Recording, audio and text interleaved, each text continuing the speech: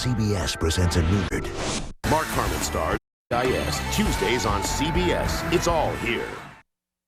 We're getting into the middle of January. We have a great week planned for you. A couple of chances to adopt a new friend, and we'll take a look at life on the lakeshore. We'll also talk to Western basketball coach Steve Hawkins. Have a new hit from Billy Dean. He's back on the charts. You'll see it Monday starting at 6. Are you resolved to make your future January 18th in Grand Rapids, Battle Creek, and Portage? It's just your style. What's the Channel 3 is CBS for West Michigan. Just watch.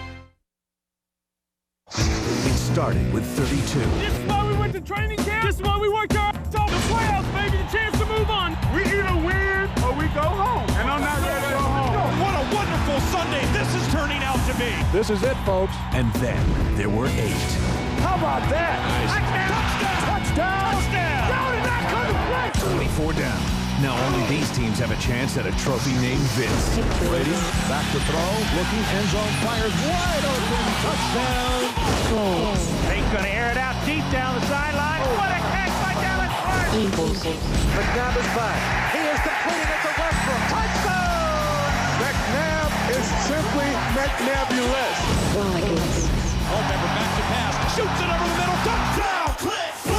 Today, 2 teams will take the next step to becoming champions. Quick on a straight drop. Steps up in the pocket. He'll take it away 15. Diving. Touchdown. Week in and week out. He's worth the ticket price. Mark Bulger firing into the end zone. Cam Cleveland's got it. Touchdown, Rams. While 2 others become a season's memory. Roethlisberger back to throw. In trouble. It opens up. Running to his right. He's under pressure. Throws in the end zone. Got a man there. Touchdown, Steelers. Doug Bryant to try and win it for the Jets. Good! The playoffs continue. But first, it's the NFL Today. win or go home?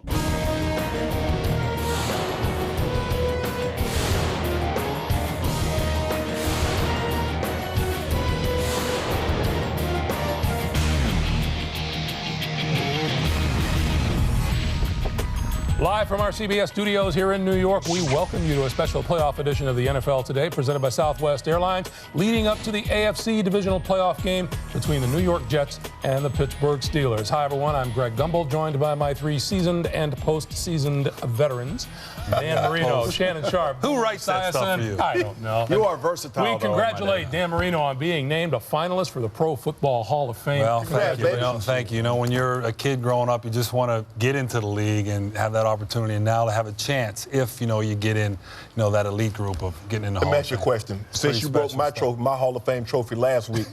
That wasn't a Hall of Fame trophy. Can That was a picks. Go ahead. Okay, but if I break your bus, we'll be even? Come on, I don't know about that. Congratulations, Thank you. Well, hopefully. Hold on. I want to know something. Are you going to invite me? Yeah, I'll invite you. Okay, well, I'm coming. Listen, if I get in, I'll invite you, and you could drive me around Canada. Okay, when I run up on stage and... you could drive me around. Let me ask you about this time of the year. Playoff weekend here is upon us. The first of 4 games about to begin. Do you get a good night's sleep this time of year? Well, the ones that aren't in the playoffs, they're having trouble sleeping because the ones that are in the playoffs, that's what they've worked for all year, really. When you think about it, that's why you go in the offseason, go through all the mini camps, working hard, lifting weights, get in a position where you have a chance to win playoff games and move on to the Super Bowl. So I'd say they're sleeping. Yeah. I'm looking at it like this here. What about the matchups within the matchups? There are 2 games I want to talk about. I want to talk about the first one today, the Pittsburgh Steelers against the New York Jets. And you talk about Ryan Corbett against the third DB, Chad Scott. This is a matchup that teams can exploit because everybody knows about Santana Moss and Justin McCarron. And tomorrow's matchup, Reggie Wayne, Martin Harrison, they get special attention. But what about Brandon Stokely against Troy Brown? That is going to be something that Peyton Manning, I think, can exploit, and that's where they need to take advantage of. You know, I'm thinking, welcome to rematch weekend. Much like last week where 3 unprecedented road teams went out and won in the wild card, you have the same situation unfolding this weekend as 4 teams visit places that they have already played in this year. They're used to the environments, and I think that's going to play, you know, to the advantage of the team that is actually visiting, like today for the Jets. They go back to Pittsburgh. They've been there. They know what the environment's all about. They're not going to be overwhelmed by the emotion of the stadium. Okay, just thanks to Shannon, Troy Brown just sat straight up at home and said, I'm playing today. Let's turn to the AFC AFC playoff picture, it is now pretty simple. If Pittsburgh beats the Jets today, then the Steelers will host the winner of tomorrow's Colts-Patriots game in the AFC Championship matchup next Sunday night here on CBS. If the Jets win today, then they will visit either Indianapolis or New England for the right to represent the AFC in Super Bowl 39. We are now just about an hour from kickoff for the Jets and the Steelers. Our Dan Deerdorf is standing by live at Heinz Field. Hello, Dan. Hello, Greg. How are you? And let me join everybody else in congratulating Dan and being a finalist for the Hall of Fame. I don't know about the other guys, but I will be there along with everybody else, Dan, to heckle you if your speech runs too long. All right, let's talk a little bit about today's game. Two teams that have a recent history because it was just a little over a month ago that they played here at Heinz Field. Now, Chad Pennington in that game was picked 3 times. He did not play well at all. 3-3 in the fourth quarter before Jerome Bettis took over, throwing a touchdown pass and running for one that put away a 17-6 win. Now, about 45 minutes ago, something interesting happened here at Heinz Field. Ben Roethlisberger came out early to get some throws. He came out considerably early, trying a glove on his right hand. But it looks like something is bothering him with his right thumb. Take a look at that expression after a throw. Not happy at all. He tried on another pair of gloves and then this throw. And take a look at this. He takes off his glove and even puts his thumb in his mouth. Now, Armin Katayan asked Ben, is there anything wrong with your thumb? He goes, no, everything's fine. Armin even asked Bill Cowher, the Steelers head coach, and he said, well, if there's something wrong with Ben's thumb, it is news to me. Interesting. We'll check it out as the game goes along. Now for the Jets, John Abraham, their talented defensive end, a Pro Bowler, will miss his 6th consecutive game as he is inactive today. I just want to pass along that Kevin Mawai told us that everyone in the Jets locker room knows that Abraham is hurt and he has lost no respect with any of the Jets players. Now Jerome Bettis will start today for the Steelers at running back over Deuce Staley. Even though Staley is healthy, Jerome Bettis, as you know, has started 6 times before, went over 100 yards in every one. And maybe the best news for the Pittsburgh Steelers, Plexico Burress, who did not play in the first game, will start today. He changes everything for the Jets defense. They're not going to be able to put 8 people in the box like they did the first time around. They've got to double cover Burress. And Greg, as I throw it back to you, if the Jets don't have enough problems, 2-15 lifetime the franchise against the Pittsburgh Steelers. All right, Dan, thank you very much. You expect Ben Roethlisberger to say, my thumb is fine. You expect Bill Cowher to say, his thumb is fine. But as you watched Ben Roethlisberger there, do you suspect a problem? You know what? I don't at all. You know, he's a young guy. His adrenaline's going to be going. It's his first playoff game. I don't think this is going to be a problem all for Ben Roethlisberger. Boomer. Well, I think it certainly has a problem, or he wouldn't be doing what he's doing. We have to watch it here earlier in the game to see whether or not that is affecting him. I expect early they will go downfield to Plexico Burress, like Dan said. All right, guys. Later on in just a bit, a revealing conversation with Jets running back Curtis Martin and my talk with Ben Roethlisberger about how the Steeler rookie is handling the pressure of his postseason debut. Let's run down the NFC picture for the weekend. Philadelphia hosts Minnesota tomorrow. If the Eagles win, they will then host the winner of tonight's Rams-Falcons game for the NFC title. If the Vikings win tomorrow, they will visit either St. Louis or Atlanta next Sunday. Our Leslie Visser is live at the Georgia Dome. Let's check in with her for the very latest on tonight's Rams-Falcons matchup. Hi, Leslie. Hi, Greg. Hi, guys. Welcome to the Georgia Dome, where I am standing on the exact spot where 5 years ago the Rams stopped the Titans to win the Super Bowl. The Rams claim they are ready to make another Super Bowl run, but the question for tonight, of course, will be how can they stop Michael Vick, who rushed for more than 100 yards against them in Week 2. Well, Mike Martz told me we are not the same defense we were in Week 2. Hopefully, we will give him more looks to make him less comfortable. Well, Michael Vick told me he doesn't care what defense they're in. He said to me, just when a defense thinks they have me, they don't. And now he'll get Algie Crumpler back against a defense that had only 6 interceptions all year. Well, as for the Rams, Isaac Bruce will play. He told me, I'm not 100%, but hey, it's the playoffs. And Steven Jackson will wear a flak jacket. Mike Martz said, you know, it's not so much about Marshall Faulk dropping off as it is about Steven Jackson coming on. Well, Greg, it should be a really exciting game. The best athlete in the NFL against the great quarterback from Central Catholic. You know what? She's right. She's right. All right, let's talk about. There's been two great quarterbacks from Central Yeah, what's Cali. she talking about? Yeah, no, he's a great player. Okay.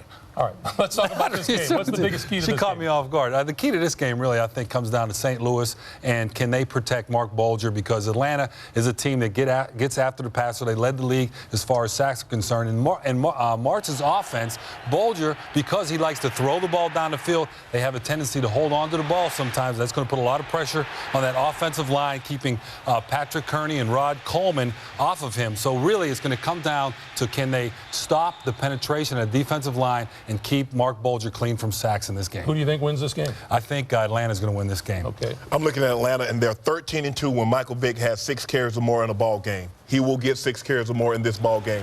And with Isaac Bruce being a little banged up, they might rotate coverage towards a Torrey Holt and cause some problems there. That defensive front four from Atlanta will cause Mark Bulger some problems because, like Dan mentioned, he does like to hold on to the football. And a game like this is where Michael Vick becomes very, very difficult to contain. You're taking Atlanta. I'm taking the Dirty Bird. A-Town. But, you know, when you think about the problems that Atlanta presents, it's really about their fans in this dome. It is so loud. 23 false start penalties against opposing offenses this season alone. So when you think about this, it is about the pressure package that Atlanta will throw at St. Louis. Look for Mark Bulger to handle it. I think he's doing a pretty good job for the most part. He's a courageous quarterback, but there is going to be just an avalanche of pressure on him. And I think I got to go with Atlanta simply for that reason. All right, guys, a reminder for the latest NFL divisional playoff scores, news, and stats this weekend. Click on NFL at CBSSportsline.com. Coming up on the NFL Today, the Jets' Curtis Martin, one of the game's most private stars, sheds some daylight on what makes him run. I don't have to be the guy who's plastered over every billboard. Not that there's anything wrong with that. Yet, that's not where I find glory. And Ben Roethlisberger won all 13 of his NFL starts. Now he faces the pressure of the playoffs. I've never been through this experience before, but I see what they're doing as leaders. I need to step up my end of the bargain. Plus, as Peyton Manning and the Colts prepare to challenge the Patriots tomorrow, we'll update you from Foxborough. Also, Outside the Huddle changes award shows forever. And the winner of this year's Thursty is... You play your best football. Another team in the NFC played their best football. Can they beat the Eagles? No. When you're this is a big man.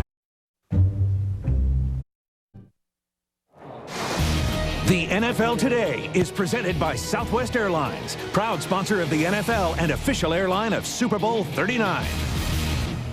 Welcome back live to this special playoff edition of the NFL Today. The Vikings and the Eagles square off tomorrow afternoon in their NFC divisional playoff showdown. And for all the early season talk about how dominating the Eagles were, Shannon, they seem to have slipped under the radar a bit lately. Yeah, Greg, you're right. The Eagles are definitely the forgotten team in these playoffs. But when I sat down with Donald McNabb and company this week, they were confident, which says to me they'll be making plenty of noise tomorrow.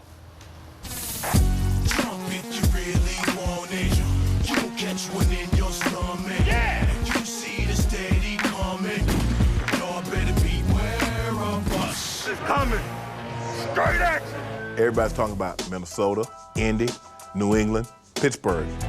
What happened to the Philadelphia Eagles? Hey, you know, I'm trying to find it, too. I've been digging to see if somebody that buried us already. But you hear what they say? Oh, I hear everything.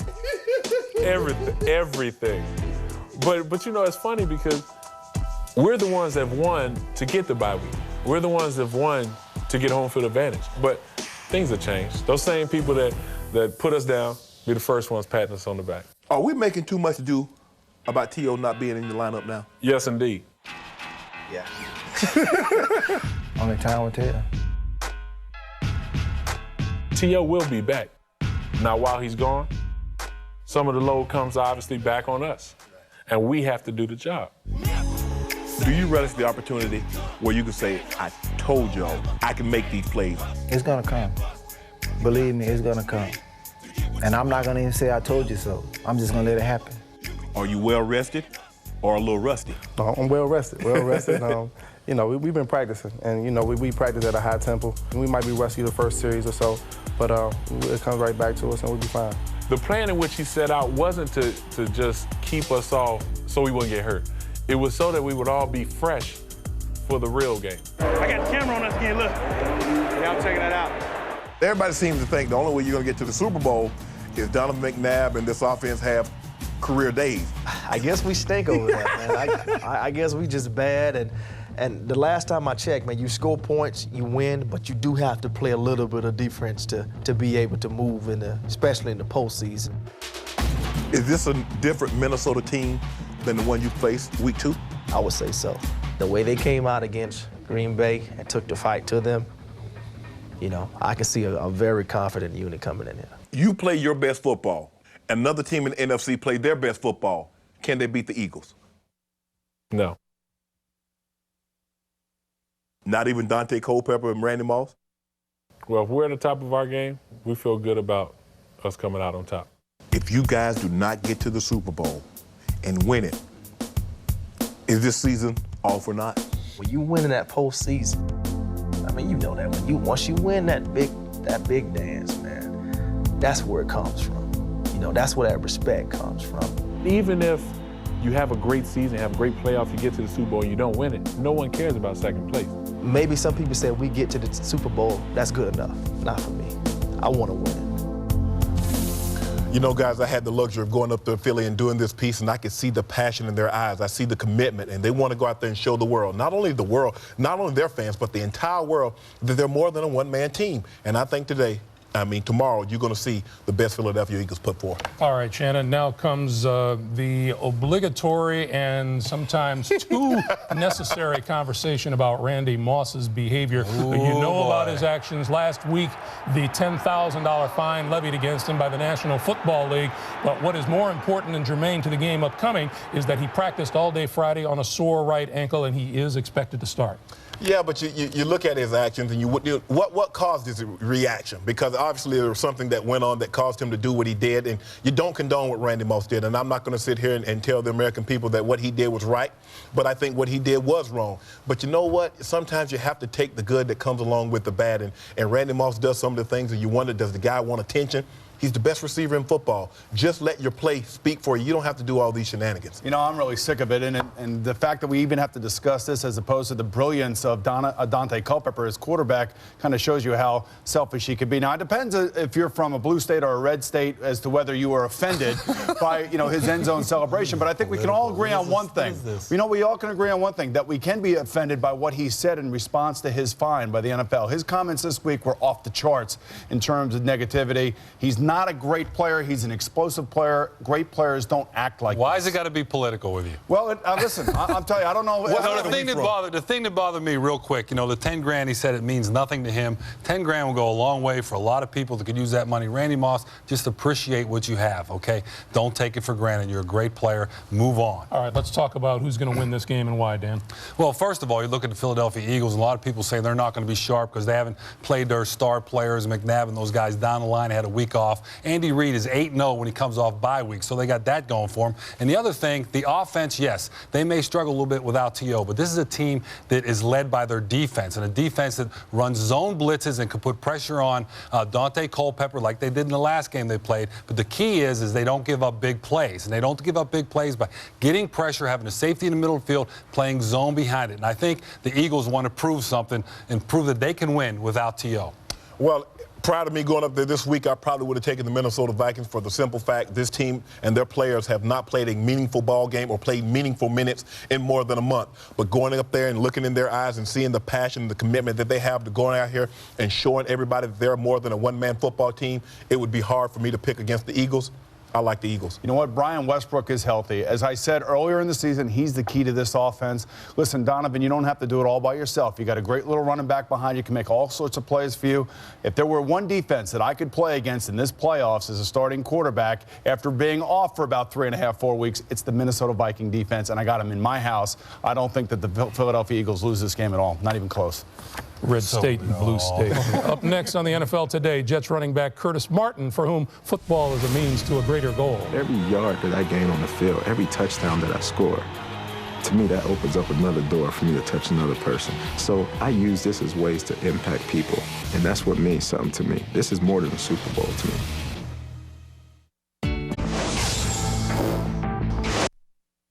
NFL Rewind, presented by IBM, looks at the last time the Jets and Steelers met in Week 14. Whatever it takes. Don't lose it home. Built throw stupid interceptions. It has nothing to do with your arm sometimes. It's more about your head and what you think you can do and what you really can't do. They threw some things at us, different defenses, stuff that we, didn't see a whole lot of on film. Just trying to mix things up, probably to stir up a rookie quarterback. 3rd down and 3 from the 10. And they fake, no, they give it to the bus. He throws a touchdown pass. They hand it out to the bus, and Jeremy Tooman's open in the end zone. It was one of those games where you had to make a play somewhere. They didn't have to be the traditional plays. Fortunately for me, I was the one throwing the football, and it worked. They give it to the right, the bus. He kind of glides. He's on his feet at the 5.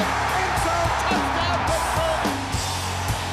It's a playoff caliber football team that we played. We understood it was going to be a slugfest. The bottom line was, who got the bigger punches late in the game. For more, go to NFL.com, your official source for NFL news. And today, just about a month later, these two teams meet again with so much more at stake. Welcome back live, everyone, to the NFL Today. At age 31, Curtis Martin of the Jets became the oldest man ever to win the NFL rushing title, finishing just 3 yards shy of 1,700. But if you ask the future Hall of Famer about his greatest accomplishments, he'll tell you they take place far from the football field. I usually don't put too much credence on individual accomplishments. But anytime you're doing something and it's the best in the world, that kind of moves me. It gets a smile on my face. 1,700 yards for the season. What's my goal? I changed all my codes to 1,700. Every time I came into this building, I had to push 1,700. To come that close to it, it meant a lot. I knew that I put the work in, and I was more focused than I think I've ever been in my entire career. I believe that I'm a testament that, the good guy does win. The perception is that, you always have to do something crooked, or you have to do something the wrong way to get ahead. I enjoy doing the things that most people don't see, working hard when people aren't looking. Life is about principles and what you stand for and values. And I keep those things close to me because they were so absent from my life at one time. Living just enough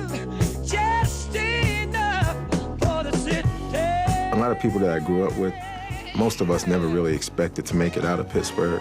I would say from the time I was 15 or 14 even, my life had no meaning, had no purpose, and everything was living for the moment and not knowing what the next moment may bring. I was afraid of dying.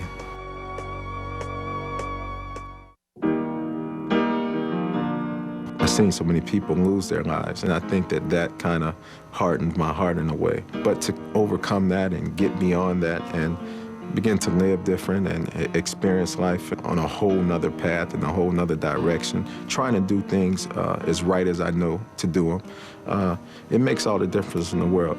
It's almost as if two different men have shared one body.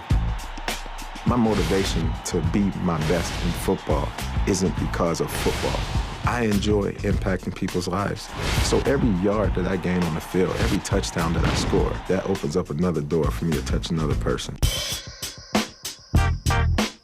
I know young kids who are 12 and 13 and they have better guns than the police have. And I've been able to talk a lot of them into putting those guns away, to not leading that type of life. A lot of people just trust me because they know that I come from where they are at. They've seen me make it out of there. I mean, that's everything to me. And one of the greatest things that I think I've accomplished out of everything that I would say is a greater accomplishment than the rushing title, than football, than fame, than fortune, whatever it may be, is that I've learned to gain peace.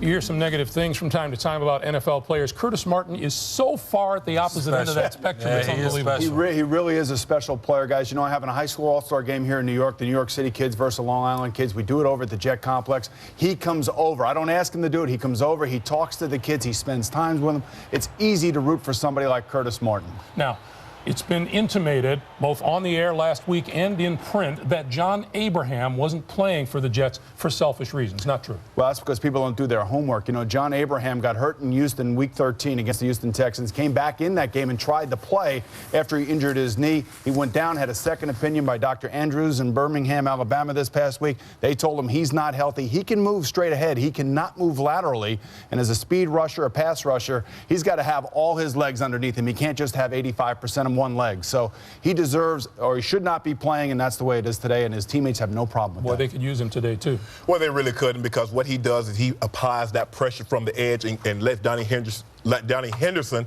you know, just play his base coverage and get out there with just 4 guys. What do you think is going to happen today?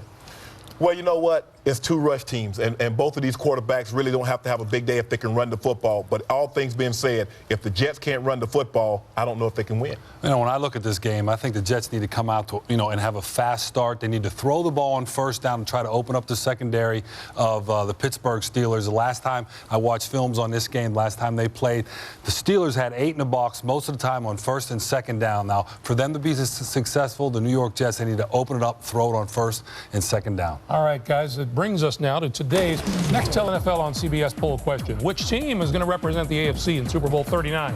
Indy or New England? Or how about the wild card Jets or the Steelers, who lost only once all season long? Cast your vote at cbssportsline.com/Nextel. We'll post the results for you at halftime.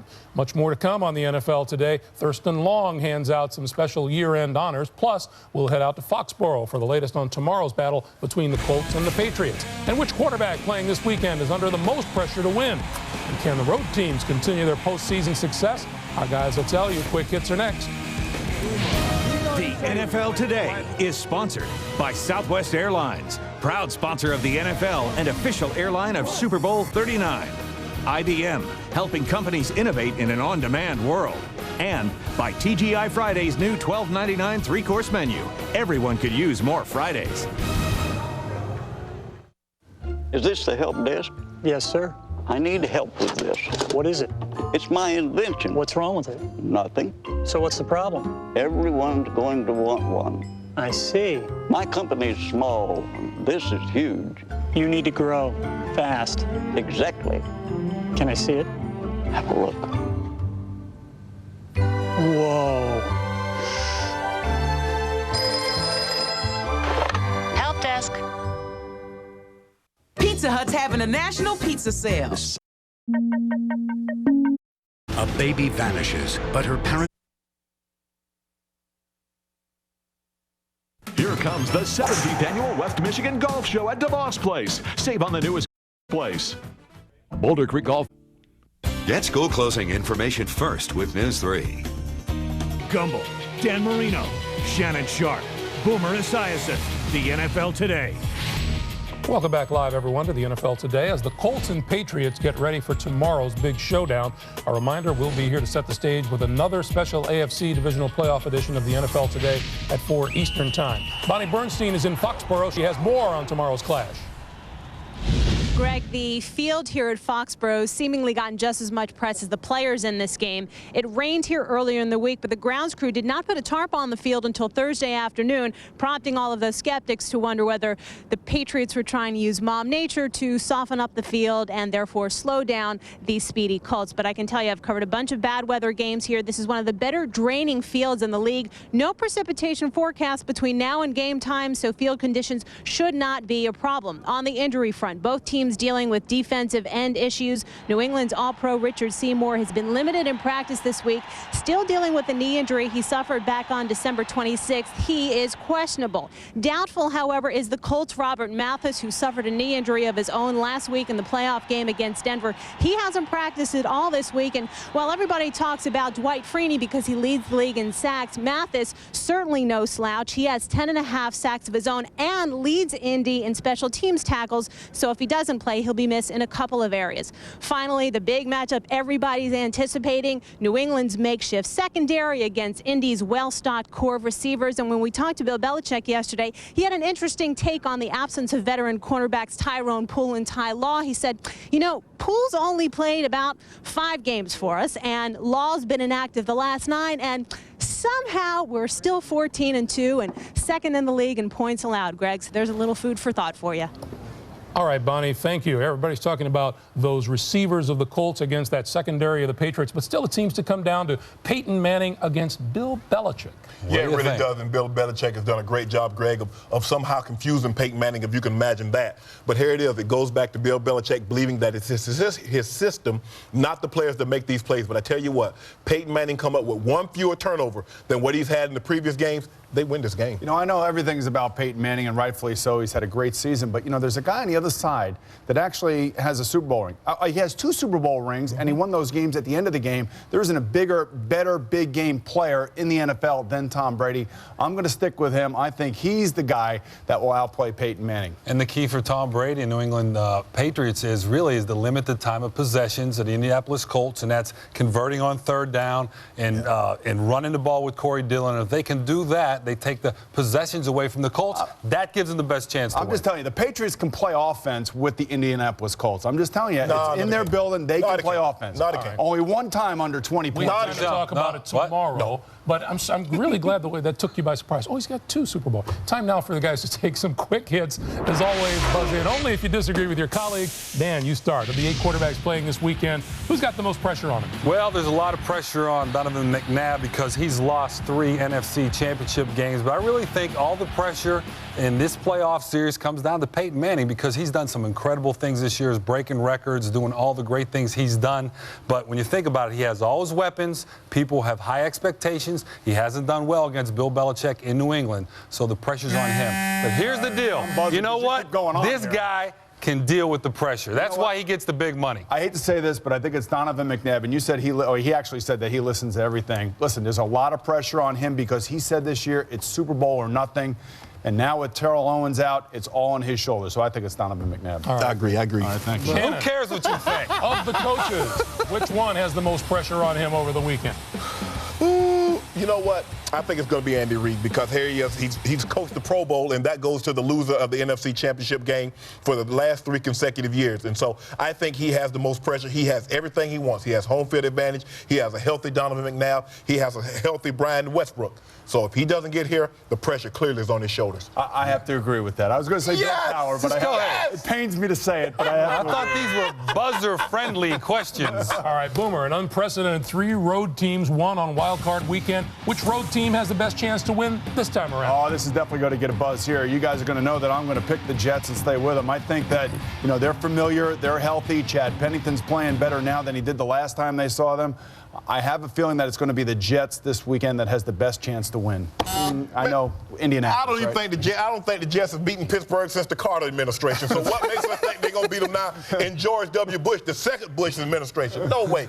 I think it's. Is that a red or white state? That's a great state. All things being equal, I think St. Louis has the best chance. Really? Yep. All right, guys. Okay. Shannon, all 4 divisional playoff games are rematches from the regular season. Who's that benefit? The winner, the loser, neither one? You know what? I've always felt that it was easier to play on the road than it is to play home in a playoff game for the simple fact you don't have to worry about your wife saying go out and get this, watching the kids. You don't have to worry about the extra tickets. You get there, you get in your hotel room, you shut up because nobody gives you an opportunity to win this football game anyway. So the only people that you can count on and believe in is those guys in the locker room. So I think it's easy to call. So you're saying you'd rather play on the road in a playoff? Yes, sir. Yes, on sir. the road in a playoff game? Yes, sir. Have you ever lost a playoff game? On a team that's ever lost a playoff game? Oh, you actually are on the Indianapolis Colts team that lost. I got 12 consecutive playoff wins, which is an NFL record. So you would know better than most. Which is an NFL record. All right. Thank you very much. Dan, we saved the easy ones for you. Which wide receiver would you rather have on your team? Randy Moss or Terrell Owens? Oh, man, this is a tough question. They are both, man, they're both unbelievable. And I would be a little selfish and say, can I have them both? Can I have them both on my team? Is that all right? Can I have them both? No, you can't say that. I would say, you know, with all the problems, Randy Moss, you know, off the field and some of the problems he causes, I would say T.O. because he has matured a little bit, I think, since he's got to Philly. But I want them both. You know what, Dad? Come on, Busby. Go ahead, man. Go ahead. Yeah, what are you going to say? He wants to talk about the road playoff games again. Because Randy Moss is still the best player, the best wide receiver in football. And T.O., even though T.O. caught 14 touchdowns, 1,200 yards, he said, you know what, before I broke my ankle, they were still not throwing me the football. I wasn't getting double covered. He's always complaining. Randy Moss is not even the best player on his team. Dante Culpepper's the best player on his team. And Randy Moss, as I said earlier in the show, is too big of a jerk to be the best player in football. All I know is Randy Moss put up them numbers before Dante Culpepper. All right. Tell him, Bowman. Up next, Ben Roethlisberger of the Steelers, coming off a dream season in the NFL, a far cry from his beginning as a wide-eyed rookie. I remember the first time I actually stepped in the huddle at minicamp. I look across the huddle and I see Jerome. And it's a guy I have a poster of, you know, growing up watching, you see him on TV commercials, and I totally forgot to play. And so I think I've come a long way. Monday. Pittsburgh quarterback Ben Roethlisberger getting ready to face the Jets today. The Offensive Rookie of the Year says those bruised ribs are fine. He's not rusty, despite not having played for nearly 3 weeks. Welcome back, everyone, as we continue here on the NFL Today. Peyton Manning notwithstanding, Roethlisberger made his share of quarterback headlines this season, including a rookie record 13 straight wins as a starter. But when I spoke with him this week, Ben was well aware that no matter what he's done, the playoffs are a brand new ballgame. And here comes Ben on the roll. Guns it over the middle. Touchdown, Pittsburgh! What a play by Big Ben. He does not look like a rookie in any way, shape, or form. Are you getting all kinds of advice, you know, as your first playoff game approaches? Since day one, I've had a million coaches since I got here. The key is just listening, you know, listening to everybody, but taking in what certain people say, the people that are experienced. Those are guys that you really try and listen to, and because they've been there before and they know what I'm about to go through. He's evolved from the first time starting, coming in, replacing Tommy. I think Tommy Maddox has an issue with that right arm. That had to hurt that elbow. The whole goal is the veteran guys, you maintain your level of play and let him progress week in and week out. What's he like in the huddle? He's two different Bens. He's the Ben early in the season that you never got eye contact. He was in the huddle, he was doing this, he was reading the play, and then he said, on two, ready, go. That's the first time you saw his eyes. That's the first time you saw his eyes. You said, okay, call a play, okay, on two. Coach told me to play. I kept saying it over and over in my head to get in the huddle, and I just repeat it, memorize it back to him. And I look across the huddle, and I see Jerome, and I totally forgot to play. And so I think I've come a long way from those days to reading it off to now. I can pretty much tell the guys and have confidence when I say a play. 1, 2, 3. People talk all the time about how, you know, calm and mature and it looks so easy. It's tough out there. Those guys, the guys around me, have made it easier. I think that, you know, he's had a super year. He stayed very humble throughout this process. I think he has stayed very focused throughout it and is a very mature kid for his age. Are you ready? Do you think he really knows what this is all about? He thinks he knows. He thinks he knows. Just like all the young guys, they think they know about the playoffs. Oh, yeah, I know about it. And they tell you, oh, yeah. But when you get out there and you see the speed of the game, it's different because the playoffs is definitely a totally different beast than the regular season. It's like everything else right now. I don't think it really affects him. If he does not play well for whatever reason, it's not going to be because it's the playoffs and because it was pressure. This kid does not, in my mind, since I've been around him, does not overreact to pressure. I've never been through this experience before, but I see what they're doing as leaders that they are to me. I need to step up my end of the bargain and try and hold up my end because they're counting on me as much as I'm counting on them. Is it all that easy to shut out all the other stuff, the top-selling jersey, the Roethlisbergers that are sold around town? It is, because to me it's all about football. Because if I don't go out and perform on Sunday, then none of that other stuff ever happens. It never means anything. When it all boils down to it, it's football. It's what happens between the lines. And so to me, that's what matters the most. We heard from Dan Deerdorf earlier in the show. He showed us footage of Ben Roethlisberger having some concern about that right thumb. Obviously, that's a big part of this game because if he's not the same, then it changes the nature and the complexion of this game. It surely does. And remember, Plexico Burress is going to be on the field with him this game as opposed to the last game. And, you know, that's going to be something we'll watch early in the game to see what kind of effect it has on it. Now, listen, going into this game, I think two key players, Kareem McKenzie, Jason Fabini, the two tackles for the offense of the New York Jets. Listen, I played 9 games in Pittsburgh when I was in Cincinnati. It is loud. It is emotional. Even though it wasn't the stadium, it's still the same fans.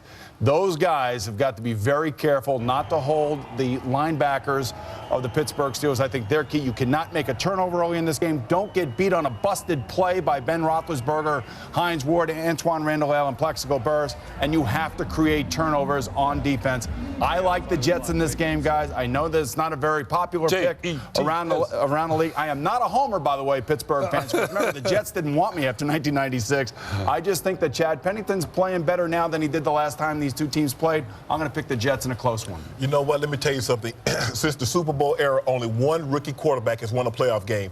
And I bet you out there, you'll never guess who it is. It is Sean King of the Tampa Bay Buccaneers. And you have to understand, Ben Roethlisberger is still a rookie. But I do feel the Pittsburgh Steelers will run this football with Jerome Bettis and Deuce Staley, take a lot of pressure off the Roethlisberger, and they will win. I like the Steelers at home. And I think you're going to have a second rookie win a playoff game today in Roethlisberger. And really, for Big Ben, all he's got to do is just go out there and let it happen. Don't put pressure on himself. You know, there's high expectations, yes, but he's a rookie. So, you know, you have going into this game, you got to understand that he may make some mistakes, but just let the guys have, you're healthy offensively, get Big Plex back. You know, you have Staley, Bettis is back running the football. If they continue to do what they've been doing all year, and he doesn't make any mistakes early, they'll win this game, and he'll be the second guy to win a rookie win a playoff. Do you guys think it's going to be low scoring and close, don't you? Very low scoring. All right, guys, call the neighbors. When we come back, Thurston Long hands out the coveted hardware with the award show to end all award shows.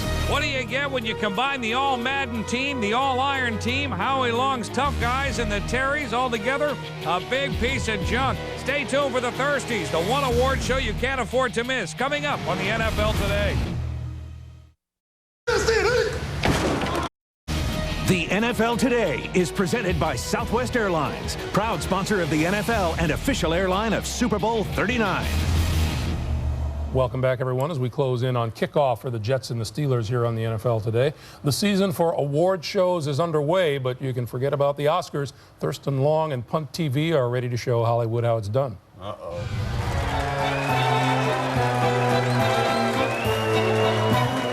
Ladies and gentlemen, Mr. Billy Crystal. Plummer and Favre throwing defenders their passes. Parcells and Sapp disappointing the masses. Turley and Martz exchanging blows. These are the season's most memorable lows. When the Vikes back in, when the Browns can't win, when Holmgren denies Alexander 1 yard. I simply remember the season's funniest things. Then I laugh so hard. Now, here's our host, the man Rudy Martzke called the best new face in pregame television, Thurston Long. Terrific opening number, Billy. I know you've hosted the Academy Awards. You ever won the big one? Oh, that's all right. Neither did Marino. Okay, welcome to the first annual Thursty Awards, recognizing the best and worst of the NFL. The main award will be for the most outrageous performance. Our first nominee, Peyton Manning of the Colts. Peyton, what's with the audibleizing and all those hand signals? Show us how you do it. Wow, what's that one for? 2 hot dogs with mustard, no relish. Waiting for me on the sidelines. If I do this, that means with a side of cheese fries. Wow, all those hand signals. Why can't you be more like Jake Plummer? All he uses is a single finger. Hi-oh! Next up, a man who always plays to win the Thirsty. Jets coach Herm Edwards. Coach, I guess you backed in. I got this letter from Punt TV, and I'm on the bus. Some people get on the front of the bus or the back of the bus. It doesn't matter. I'm on the bus. Now, Herm, to be honest, after last week in San Diego, how close did you come to throwing Eric Barton under that bus? 2 nominees down, 2 to go. By the way, the eventual winner is only known to the accounting firm of Wannstedt, Davis, and Erickson. It's about time somebody held them accountable. Our final nominees, 2 wide receivers who never look for attention. The Eagles, Terrell Owens, and the Vikings, Randy Moss. Hey, Randy, what's with the do? I haven't seen hair that bad since Donald Trump's. I'll get to you in a moment. But first, Terrell, how's that bum wheel? T.O.'s been rehabbing. T.O. will be ready for the Super Bowl. Really? What section will you and Donovan be sitting in? Hey, where'd Randy go? He left 2 seconds ago. All right, well, while we look for Randy, let's send it over to the woman whose Orange Bowl performance was worse than Oklahoma's, Ashley Simpson. Singing. Anyway, I'm out of lip sync. Roll the tape. In ceremonies held earlier, the Susan Lucci Perennial Loser Award goes to Chargers coach Marty Schottenheimer. The Jackie Smith Good Hands Award goes to Seattle wide receiver Bobby Engram. The Scott Norwood Clutch Performance for a Place Kicker goes to San Diego's Nate Kading. They actually hand those things out? Must have been a sponsored element. And now the moment we've all been waiting for. And the winner of this year's Thirsty is Randy Moss. Randy, you're back. Congratulations. What do you think of the Thirsty? Let me show you. Only Warren Moon and Joe Buck thought that was disgusting as he watched the Fox network. Now back to a bunch of guys who define class. And you too, Boomer. You know, it is scary how close to true life Thurston Long can be. I don't know what to get back to the game, please. Hey, Boomer. Guys with class. All right, can we get back to the game, please? What's important today? What I think is important, the Jets cannot make an early mistake. So much emotion in the stadium out in Pittsburgh. If they make the early mistake, they get down, and the Steelers can play from ahead. That will end the game for the Jets. The Jets need to match the Pittsburgh Steelers' intensity early on. The later it gets in this ball game and the Jets are right there, it's going to get tighter and tighter around the necks of the Steelers. You better be ahead by a lot. Well, the Pittsburgh Steelers, as far as, you know, their defense, I mean, this team does not give up points at home in Pittsburgh. I think they've only given up average 6 points a game, given up 6 points a game last 4 games of the year. So they play defense. I don't see them giving up a lot of points. If it's close late, the Jets got a chance. AFC Divisional playoff game upcoming. It is the New York Jets and the Pittsburgh Steelers. Dick Enberg and Dan Deerdorf are standing by to call the action. It's like romper room here. We'll see you at halftime. Enjoy the game here on CBS.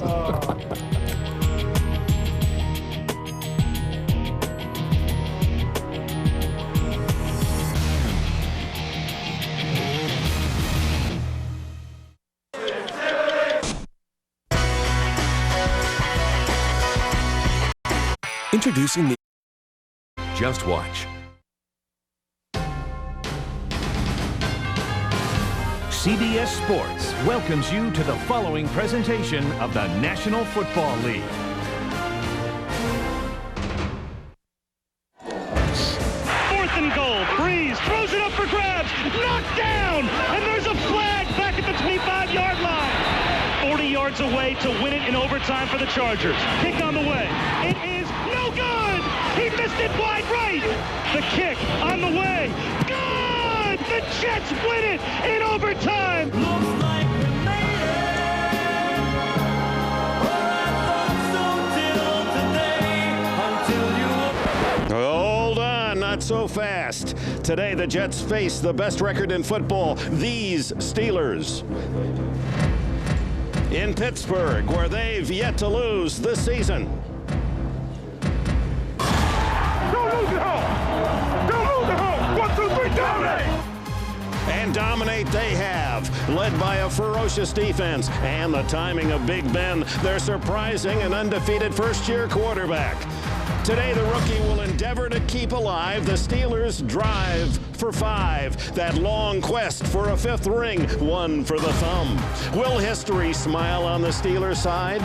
Or will the Jets author a second straight playoff road upset? Potential heroes in this 4-quarter drama. Who will write tomorrow's headline? Vince Lombardi. Winning the championship. The playoffs, win or go home. The playoffs. Let's do or die. It wouldn't matter if I had to play 20 years to win a Super Bowl. That's my goal.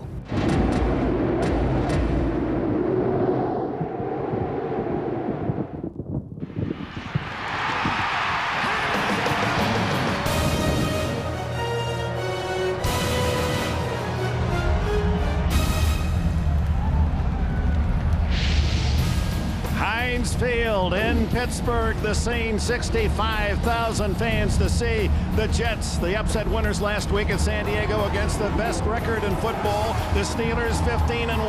The terrible towels are out as the Steelers are introduced, linking this team 25 years back to the last Super Bowl champions that represented the city. Those glorious 70s when Chuck Noll's team won 4 Super Bowl titles. They are ready in Pittsburgh as we welcome you. Dick Enberg with Hall of Famer Dan Deerdorf, and this is what they fight for their entire lives. Dick, this is the best weekend of football all season. I know last weekend, wild card weekend, is great, but the 4 best teams in the league come out to protect their home field advantage this weekend. They played earlier a month ago. The Steelers won 17-6, but the Jets outgained them rhythm in that game.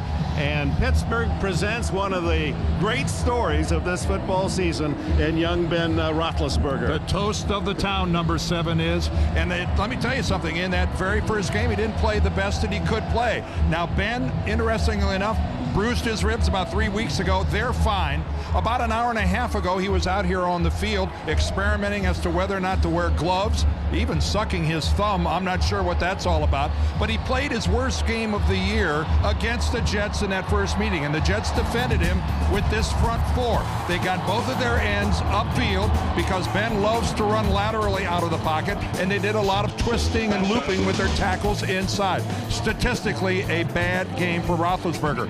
And on the Jets sideline, that's John Abraham, their all-pro defensive end. He's going to miss his 6th consecutive game, Dick. Yeah, terror on the edge, one of the best pass rushers in football, will not play today. Well, while it's the thumb maybe that's a concern, Big Ben and the Steelers, it was the shoulder of Chad Pennington. He injured it midseason, missed 3 games. He admits he is not 100%, but he showed that arm is getting stronger last week. It is getting better. He's not the strongest arm quarterback that has ever played this game, but he really did make himself and the Jets rest a lot easier with his ability to go deep. This long touchdown pass, 47 yards to Santana Moss, is something, Dick, that Chad and the Jets are going to have to do today quite often against the Steelers.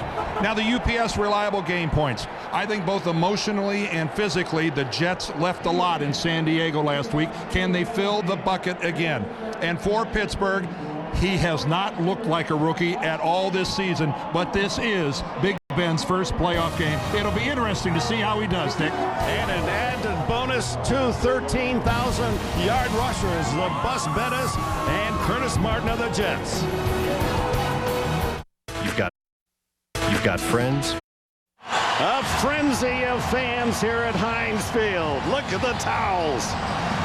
28 degrees. It was 50 degrees warmer 3 days ago. They had to cut the grass at Heinz Field. Let's go down to the field and Armin Katayan.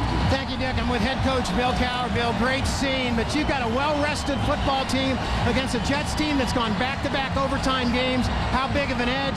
How might you best exploit it? Well, I know it's an edge. The playoffs bring out an energy that the regular season doesn't. You know, we're rested, but it's a one-game season. We know it. We just got to get off to a good start and keep our crowd into it. All right, Coach. Thank you. Dick.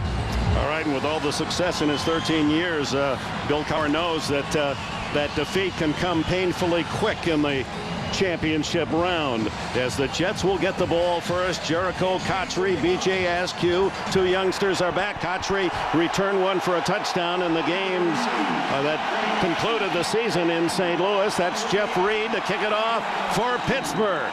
Dick, Bill Cowher talked about keeping the crowd in it. I don't think that's a problem. This place is insane.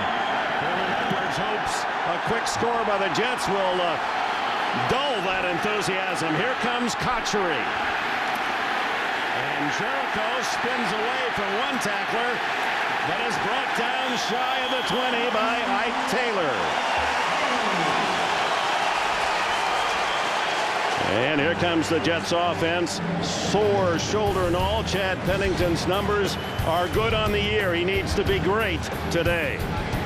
Pro Bowl center Kevin Mawai is New York's emotional and physical leader in the middle of that line. And classy Curtis Martin, a native of Pittsburgh, is the oldest ever at 31 to win the NFL rushing title.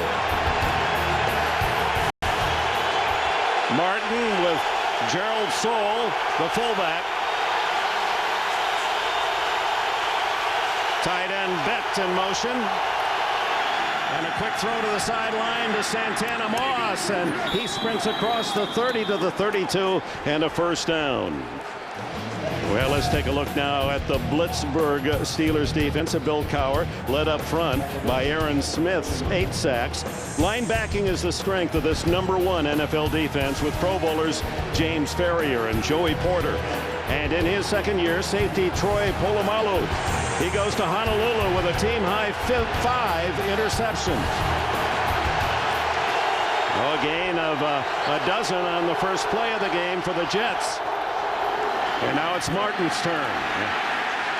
Knocked down at the 34 after a gain of 2 as Pro Bowler James Ferrier made the tackle. Well, some things to keep an eye on this afternoon. We're going to start off talking about Kevin Mawai and this offensive line. Can they keep this Blitzburg defense away from their quarterback? And what a plethora of running backs we've got today. Curtis and Lamont. We've got Jerome and Deuce.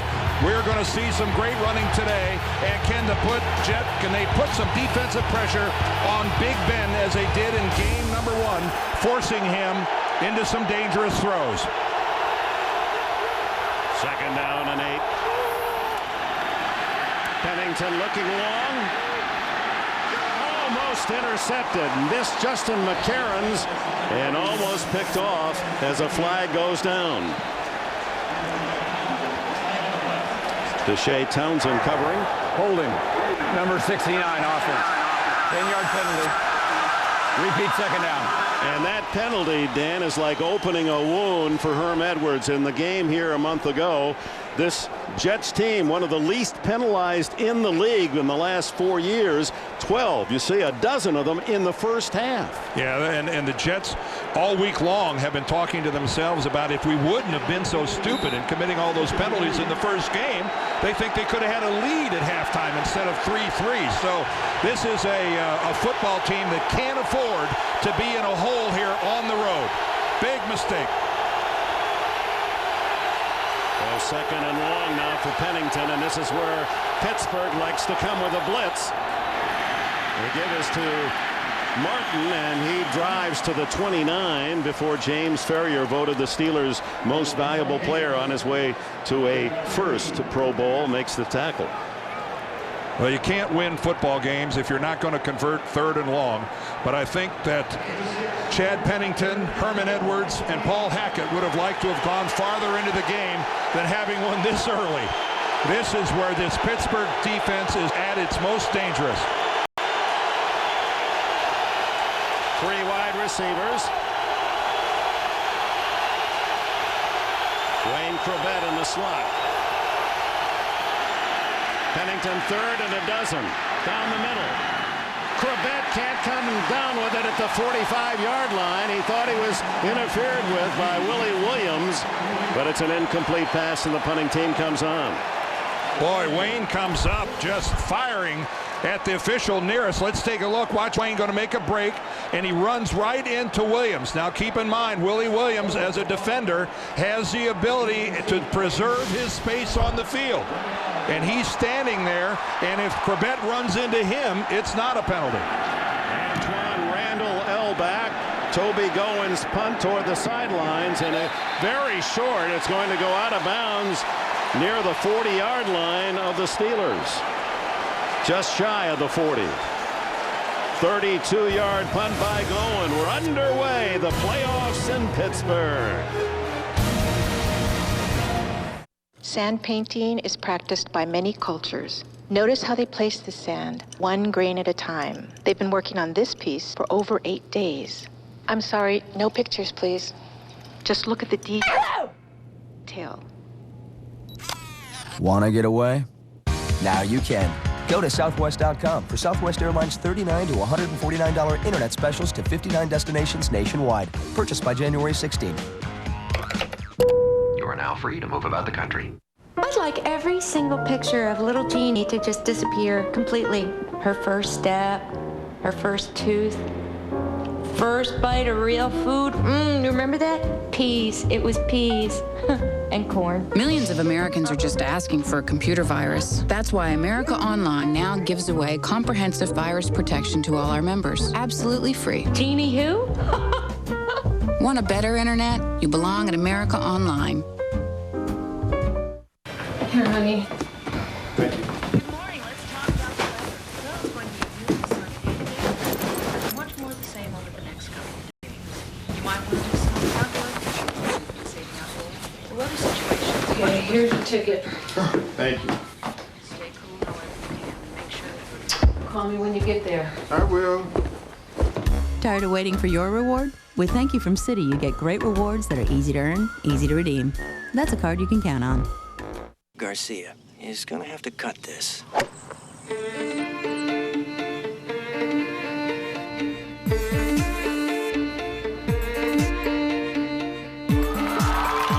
body English goes a long way. Watch the FBR Open on CBS.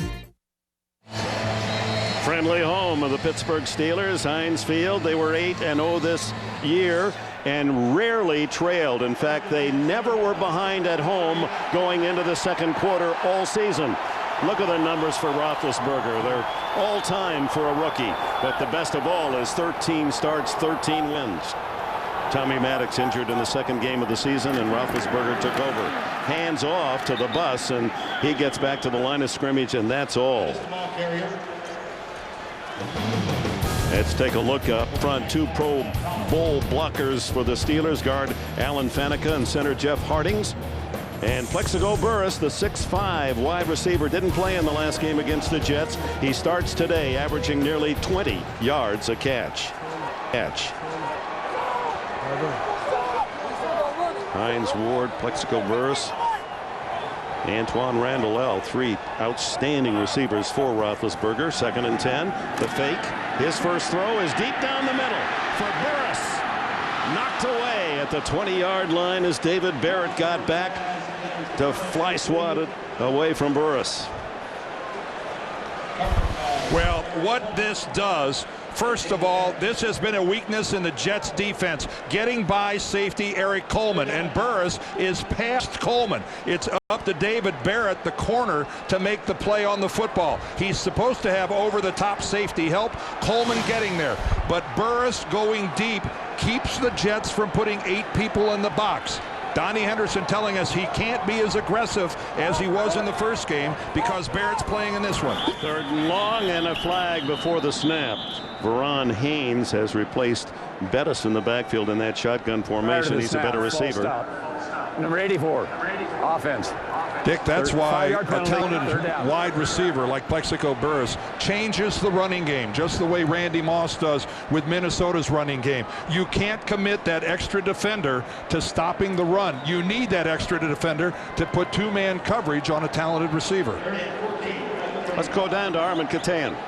You guys were talking about Ben's thumb before the game. We had watched him. It appeared he was uncomfortable with that thumb as he was warming up. I spoke to him about it. He said it was fine, as did Bill Cowher. He's got that glove on. He's worn it 3 or 4 times a year. But in my mind, it's worth keeping an eye on, Dick. Back to you. All right, thanks, Armin. They're not going to get this one off. Yep, they just did at 0-0. Roethlisberger deflected and complete. Up in front of the pass was Derek Strait, the rookie from Oklahoma, to leap high and deflect the ball. Ooh, how close was that to a huge break for the Jets? The ball just a little high for Derek Strait, but again, that's a ball. These are the playoffs. That's a ball that could have really easily and should have been intercepted by the rookie. Back to on Chris Gardocki. Has the longest string ever of a punt not being blocked, well over 1,000 kicks in his career. And he sends his left foot into this one and spins it towards Santana Moss. Hit immediately by Sean Morey, who is the special team star out of Brown University. He led the team in tackles on special teams during the year. No score early here at Heinz.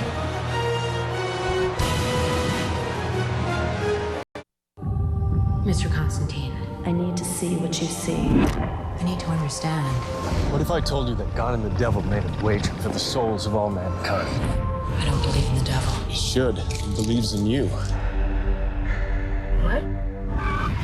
What is that? Close your eyes. And whatever happens, don't look. Keanu Reeves. You see them. They see you. Constantine. This film is not yet rated. What's that? Oh, it's a duvet cover. A what? A duvet cover. It's a decorative sham that also protects.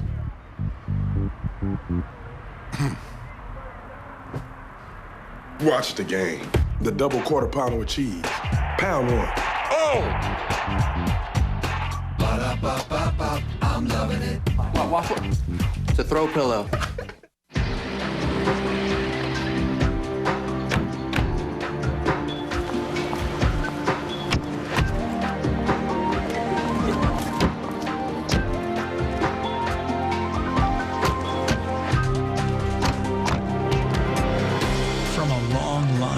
legendary coupes comes the CLS, the world's first ever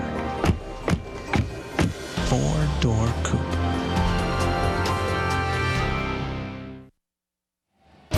The NFL on CBS is sponsored by Southwest Airlines, proud sponsor of the NFL and official airline of Super Bowl 39.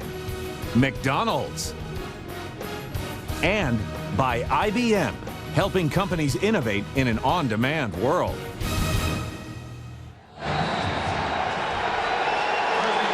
Stakes are high. The Final Four AFC, Final Four NFC teams.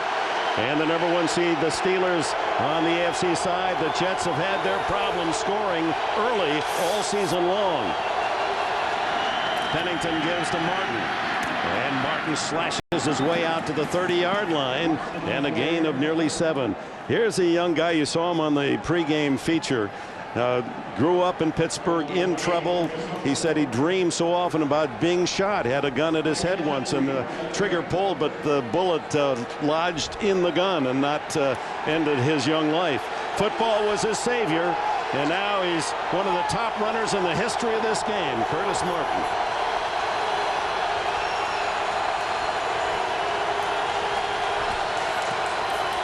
Four-wide formation. They throw underneath to McCarron's, and he is hit immediately by Chad Scott, the veteran who returns from 9 weeks on the bench with an injured knee. Well, the first time these two met in week 14, you can see it was a 17-6 Pittsburgh win. Even though the Jets had the advantage in yards, time of possession, unfortunately they also led in turnovers and penalties, which did them in. But it was 3-3 into the fourth quarter before Jerome Bettis threw for a touchdown, ran for a touchdown, and put the game away. First down on the pass play to McCarron's. Pennington can't get out of the pocket as he's twisted down by Clark Higgins. Higgins, who replaced Jason Gilden at that outside linebacker spot. Well, Chad Pennington is not the most fleet-footed quarterback in the National Football League, and this Pittsburgh defense from every position can run. And that was an excellent job of maintaining the upfield containment by Higgins. He's still able to go inside the block, but still contain to that side of the field. Really well done by Higgins. They bunch 3 wide receivers to the right, and now brings Soule, the fullback, in motion. Martin hit in the backfield, and he loses some more yards as this Steeler defense puts on the pressure. Higgins and Ferrier, the 2 linebackers. Well, second and very long. The Jets, I think, are very predictable in using the draw play as much as they do. And as you can see, this did not fool the Pittsburgh defense whatsoever. Not one little bit. Ferrier was in there, the former Jet, first-team All-Pro. Once he gets done with Curtis Martin, even though he didn't make the tackle, the play was over. Third down, 24. 3 down linemen, and they give it to Martin, and he picks up some good yardage all the way out to the 35, but that leaves the Jets at 4th and 11. But that's a good play. That's a good play, resulted in some positive yardage. No surprise, these two teams know they're going to play a battle of field position. Neither one wants to put their defense in a compromising position. Be safe in that type of yardage situation. Get some good yardage and punt the ball away. Gowen's first kick was short, 32 yards. And this one not much longer as Antoine Randall fields it and then skips out of bounds across the 35-yard line. 32-yard punt, 4 on the return. We have that timeout. Is this the help desk? Yes, it is. I need help with this. What is it? It's me. You? Me. Important numbers. Social security, bank accounts, passwords, PINs. Your identity. I'm afraid it'll be stolen. Oh, we're working on biometric security and advanced encryption. What's that? Things to keep you secure. What about the safe? Just for show. Oh. Help desk. A while back, a young couple came into H&R Block and I said, you know, if you open an Express IRA, you'll get a bigger refund. And you can use the IRA to save for a house. They got all excited. She started talking about the baby's room. And he said, "What baby?" Next thing you know, they own a house. They brought in pictures of the baby's room and asked me what color to paint it. What could I say? Come into H&R Block today and get every advantage you deserve. Okay, should we go for 2? Yeah, let's go for 2. 2, definitely 2. Okay, on 2. 1, 2, break! You want TV in HD. Now's the time to get it. Go for 2. Buy a Sony digital TV and sign up for digital cable with HD to receive $100 in cable savings. Plus, you can get special financing on your Sony HD TV. Good call, Coach. Go for 2 today with Sony and digital cable with HD. It can't be easy being the coach's son. Hoops for breakfast, pick and rolls for Christmas. And what if, when the big game finally comes, you miss the shot? Balbo has won the game! What was I thinking?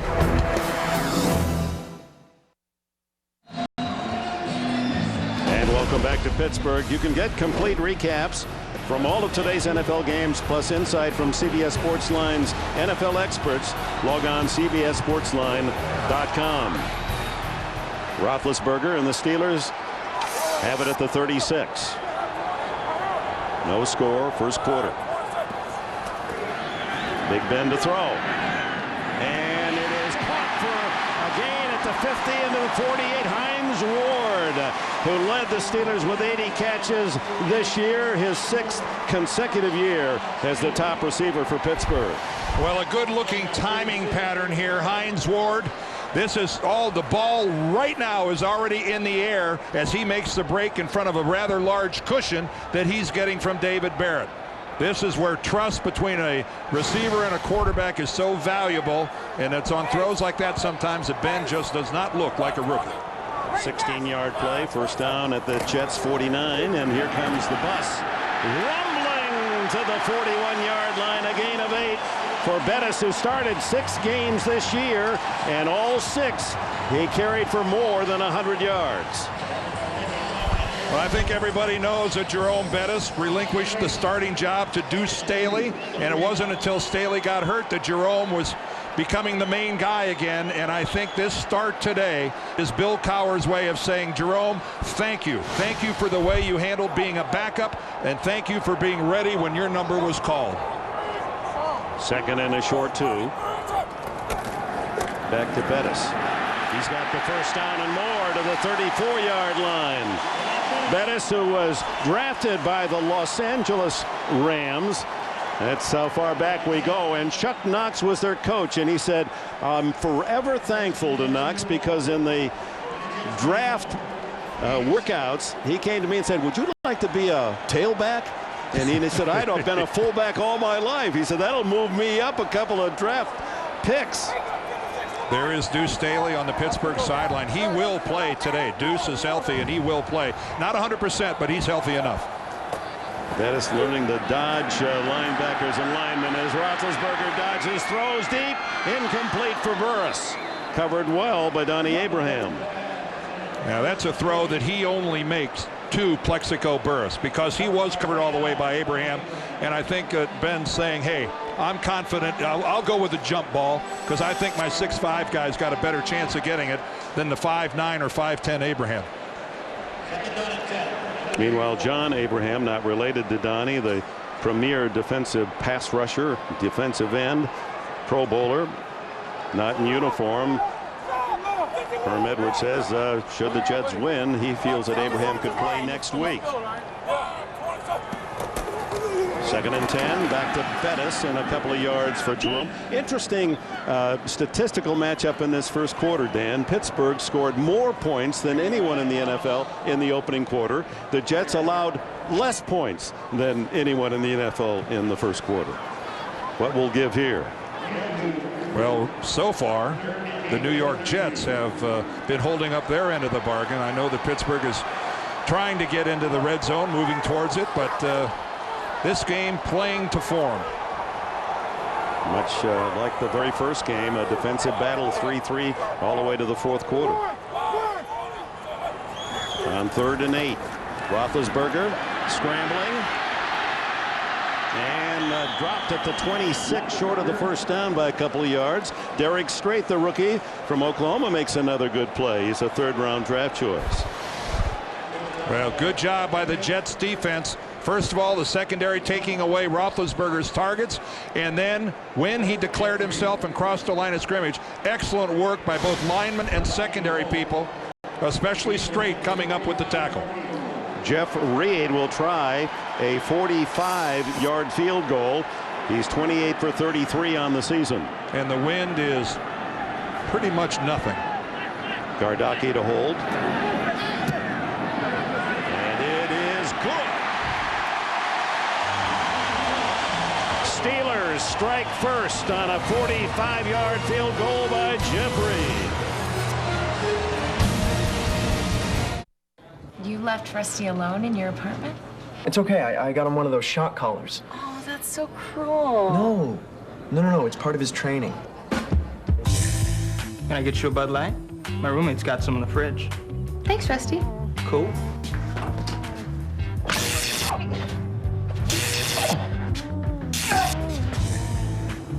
Fresh, smooth, real. Bud Light. So what's up? You want to hang in or you want to go? It's all here. Ready to make the move to Levitra for a strong, lasting experience? Ask your doctor if Levitra's right for you. Levitra is what many men with ED count on to improve their erectile quality. Strong and lasting when he wants it. It's what Levitra's all about. Levitra is only for men healthy enough for sexual activity. Do not take Levitra if you take nitrates for chest pains or alpha blockers for prostate problems or high blood pressure, as this may cause an unsafe drop in blood pressure. Side effects may include headache, flushing, and stuffy or runny nose. In the rare case an erection lasts for more than 4 hours, seek immediate medical attention. Strong, lasting. Experience Levitra for yourself. If you're on another ED treatment, maybe it's time to try Levitra. Ask your doctor about a free sample. Introducing new Fix-It-In Control. Its precision tip nozzle lets you put just the right amount, just where you want it. So no fruit is forbidden. New Fix-It-In Control. Life with more bite. The NFL on CBS is sponsored by Levitra. Ask your doctor about it today. Levitra, when it counts. And by Bud Light. Fresh, smooth, real. It's all here.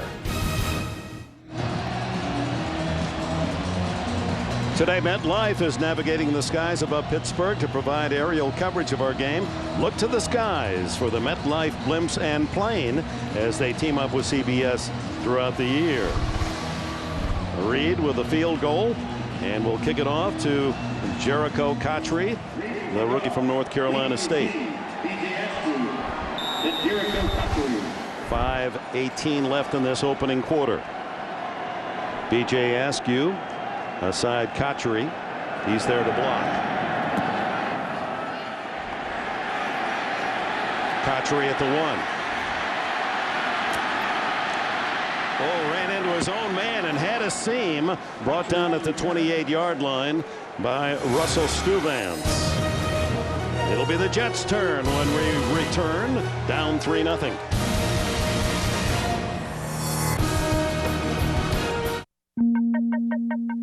Invention is greater than convention. Moving forward is greater than sitting still. Simple is greater than complex.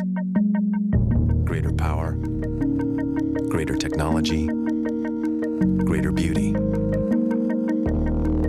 The all-new Audi A6. It's greater to lead than follow.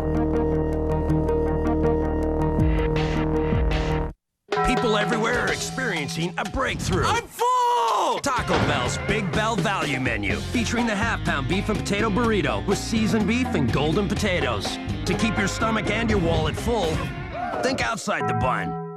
I will use 2 grenades when one would work just fine. I will flip a coin to decide which building to destroy, and then blow them both up anyway. I will shoot first and ask questions later. I'm a mercenary, and I love my job. Mercenaries Playground of Destruction. In stores now, rated teen.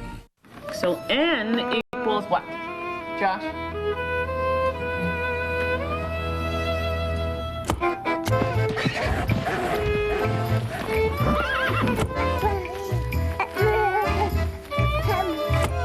Today we'll be performing a triple hop and rotor procedure. But you've never done that before. That's okay. Wouldn't it be nice if there was an easy button for life? Now there's one for your business.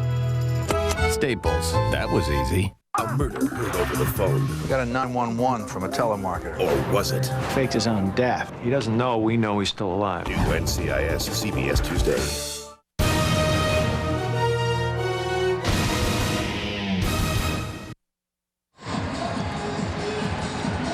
Pride and joy of Iron Mountain, Michigan. Lions coach Steve Mariucci has joined the team at SuperBowl.com. Provides weekly playoff analysis on the site. See what he has to say. SuperBowl.com on AOL.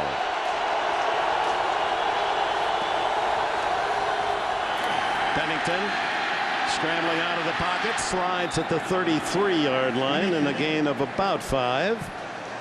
Well, the Steelers and Bill Cowher, 47-year-old head coach, that'll even make Cowher smile. Look at how often they're ahead and how few minutes they're behind. That is an extraordinary statistic. 10 minutes in their 8 home games were they behind at any time. Geez, you'd think they must have a good record at home. The latest that they've trailed at home was 3 minutes in the first quarter. Obviously a first possession. Pennington got 4 in the scramble. Intercepted by Polamalu. Troy Polamalu on his way to the Pro Bowl. With plays like that, he picked off Pennington in the game last month. Well, not only that, after the interception, he was auditioning for tailback. What a run by Polamalu after the interception. The All-American from USC going to the Pro Bowl this year, and the first mistake belongs to Chad Pennington and the Jets. I must not see Polamalu, who floats out from underneath, and then he just runs right over Curtis Martin. Polamalu at the line of scrimmage, then drops back from the outside to the inside, and Pennington throws it right to him.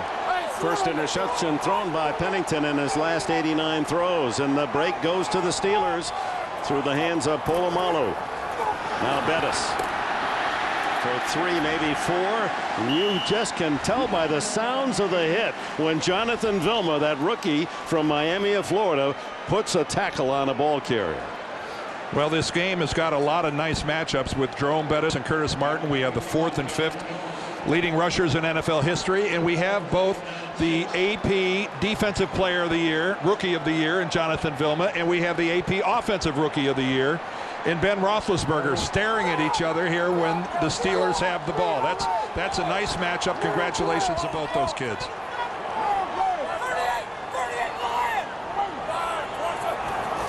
Second and 6 for Roethlisberger. The throw, what a catch. Twisting is Hines Ward, as he also on his way to a Pro Bowl again, 4 straight years. Makes that a very tough catch. And look at him go back to Ben. Early in the season, Hines Ward told Roethlisberger, you're trying to be too perfect. Just throw it. Let us make the plays. Well, that's exactly what happened there. That was not a perfect throw, but Hines Ward went back and dug it out. And ever since that time when Ben said, okay, I was just trying to be like Tommy Maddox, and instead of aiming, I started throwing. And that was a big difference. First down at the Jets 12. Burris can't quite get there. He was checked by Abraham, but the ruling was that Abraham made contact in that 5-yard zone. That slowed down Burris just enough. Ooh, this is a matchup the Steelers salivate over. 6'5" Plexico Burris against the much shorter Donnie Abraham. And you're right, Abraham got the good chuck on Burris, delayed him getting off the ball, and that is about the only way he can combat a receiver of Burris's skills.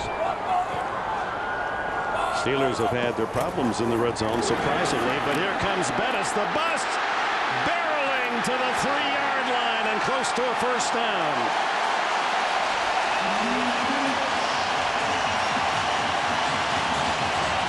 They'll mark it a half-yard shy of a first down. Let's see. Well, take a look at this. The blocking out front. What a great block. by Jeremy Tooman. Oliver Ross, the right tackle, pulled to the outside. And again, power football and emotion. Jerome Bettis overflows with both. He is the heart of this Steeler team. He stays in with Kreider, the fullback, in front of him. 3rd and short. Who else? Bettis, touchdown!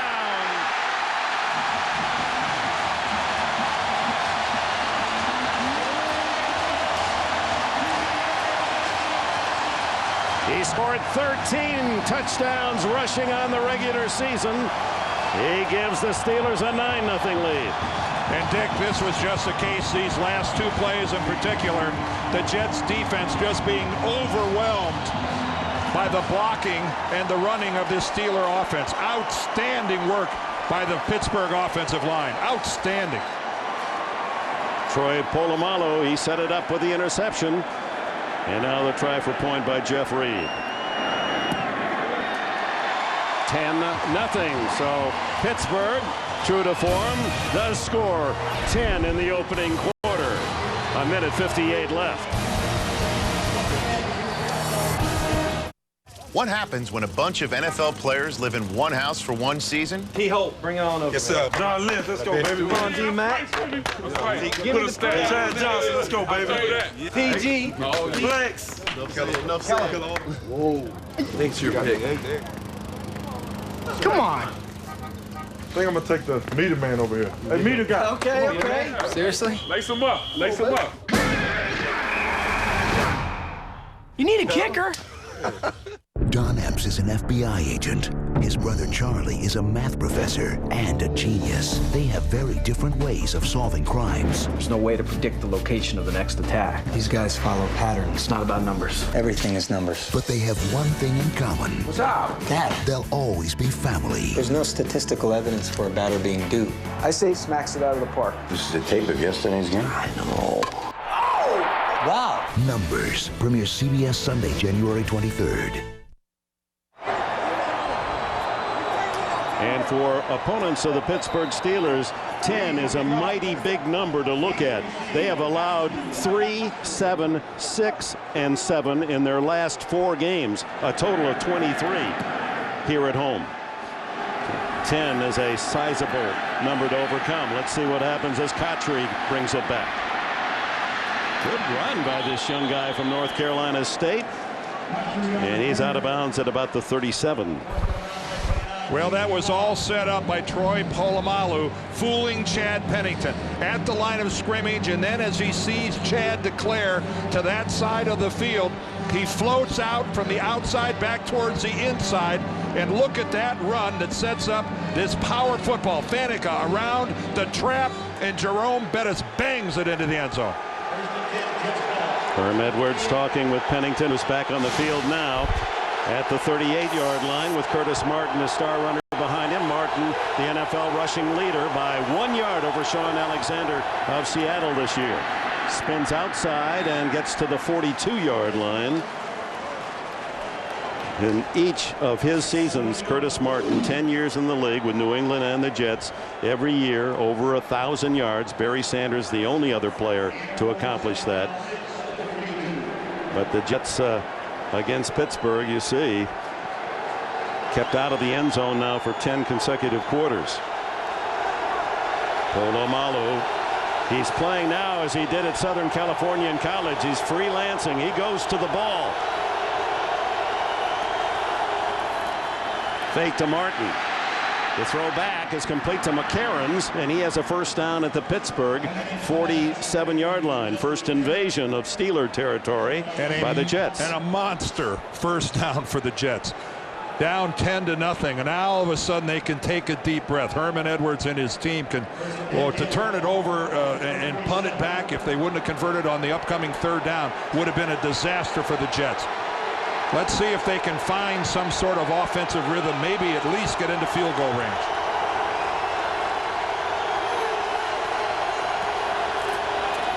Martin, the workhorse, inside the 45-yard line, and Aaron Smith, the defensive lineman from Northern Colorado, makes the tackle. Had 8 sacks and 3 forced fumbles did Smith this year. banner season for him. A guy that weighed only 200 pounds as a college freshman, now at 300 in the NFL. And you can make a legitimate point for Aaron Smith that he deserved a nod to go to Honolulu for the Pro Bowl. He really had that type of a season. Final seconds of the opening quarter. A Pittsburgh Steeler first quarter again. 10-0 Steelers. You're watching the NFL on CBS. Monday, race wife.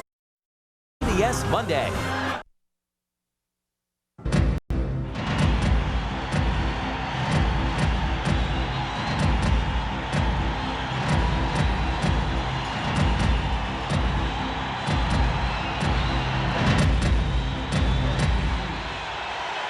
And welcome to the second quarter. Dick Enberg, Dan Deerdorf, Armin Katayan, Mark Wolf, our producer, Bob Fishman, our director. Second down and 6, and Lamont Jordan makes his first appearance. Play action, and Pennington throws underneath, complete. And it's Anthony Beck, the tight end, and that'll be good for the first down at the 30 of Pittsburgh. So the Jets have moved into long field goal range. Well, Dick LeBeau is back in Pittsburgh, the guy that really invented the Blitzburg defense, the zone blitzes, along with Dom Capers, the way they did it here. He's back this year at 67 years of age, and what a job he has done restoring this defense, finishing the year as the #1 overall defense in the NFL. Some guys just have it, and Dick's got it. You bet. And Troy Polamalu is the one who sings his praises.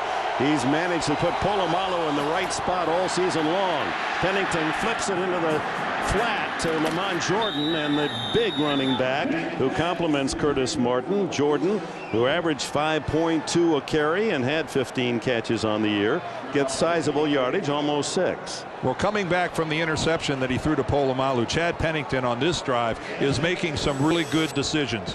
He's identifying single coverage. He's going through his reads. He identified Anthony Beck with a one-on-one on the much shorter Polamalu. That time he checked off and dumped it off to a running back. That's the way Chad Pennington has to play football, smart football. He's an academic All-America at Marshall. That's one of his real strengths as he hands off to Jordan again. And the big man from Maryland plows close to the 20-yard line. Chris Hope came up from safety to make the tackle. Well, trying to match wits with Dick LeBeau is Paul Hackett, the offensive coordinator of the Jets. Of course, back here in Pittsburgh, where he used to be the head coach at Pitt, the University of Pittsburgh, and where he recruited some guy named Curtis Martin. Small circle, this coach's world. Now Dave Wanstead is the head coach over at the University of Pittsburgh. On 3rd and 1, you can see the Jets 25 out of 30 on the season. Pennington has to hurry now. He's not going to make it. He has to call time. Timeout, New York Jets. Early timeout here in the second quarter. The Steelers up by 10. 39. Monday. A reminder on Monday, an all-new Late Show with David Letterman, Jack Hanna and his animals, actress Terry Polo. Monday, an all-new Dave. 3rd and 1. Does Herm Edwards dare to gamble here? Go for something big. No, he stays on the ground to Jordan, and he has the first down as he powers to the 17. Clark Hagan's got him to the turf. Well, how refreshing for the Jets to have a 3rd and 1.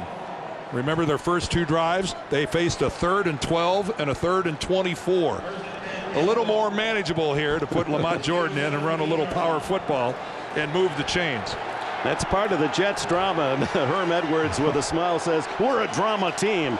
He wants to use Lamont Jordan more often. Well, to this point in time, this has been a dramatic drive after falling behind 10-0. First down, play action, pump fake, and then he has to eat it as Chris Hoke, the defensive tackle, comes in, makes the play. Casey Hampton, the Pro Bowl nose tackle, injured in the preseason, and Hoke, an undrafted free agent from BYU, has played well. Right here, the pump fake. Chad Pennington was hoping that that was going to get Santana Moss open down the sideline. When it did not, he had no place else to go with the football. He smartly eats it. That was an all-or-nothing play. That pump fake was hoping to freeze the corner. It didn't. Moss wasn't open. Sack. Hoke had 2 sacks in the regular season. There's a new lineup. Martin and Jordan in the backfield at the same time, and then Jordan goes outside and Martin goes down. Another loss as Ferrier and Williams collaborate on the tackle. Well, after a really successful drive, 2 blown plays put the Jets, well, you guessed it, right back in a 3rd and long situation.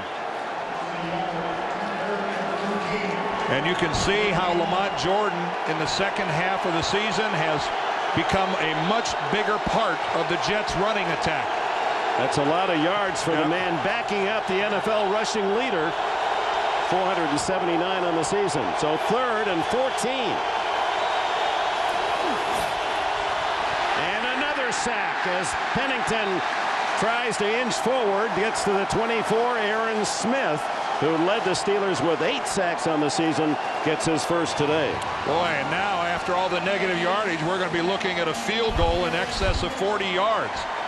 So a very promising drive for the New York Jets on 3 consecutive plays just disintegrates, just like the Jets' pocket. 42-yard field goal attempt by Doug Bryan. He won it in overtime at San Diego last weekend.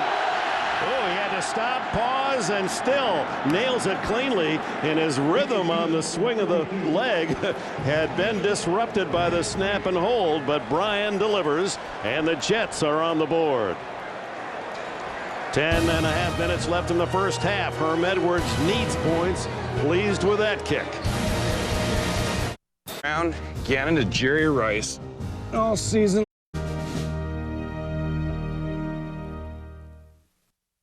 The NFL on CBS is sponsored by Subway.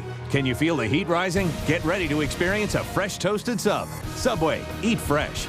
Chevy, an American Revolution, supercharged for 2005. And by Nextel. Nextel helps groups get things done. Nextel, done.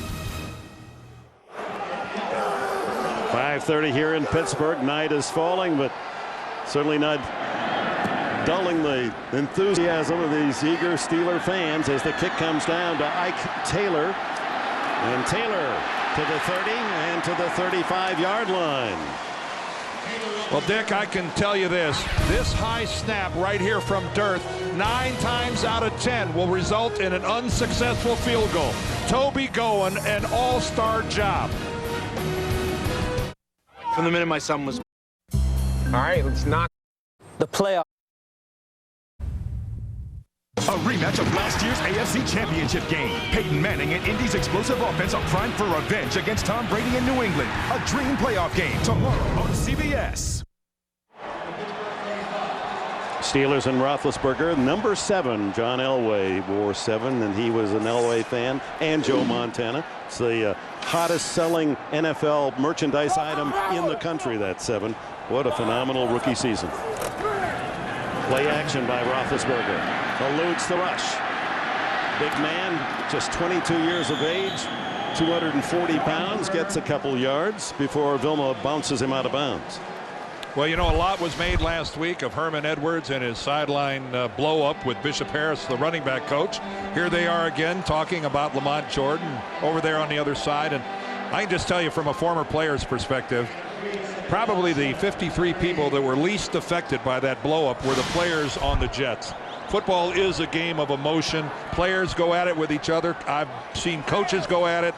It's really not that big a deal. Although Edwards did apologize to his team for losing his cool, and Bettis is dropped as Brian Thomas, who is playing for John Abraham, the injured defensive end, and Thomas a good tackle. Yeah, if anything positive has come out of John Abraham being hurt, it really has been the play of Brian Thomas.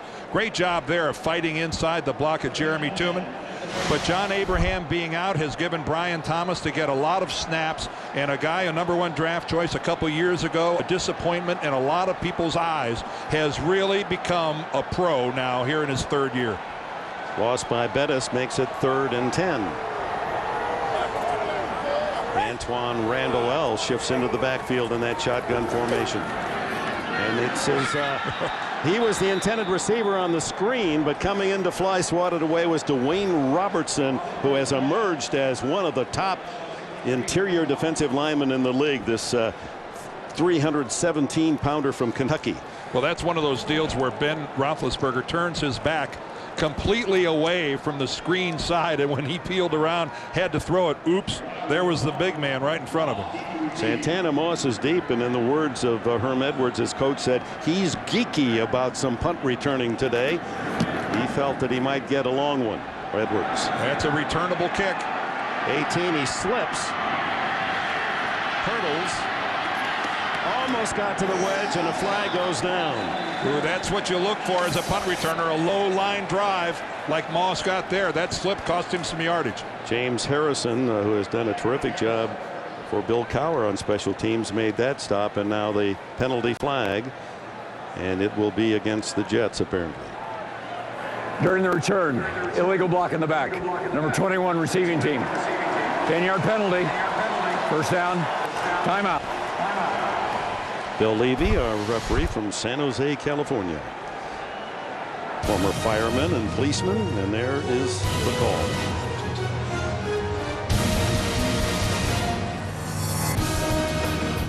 Third.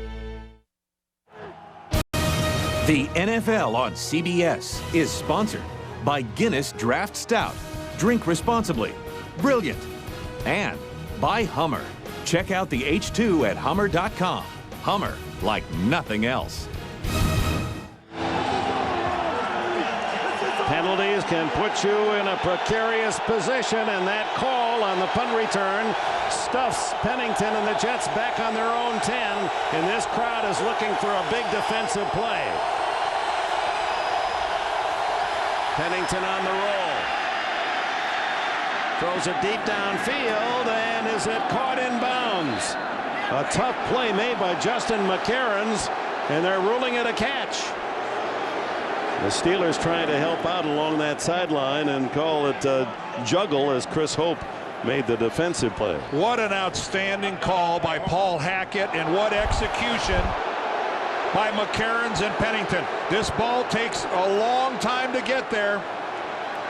Chad not able to step into it, kind of hops when he throws, but boy does he deliver it on target. The crowd reacting about whether or not McCarons had both feet down, but you can see that he did, and then got knocked out of bounds. 30-yard play, and Pennington on top again. A long bomb, incomplete to Justin McCarons. Oh my! So back-to-back long throws by Pennington. Well, folks, Sunday tomorrow night on 60 Minutes, one of America's most famous athletes, known around the world. How come you've never heard of him? You will tomorrow night on 60 Minutes. That last pass, good coverage by Deshae Townsend. I think McCarons was expecting the ball over his inside shoulder. Pennington threw it to the outside shoulder.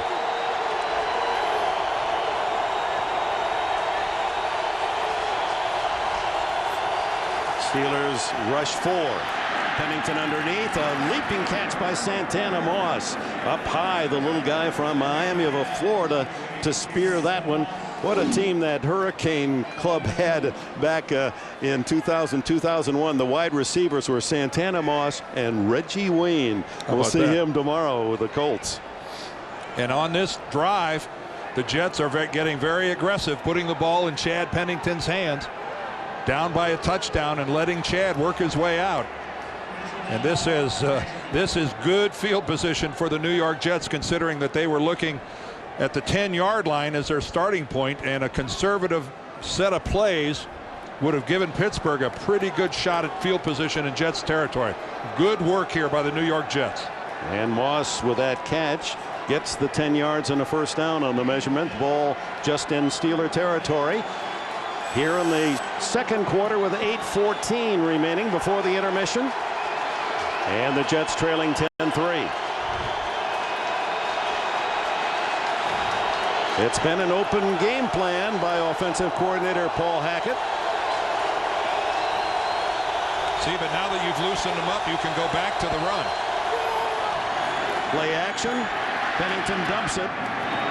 Curtis Martin able to carry a tackler with him. It's Larry Foote, the middle linebacker, down to the 42-yard line. Foote playing for Kendrell Bell, who is not in uniform, flew this week. Groin throughout the season, missed 13 games, did Bell, so wasn't much of a factor on the season. Foote stepped in and has done a good job. Third year out of the University of Michigan.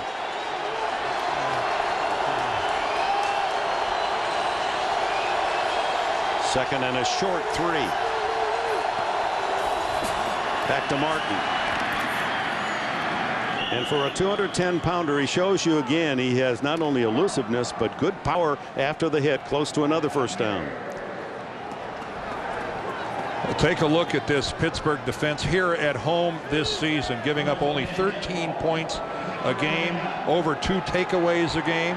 And in the last half of the season, nobody has scored more than 7 points against this Steelers defense. Yes, that's championship football, and Dick LeBeau, the defensive coordinator, gets a lot of the props for that. Allowed only 2 touchdowns the last 4 games at home. It was a first down. Pennington going deep for Moss. Almost pulled in by Moss. Willie Williams got a hand in there to save a score. Mighty Mouse Williams with a defensive play. You have got to love the aggressiveness of the Jets, though. They know this is what they have to do. They've got to stretch out this Pittsburgh defense. Chad had a chance to step into that throw. It is right there for Moss, and it is just an outstanding piece of work by Willie Williams. Look how he times it perfectly, hitting Moss right on the shoulder the instant the ball gets there. Yes, it might have been a nanosecond early. Martin on the draw play. Gets to the 34-yard line and a pickup of 5. Travis Kershke and Joey Porter make the stop. Porter on his way to the Pro Bowl once again. But a more manageable 3rd and 5 coming up for the Jets. You know, they converted a 3rd and 1 earlier, but keep in mind, they'd face 3rd and 12, 3rd and 24, 3rd and 14. At least now they're in some area, some comfort zone. This drive starting back on the 10.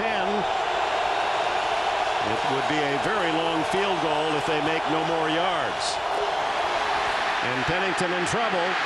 Throws as his arm is hit. Incomplete. And Pennington gets up. At first, it appeared that he was suffering some pain. Willie Williams came in on a corner blitz. Yeah, Chad upset as he heads to the sideline. Polamalu coming from the near side. Willie Williams comes on the corner. As the Steelers do, they'll overload a given side. You'd think for the Jets it worked out because you can see Pennington runs away from the blitz, but he has no chance to set and unload before he's dropped by Williams. Out of field goal range, it would be about a 53-yarder. So Goen is in, sends a very high punt,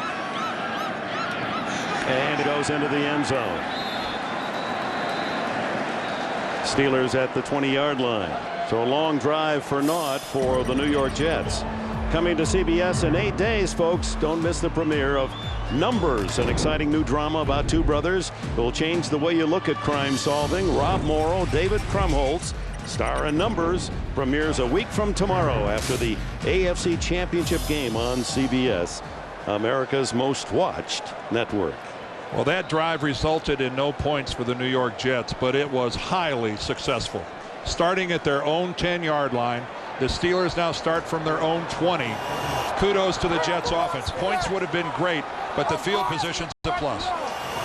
Possession time twice in the favor of the Jets, 16 minutes to 8 minutes. Roethlisberger steps up and throws. Hines Ward, the intended receiver, incomplete on the coverage from Donnie. No, it gets Terrell Buckley in on that corner in this sequence.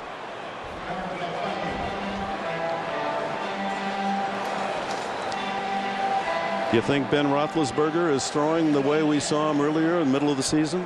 Well, you know, that throw was underthrown, but a lot of times that's such an effective throw. You identify single coverage, and you intentionally drop it a little short because your receiver is the guy that's able to make the better break on the ball by slowing down. You see Roethlisberger with gloves on both hands. And a whistle before the snap. Maybe he's gone to that glove on his right hand because he didn't wear a glove on his right hand, his throwing hand, the first Jets game. He played so poorly, maybe he's trying to change his luck. 9 for 19 in Prior that to game. the snap, full start. Number 80, 5-yard penalty, second down. Harmon, what do you have for us? Well, just quick on the old thumb thing and the glove thing with Ben. You know, I talked to him before the game. He said he had done it about 3 or 4 times, particularly in cold weather games. It's really not that cold down here, but Bill Cowher told me Ben is particularly finicky about the feel of that glove, and that's might have been what we were seeing with that so-called thumb problem. Back to you, Dick. All right, growing up here in the Midwest, Findlay, Ohio, Roethlisberger certainly acclimated to playing football in cold weather. Good protection. The throw downfield complete. Hines Ward cradles the ball and a first down out at the 33-yard line. Well, that was a big-time throw because Roethlisberger has to arc this ball because he has to throw it over the top of the Jets linebacking core and yet drop it down in front of the safeties. Look how he floats it right over the top of Jonathan Vilma, finding the soft spot. This is the play where a guy like Vilma can make a play on it, but look at that. The ball just arced neatly right over his head, and Hines Ward runs a great route. Third catch for Ward to lead the Steelers. He has 42 yards, as you see in our stat tracks. Now it's Bettis drawing a defensive crowd as he passes the 35-yard line. Dwayne Robertson and Jason Ferguson, the two big guys in the middle of that Jets defensive line, and then supported by Vilma. Vilma, number 51, fluent in 4 languages, an academic star at the University of Miami, Florida, and as Dan pointed out, voted the NFL Defensive Rookie of the Year. What a find. Yeah, both rookies of the year staring at each other from about 4 yards.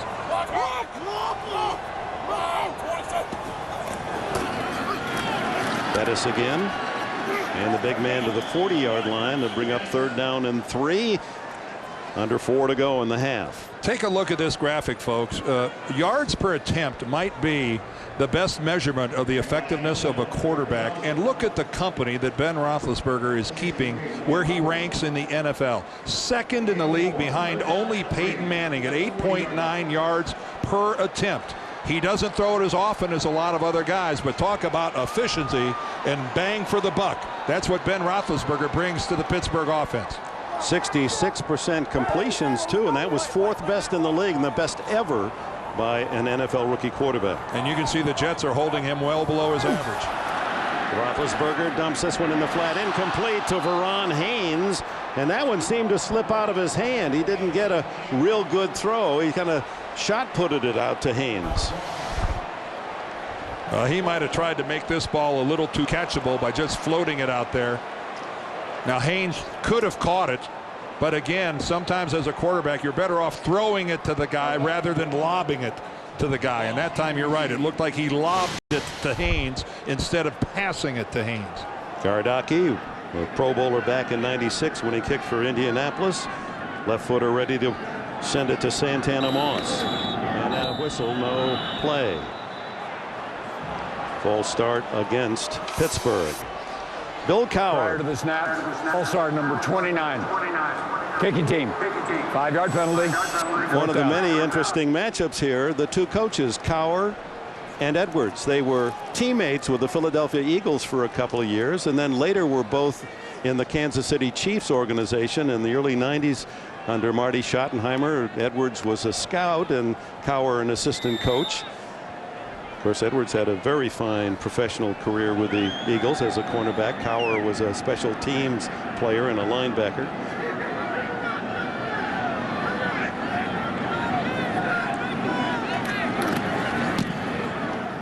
Gardocki's punt. Moss comes up to the 25.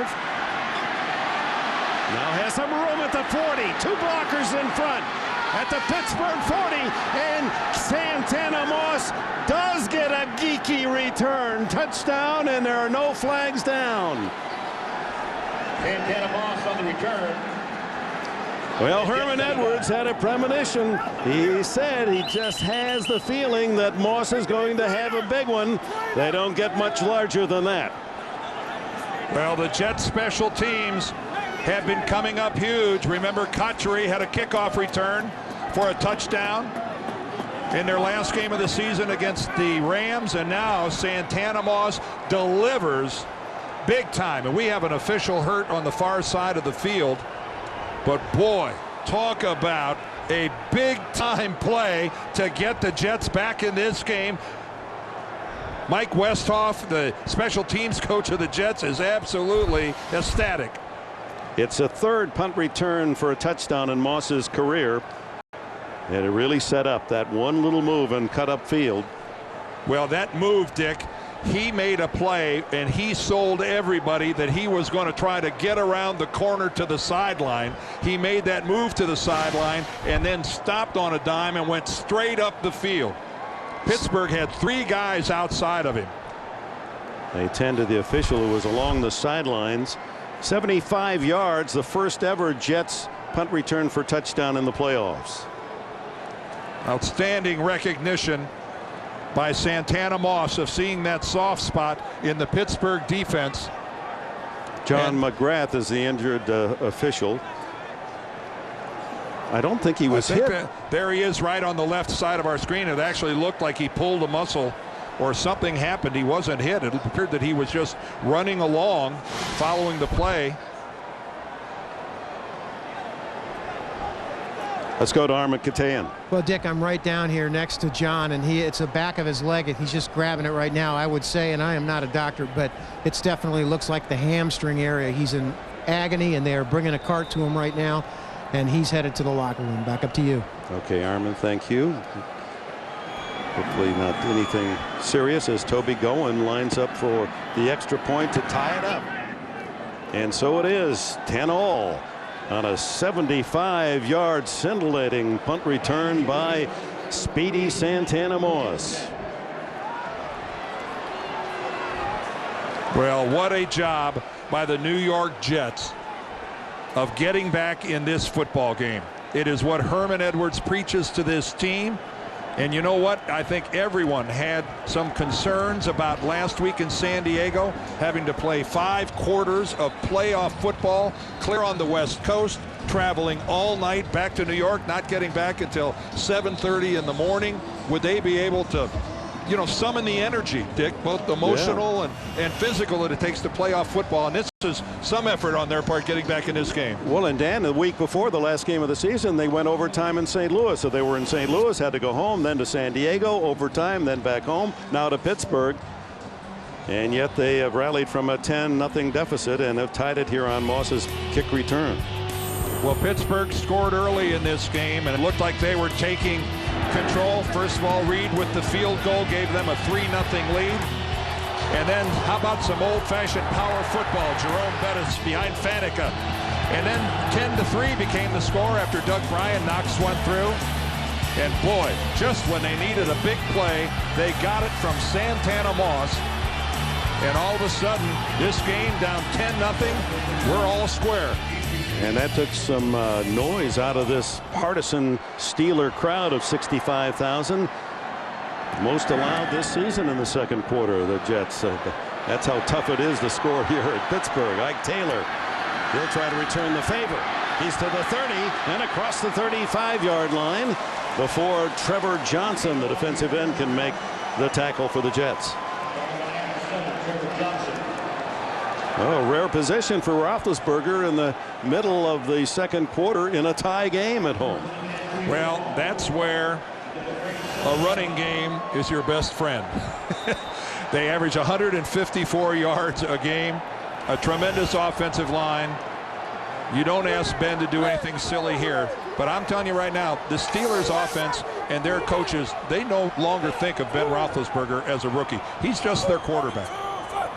That's Kreider shifting in motion and blocking for Bettis, who breaks through the line, and he bumps his way almost to midfield before Eric Coleman, the safety, can bring him down. Well, you dance with who brung you, and who brings the Steelers to the game is their offensive line and their blocking fullback Dan Kreider. And what a gash in the Jets defense there was there for Jerome Bettis. Kedrick Vincent, Oliver Ross, and Hardings, and then the block by Kreider. That was good looking. 13 yards for Bettis, who has 51 in the game. Nothing on this try, however, as the Jets ready for him. Alan Harper playing at defensive tackle, and Eric Barton team up on the stop. Roethlisberger heads to the sidelines as the clock ticks down to the 2-minute timeout. 2 minutes left in the opening half. Jets 10, Steelers 10. Whatever you do. In Africa, an encounter. Back at Heinz Field, Steelers heavy favorites, but the Jets have tied them at 10. MetLife teaming up with CBS providing today's aerial coverage. Look for the MetLife in the skies as they provide coverage of future sporting events all year long. Roethlisberger sets, throws, low, incomplete. Hines Ward couldn't scoop that one up. Well, that was just a bad throw from Big Ben. That thing had nothing on it and just took a nosedive at Ward's feet. And you got to give some kudos to the Jets defensively, who've not yet given up a catch to Plexico Burress. Donnie Henderson, the defensive coordinator. Boy, a fiery guy is he.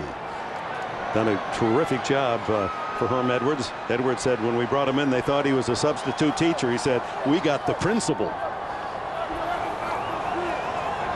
3rd and long, 13. And Roethlisberger from the shotgun goes to the far side to Antoine Randall L. Complete but short of the first down at the 47 of the Jets. Well, just like in the first matchup, Ben Roethlisberger statistically has had a really bad half. I think he's like 4 of 12 so far in this half. No completions to Plexico Burress, and the New York Jets defensively, as they did in the last game, played the Steelers almost to an offensive standstill in the first half. Going out of bounds there stops the clock. That favors the Jets. 1:48 left in the half. And the Jets have 2 timeouts. Gardaki, disaster on his last punt. He hits this one shorter. He hit a Jet, but it's covered by Moss. The ball took a backward bounce and hit a New York Jet going down to block. It appeared to be David Barrett, but Moss alertly fell on the ball. No, it was Derek Strait. Yeah, it actually hit Derek Strait right on the left arm, and a very fortuitous bounce right to Santana Moss. Only 1 turnover in this first half, and that was the interception by Troy Polamalu that led to the Jerome Bettis Steeler touchdown.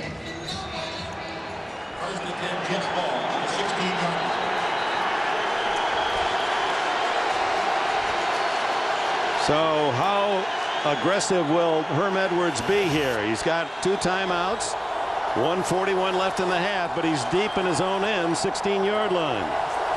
That was Chidi Iwoma that came off injured for the Steelers. Pennington, soft throw in the flat, and complete to Anthony Beck, the tight end. Gain a couple yards. Reminder, coming up at halftime, the Nextel halftime report with Greg and Dan, Shannon and Boomer. They're going to look at the entire playoff picture. Plus, Jim Nantz and Phil Simms will preview tomorrow's much anticipated AFC playoff game between the Colts and the Patriots, all coming up on the Nextel halftime report. Well, Beck going out of bounds there. A nice break for the Steelers that if they don't give much in the way of yardage here to the Jets, I'm assuming will use their first timeout to stop the clock in anticipation of trying to get the ball back. 2nd and 8. Pennington dumps this one in the flat to Chris Baker, the other tight end, and he's dropped at the 20-yard line. Another 2-yard gain. Deshae Townsend from a corner makes the stop. Well, I'm really surprised Pittsburgh isn't taking a timeout. I guess the thinking of Bill Cowher is you take timeout here and then Pennington gets the first down and then you've helped them out. You still got it. They're still inside their own 20-yard line. I think field position in your favor. Down to 1 minute left in the half. Martin behind Pennington, 3rd and 6. Pennington over the middle, almost intercepted by James Ferrier. A flag is down. Ferrier, who just had a career year and earned his trip to the Pro Bowl, as voted the #2 defensive player of the year behind Ed Reed of Baltimore. And let's see how they sort this one out. Ferrier had 4 interceptions and a touchdown. He led the team in tackles again this year. He had 3 sacks and 4 forced fumbles. Now that is a playmaking season. Pass interference. Number 27 defense. Automatic first down at the spot of the foul. Willie Williams gives the Jets a first down. Well, Willie Williams, number 27, working on Moss. Now Santana just runs a slant. You can see he's got his left arm behind him, but boy, that left arm just looked to me like it was sitting there. I didn't know that he actually jerked and moved Santana Moss. You are allowed to have an arm touching somebody if you don't move them or hook them. Ball marked at the 25, 46 seconds left in the half. Pennington screens it back to Martin, and Martin is tackled by Polamalu. Another big open field play by this second-year safety. Well, that's why Polamalu is going to the Pro Bowl. That was about a 15-yard tackle, because if he doesn't make that play, Curtis Martin has a lot of room to head downfield. Take a look at that. You don't see another Steeler in the picture downfield. Kimo von Oelhoffen is coming back from the inside. I don't know that he's going to make that tackle. What a play. What a yard-saving tackle by Polamalu. Proud of his Samoan heritage. He said the long hair represents the warrior instinct. You can't talk to a milder mannered guy. He's like Curtis Martin of the Jets. There's just no me-ism in this young guy, but boy, does he play hard. Well, the Steelers used the timeout there to stop the clock with that loss of yardage, hoping to get the ball back. And again, I'm still scratching my head a little bit why they didn't use a timeout before on a third down with the New York Jets. Now the Jets ended up getting a first down on the Williams penalty, but still. Second down and long now for the Jets. Martin on the sidelines and Lamont Jordan in the backfield.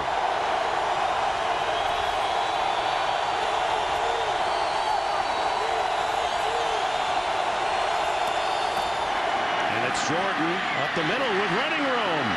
35, 40, and a saving tackle by Willie Williams. He was the last back jersey.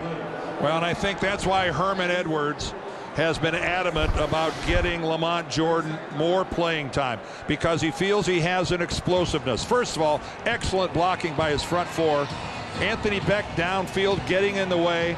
But Lamont Jordan, in not only being more powerful, he's more explosive than Curtis Martin. And that, you know, it makes it sound like a criticism. How do you criticize the NFL's leading rusher? But it really, you can praise Lamont Jordan without criticizing Curtis Martin, and that's what I'm trying to do. Between the two of them, they rushed for 2,176 yards, so they do complement. And that was a 20-yard favor Jordan handed his team to get him out to the 41-yard line. Now it's against a pass defense. The Steelers are sitting back there, they're not wanting to give up a big play, but still it gives you an idea of the burst and the ability that Lamont Jordan brings to the Jets table. Jets exercise the timeout. They have one left. 29 seconds remain in the half. Trying to get into field goal range before this first half concludes. Pennington scrambles, throws, complete to Moss, and he had to come back for the ball, so he gets to the 49, and the Jets have to use their last timeout to stop the clock at 20 seconds. He's made his impact on this first half. Santana Moss, Doug Bryan, hoping to get a chance. It's interesting, Dan. Our guys scrambling through all the notes and figures, and they found that there has not been a field goal made from 50 yards or longer by anyone at Heinz Field. No one has kicked one from beyond 50. Yeah. And this is the 4th year, and you see the target line there. This is the 4th year of this stadium, and that's a remarkable number. The winds can be very tricky in here. And fortunately for kickers and passers today, it's very mild. And only 5 have tried from 50 plus. Now the Jets without a timeout. have to work the sidelines if their intent is to get downfield to the 29, that target line for the field goal try. I think you could do one in the middle and spike it. Not that in the middle. Well, it's an incomplete pass, or did they roll the Pennington down in the grasp?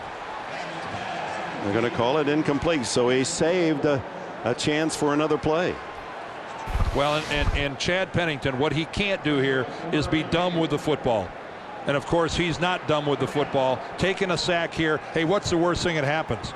You know, Higgins and Porter are in there. What's the worst thing that happens? You go into the locker room 10-10.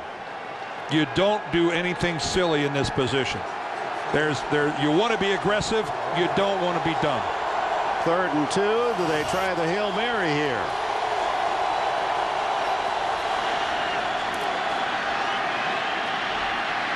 Nope, he has to flip it off to Soule, and Soule is to the 34-yard line, but the clock runs, and the Jets will try to scramble up and down the ball. Will they get it down in time? No. Well, they're going to argue that they did it with 1 second on the clock. Bill Levy's going to have a tough decision to make here. That's the end of the first half. Well, he made it. Boy, it just hit double zeros as the snap was made. Ooh, based on our clock there, it looked as if he got it down on the ground before the double zeros. But the snap came at 1 second. Yep. Keep in mind that you have to spike the ball, and the official has to blow the whistle to end the play. Right. So the end of the opening half. Pittsburgh 10, the Jets 10. Let's go to Armin. Well, you're smiling about that last one, but the question is, your team really responded, Herm, down 10-0.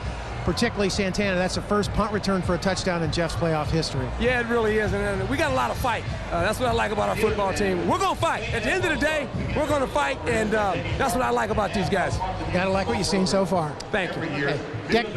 You could feel the fire in the furnace of the head coach. We'll be back with the Nextel halftime report after this message and a word from your local station. The Jets, the underdogs, are tied with the favorite Steelers at 10 as you watch the NFL on CBS.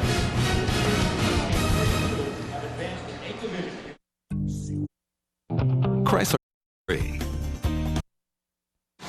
CBS Sports presents the Nextel Halftime Report. Nextel helps groups get things done. Nextel, done. Welcome back to our New York studios and the Nextel Halftime Report, everyone. Greg Humble along with Dan, Shannon, and Boomer. We have a 10-10 score at halftime in Pittsburgh, and the only first half that Ben Roethlisberger has had this season worse than this one was against the Jets the first time around. He was 3 of 11 for 24 yards and an interception. And, is that thumb an issue? Well, it might be an issue a little bit. He struggled a little bit there early on, but you see him right here going deep. It doesn't look like the thumb's a problem here. Underthrown a little bit to Plexico Burress. Then he makes a bad mistake, almost gets intercepted early. Then he throws one back across the field, which is probably not a good suggestion for Roethlisberger. He struggled a little bit in the first half. See, bounces one over here to Hines Ward, and he has, in both times against the Jets so far, he has struggled against them. You see only 48 yards passing in the first half. Chad Pennington, 13 of 19, having a good solid first half, but the one mistake which led to the Steelers' touchdown. Well, the Steelers are playing good defense here. Clark Hagan gets inside of Anthony Beck, sacks Chad Pennington here. Troy Polamalu baits him into throwing this play. This interception here. Pressure downfield, making him check. Comes down, he gets sacked. Aaron Smith had a good year, sacks him again. And Willie Williams saw what Quentin Jammer did last week, goes for the interception, comes down in Santana Moss' hands. Now he knocks it down. How about Santana Moss? Nice first half, first play of the game for the Jets. Aggressive Paul Hackett. All right, first down, Santana Moss there. Then another first down, tough catch across the middle. And then the 75-yard touchdown return right here, punt return. As Sean Morey, number 81, runs right past him, as do a lot of other Steelers. And I'll tell you what, Santana Moss having a good game. Derek Strait, be careful. He's all over the place. He could have had that interception, almost caused a fumble on a punt to him as well. And then there was also a key penalty on the half of Derek Strait. So he's got to be careful. But the Jets have got to be feeling really good where they are right now. After all of that, We're tied at 10. A reminder, we'll be back tomorrow afternoon at a special time, 4 Eastern with the NFL Today, and we'll be live in Foxborough for the latest on the Colts and the Patriots. Plus, Marcus Allen talks with New England quarterback Tom Brady, and then Brady and company square off against Peyton Manning and the Colts. And earlier, Jim Nantz and Phil Simms filed this report from Foxborough. The Patriots walking through final preparations. Beware of Tom Brady tomorrow. How about the two-time Super Bowl MVP, the way he has been overshadowed this week, Phil? Well, there's no doubt he has been overshadowed. We talked to him yesterday about it. He goes, look, I understand Peyton Manning, the year he had, it was so tremendous. You've got to talk about the Colts offense. And talking to Bill Belichick, the head coach of the Patriots, he goes, what makes them so good and so hard to defense that there are 7 options that Peyton Manning has. So when you have 7 different choices to make as a quarterback, of course, you're going to have an outstanding team. All right, Richard Seymour, big issue with the Patriots. Belichick told us he'll be a game-time decision, but this defense, which has been injured most of the year in the secondary, still put up some remarkable numbers this year, Phil. Yeah, and it has been overlooked, too. When you look at those numbers, Jim, number 1, points allowed, the most important stat of all in the NFL when you talk about a defense. They tied for 2nd. They can sack the quarterback, tied for 3rd. They know how to get fumbles and interceptions, again, tied for 3rd. And the bottom one, hey, all that said, they still give up less than 100 yards a game rushing. All right, a lot of talk about the field conditions. Should we be concerned? You and I were on the field just a few minutes ago. For mid-January here in Foxborough, the field conditions are great. And by the way, same goes for the weather tomorrow. Should be just fine, not a factor, but it will be a beauty. The Colts and the Patriots tomorrow here in Foxborough. All right, guys, that's tomorrow after we wrap up what has to happen later on here in the second half. What do you expect? Well, for the Pittsburgh Steelers, they need to continue to get Jerome Bettis going. He had a pretty good first half, and somehow at halftime find a package that Roethlisberger's comfortable with and he knows he can be successful with in the second half because he's got to get going. How about Pittsburgh Steelers open up their offense? They're not doing anything. They're running the football with Jerome Bettis into the line, and they got to give this offense a chance. I said it before. If the Jets are close in the fourth quarter, watch Roethlisberger play like a rookie. Watch Bill Cowher coach like he has in the past. His teams have struggled. Oh, easy, big boy. Let me tell you that I want to see more of Lamont Jordan if I'm a Jet fan right now, because he definitely has a second gear that can get you the key yards at the end of the game. And I want to see Chad Pennington throwing the ball down the field, stop throwing it inside in those little slant patterns. Very difficult to navigate the safeties and, of course, the linebackers of the Pittsburgh Steelers. A few kudos to a New York Jet defense that has held the rampaging Pittsburgh Steelers to just 10 halftime points. Thank you for watching the Nextel Halftime Report. We'll rejoin Dick and Dan for the second half after this. CBS Sports presents the Nextel Halftime Report. Nextel helps groups get things done. Nextel. He has no idea who you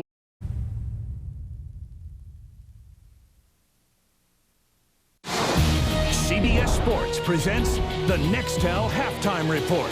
Sponsored by Nextel Nationwide Walkie-Talkie.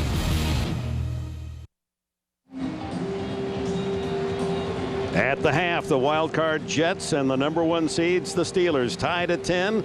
We'll return to Heinz Field after this message and a word from your local station. It's been an exciting first half. Who else? Bettis, touchdown! Santana Moss does get a geeky return. Texas Hold'em tables and much more. Hurry in, the savings end soon. Reliable Spartan Holland. All we sell is fun.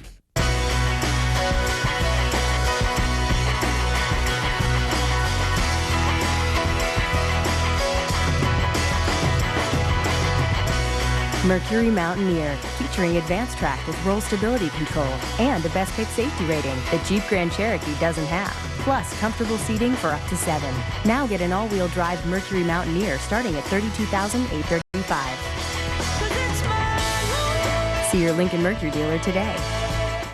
Channel 3 is CBS for West Michigan. Just watch. Ready for the second half. Steelers will get it first. It's tied at 10. Coaches preach all the time, playoffs, we need big plays, and we had 2 of them in that first half. Yeah, the interception by Polamalu and then the kickoff return by the punt return rather by Santana Moss. The 2 big plays. We haven't seen a lot of offense, and as we check the halftime numbers, the real glaring thing is that Pittsburgh unable to do anything through the air at all. Ben Roethlisberger only 4 of 12 for a grand total of 48 yards. And of course, the Steelers got the 7 points off that Polamalu interception. And Dick, I will say this, I am very impressed with the resiliency of the New York Jets coming back from a 10-0 deficit. The NFL punt, pass, and kick competition has existed since 1961, and notable past champions include NFL greats Jim Kelly, Brett Favre, Drew Bledsoe, and Jake Plummer. Today in Pittsburgh, the national finals were held at the UPMC facility, where boys and girls from around the United States, finalists in 4 different age groups, gave their best. 3.5 million kids participated, and this group of 32 survived to find out who could punt, pass, and kick the farthest. The winners will be announced later in today's telecast. All the while able to perform here in the competition on this Heinz Field as we get ready for the second half and go to Armin Katayan. Well, speaking of the field, Dick, I had a chance to talk to Bill Cowher just a few moments ago. He said, hey, they got that punt return. They've turned this into a dogfight now. It's a 30-minute game. He said this first series in the second half, when we get the football, is absolutely critical to us. I asked him about Ben Roethlisberger. I said, how's he doing? He goes, Armin, he's fine. Well, we'll see. Back to you, Dick. All right. Great job, Armin. Steelers, this crucial first possession that'll set the tone for the second half. Well, of the 2 coaches going into halftime, when Armin talked to Herman Edwards, it was clear to see which one of them was riding high. Herman so proud of his team, battling back, getting back into this game. Remember one of our questions early, could they refill the bucket after emptying it last week in San Diego? Well, through the first 30 minutes, pretty impressive. You get that punt return for a touchdown. That'll turn the spigot on. And now it is Antoine Randall L. who's had his share of kick returns for touchdowns, but it comes down to Ike Taylor, fumbles the ball and is able to fall on it going out of bounds at the 28-yard line. Well, we always bring you up to date, you fantasy players, after halftime, and nothing spectacular here throwing the football. A good percentage for Pennington, but offset by that one interception that he threw that led to a Pittsburgh touchdown. Jerome Bettis averaging 4 yards a carry, as is Curtis Martin, but Bettis has the touchdown. And as you notice, 000 there on the right for Plexico Burress. They've got to get him involved in the passing game. Kreider at fullback and the bus. Jerome Bettis at tailback behind Roethlisberger. And it's Bettis off the right side, grabbed by Jason Ferguson after maybe a gain of a yard. Bettis, who, like Curtis Martin, moved over 13,000 yards in their career this season. He's now the number 5 rusher all time. His counterpart for the Jets, Martin, is number 4. It's kind of fun being a part of history today, watching these 2 guys and have 2 classier people ever carried the ball in this league than Martin and Bettis. They've represented this game and their city and their team as well as you can. Hall of Fame has reservations for them, and Bettis powers through a tackle, makes an extra 4 yards as Brian Thomas unable to get him down. Vilma finally made the deciding hit. Just keep in mind that this guy is 255 pounds.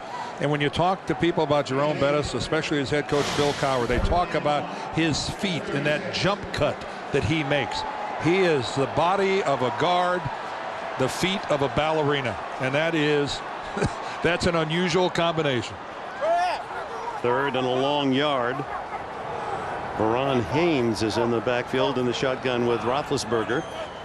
And it looked as if the Jets were offside. Roethlisberger throws complete anyway to Lee Mays, and Mays has his first catch, had only 9 all season, and a first down up across the 40-yard line. The flag Offside. is down. Looked like Jason Ferguson was across the line, and that's why you keep playing. The Pittsburgh Steelers smartly kept playing. Ben Roethlisberger, yeah, he's offsides, and he just keeps it going, and so does everybody else on this offense. And if you're going to get that big of a cushion, take advantage of it. Lee Mays, only 9 catches during the regular season. Not a big part of this passing game, but he's made a couple clutch ones down the stretch. First down at the 47. And it's Bettis. Moves the pile to the 50-yard line. Bettis started to tell you the story about Chuck Knox drafting him with the LA Rams as a tailback, and he said it took him a full year to learn how to run as a tailback, not a fullback, because as a fullback I was always running into people and getting hurt. I had to learn to use those quick feet to duck around some tacklers. Traded by the St. Louis Rams to the Steelers because the St. Louis Rams were preparing to draft Lawrence Phillips out of Nebraska. That really worked out well. Yeah.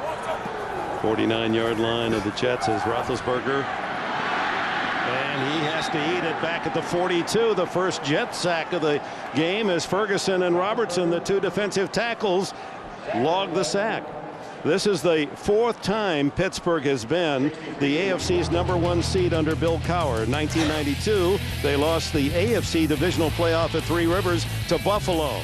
94 AFC championship. The Steelers went down to the Chargers 17-13. And then 3 seasons ago, right here at Heinz Field, Pittsburgh was defeated in the AFC title game by New England as the Patriots went on to win the Super Bowl. So all the news not good in winning the home field advantage for Pittsburgh. Third down after the sack, and it's Veron Hayes, and well read by the defense of the Jets as David Barrett came up to support Jonathan Vilma. Now the Steelers will have to punt. Yeah, John McGraw, number 38, the safety, really sniffs this out, and from the inside, Vilma also in on this. But take a look at it's John McGraw. What a good read, and I am so impressed with the Jets and their pursuit and their speed defensively. They don't look tired at all. Gardocki to punt. Ooh, they put some pressure on him, and Moss at the 21. He earned some respect. Boy, a lot of dancing, but very little gain to the 24-yard line. When you don't have any blockers in front of you, you got to dance. He had it going.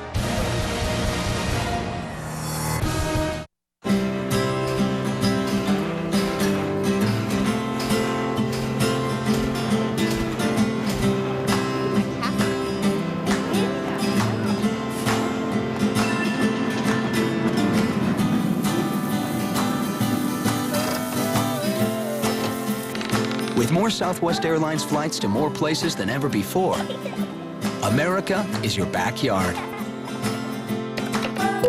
You are now free to move about the country. What's that? Oh, it's a duvet cover. A what? A duvet cover. It's a decorative sham that also protects.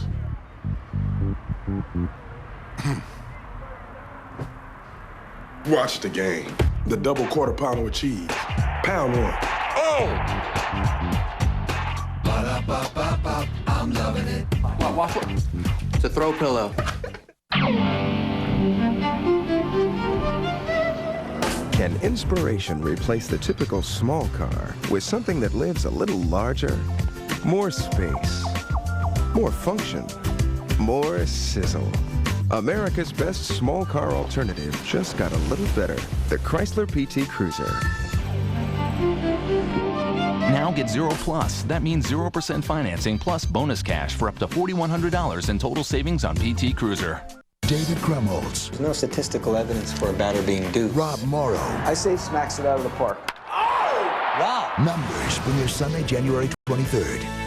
This telecast is copyrighted by the NFL for the private use of our audience. Any other use of this telecast or of any pictures, descriptions, or accounts of the game without the NFL's consent is prohibited. That's John Schleier, head linesman. He has taken the place of the injured John McGrath. The extra officials, of course, on hand. He's an alternate. Curtis Martin at 29-yard line, greeted by Larry Foote. Jets bench watching intently as they use the hot seat here as the temperature dropping down to around 25 degrees. And this has been their quarter, New York. 105-34. They've outscored the opposition. This has been where they've made hay all season. Martin and Soule behind Chad Pennington. #1 quarterback picked in 2000. Pennington hands off to Martin, weaving his way out across the 35, and a Jets first down. Willie Williams coming up from the corner to make the tackle with Clark Hagans. Boy, outstanding blocking by the Jets up front. Troy Polamalu, check him out. He reads the run. He comes in, flows right down the line of scrimmage. Unfortunately, he's in a trailing position from the word go. That was an outstanding lead block by Gerald Soule, and a beautiful first down run for the Jets.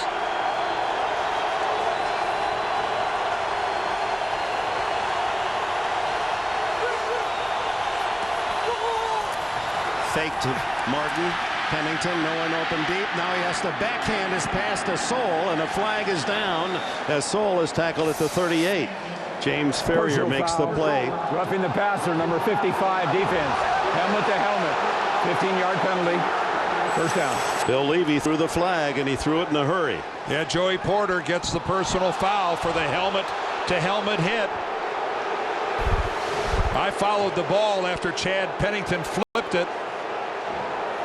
Well, you can see Joey Porter lowered his head, and that will draw the flag every time. He lowers his head and hits with the crown of his helmet right in Chad Pennington's chest. It was not a vicious hit, but if you hit a quarterback in the chest with the crown of your helmet, it is going to draw the flag every single time. But it has awakened this crowd. And the Jets move into Steeler territory with a penalty at the 47. Martin struggles to the 45. Travis Kershke, the defensive end from UCLA, made the stop. You know, and right now, every person at Heinz Field realizes that when you're a prohibitive favorite like the Steelers are in this game, that the more you let the underdog hang around, the more you give them an opportunity to be in this football game. Bad things a lot of times happen. And right now, this looks like a Steelers team that's got a lot of question marks, both externally and internally. 2nd and 7. Pennington off play action, going deep for McCarron's, incomplete, and a good defensive play by Willie Williams. And Chad got lucky there. He made a decision that he was going to throw that ball regardless of the coverage the Steelers threw at him. And Willie Williams was all over McCarron's. So was Polamalu. Yeah, he was there too, wasn't he? Yes, he was. Justin McCarron's actually comes in and plays defensive back and breaks up what looked to be a pretty good opportunity for an interception by Willie Williams. That was a case where Chad made his mind to throw that ball regardless of what was downfield. 14 for 18 in the short passes, but Pennington unable to hit the deep ball. But they're taking shots. That's important. Here comes the blitz. Pennington screens it, and right into a mass of Steeler tacklers led by James Ferrier. Gerald Soule had no chance. Boy, and for the first time, wouldn't you agree, for the first time since Moss's punt return, this crowd is starting to eke back into this game. And they drained the spirit, that punt return touchdown, out of this noisy crowd of 65,000. Antoine Randall drifting back to return. Well, he's more than capable of doing it. He has 4 kick return touchdowns in his brief 3-year career. Man from Indiana, former quarterback with the Hoosiers, returns to the 20-yard line. Gerald Soule made the tackle. Timeout, 8 left in the 3rd.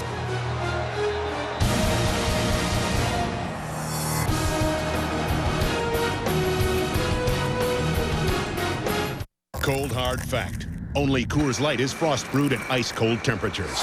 Stored cold and shipped cold. And when beer starts out this cold, it ends up this refreshing.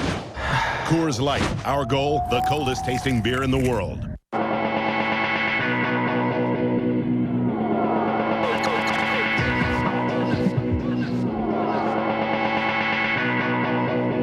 The Yellow Box Sale. Get built-in walkie-talkie, GPS capability for voice-guided directions, and web access on phones starting at just 99 cents for a limited time. The Nextel Yellow Box Sale. Call 800-NEXTEL-9 to shop or find a store. Act now. Get the I-205 for 99 cents. Call 800-NEXTEL-9 now. People everywhere are experiencing a breakthrough. I'm full. Taco Bell's Big Bell Value Menu featuring the Grande Soft Taco with double the beef and big cheesy taste. To keep your stomach and your wallet full, think outside the bun. Not sure if it's hinky or kinky. If I take that watch, it's going to tell me more than the time, isn't it? We got a match. How's 25 the life sound? Hey, that's the job.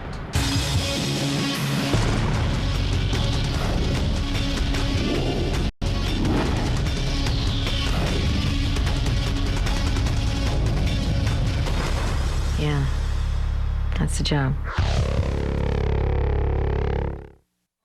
The NFL on CBS is sponsored by Southwest Airlines, proud sponsor of the NFL and official airline of Super Bowl 39. Listerine, you can handle it, germs can't. And by the coldest tasting beer in the world, Coors Light, the official beer sponsor of the NFL and Super Bowl 39. Back at Heinz Field, that's Deuce Staley, who's been in only one play the entire game. He's suffered a hamstring in the 7th game of the season after off to a roaring start, had 4 100-yard games, and then Jerome Bettis replaced him, and then Bettis had such a fantastic finish of the season, 6 starts, 6 100-yard games. Roethlisberger to the sideline, complete. Hines Ward a first down and a 12-yard pickup. Well, that was a well-delivered ball by Ben Roethlisberger. And what has really been missing in this game is any semblance of a passing attack by the Pittsburgh Steelers. And everybody, present company included, thought that the return of Plexico Burress would really open things up for the Steeler passing game. And he's been a non-factor, but that was an excellent throw from Roethlisberger. To the sure-handed Hines Ward, who has 4 catches. Burress yet without a catch. Bettis wrapped up after a gain of a yard or 2. Comparing Big Ben, his first 12 games.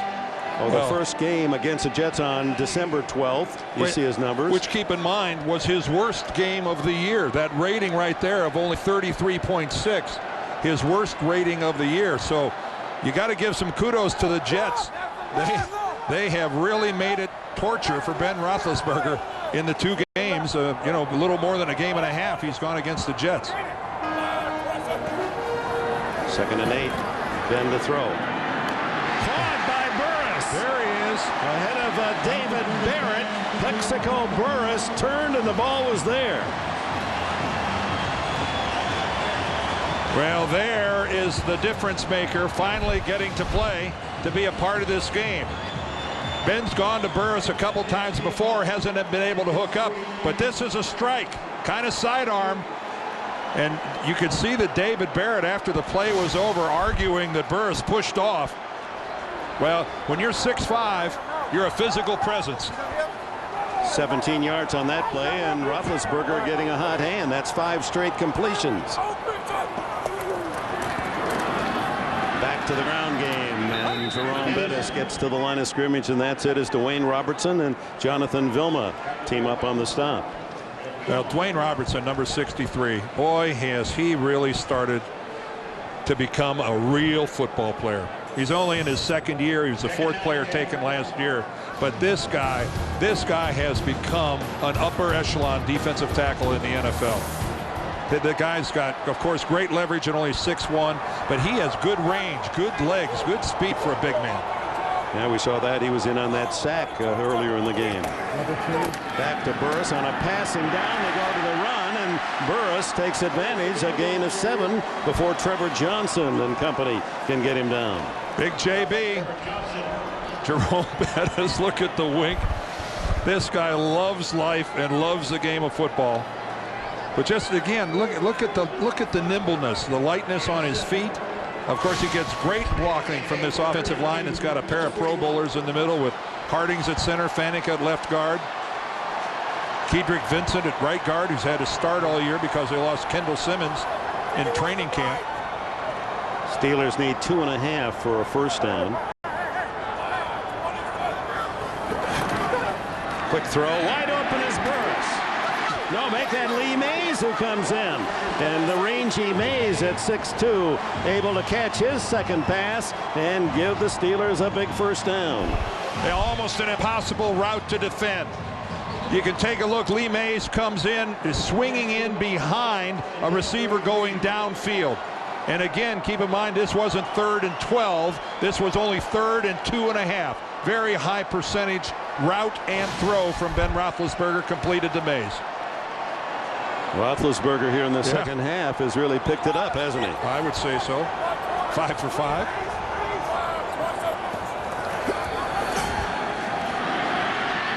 Escapes the pocket and being dragged down, gets it off incomplete as Sean Ellis, who led the Jets this year with 11 sacks, had him by the shirt tail.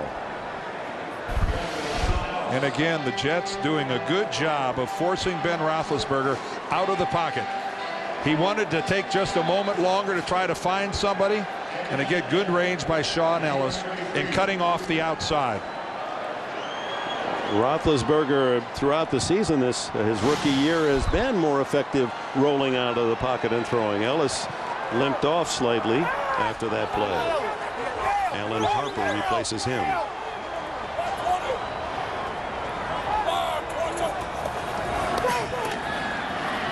He's got some room to run, but throws. Intercepted. It's Reggie Tongue, the man from Anchorage, Alaska, and he's trying to take it the full distance. Tongue has a Jets touchdown. Oh, my. Roethlisberger's pass intercepted by Reggie Tongue. He had only one interception all season. Had one last week against the Chargers. How big is this? Well, Ben buys himself some extra time right here by scrambling out of the pocket. And throwing on the run is something he has done well all year. He's trying to get the ball to Antoine Randall, but he just throws it directly to Reggie Tongue.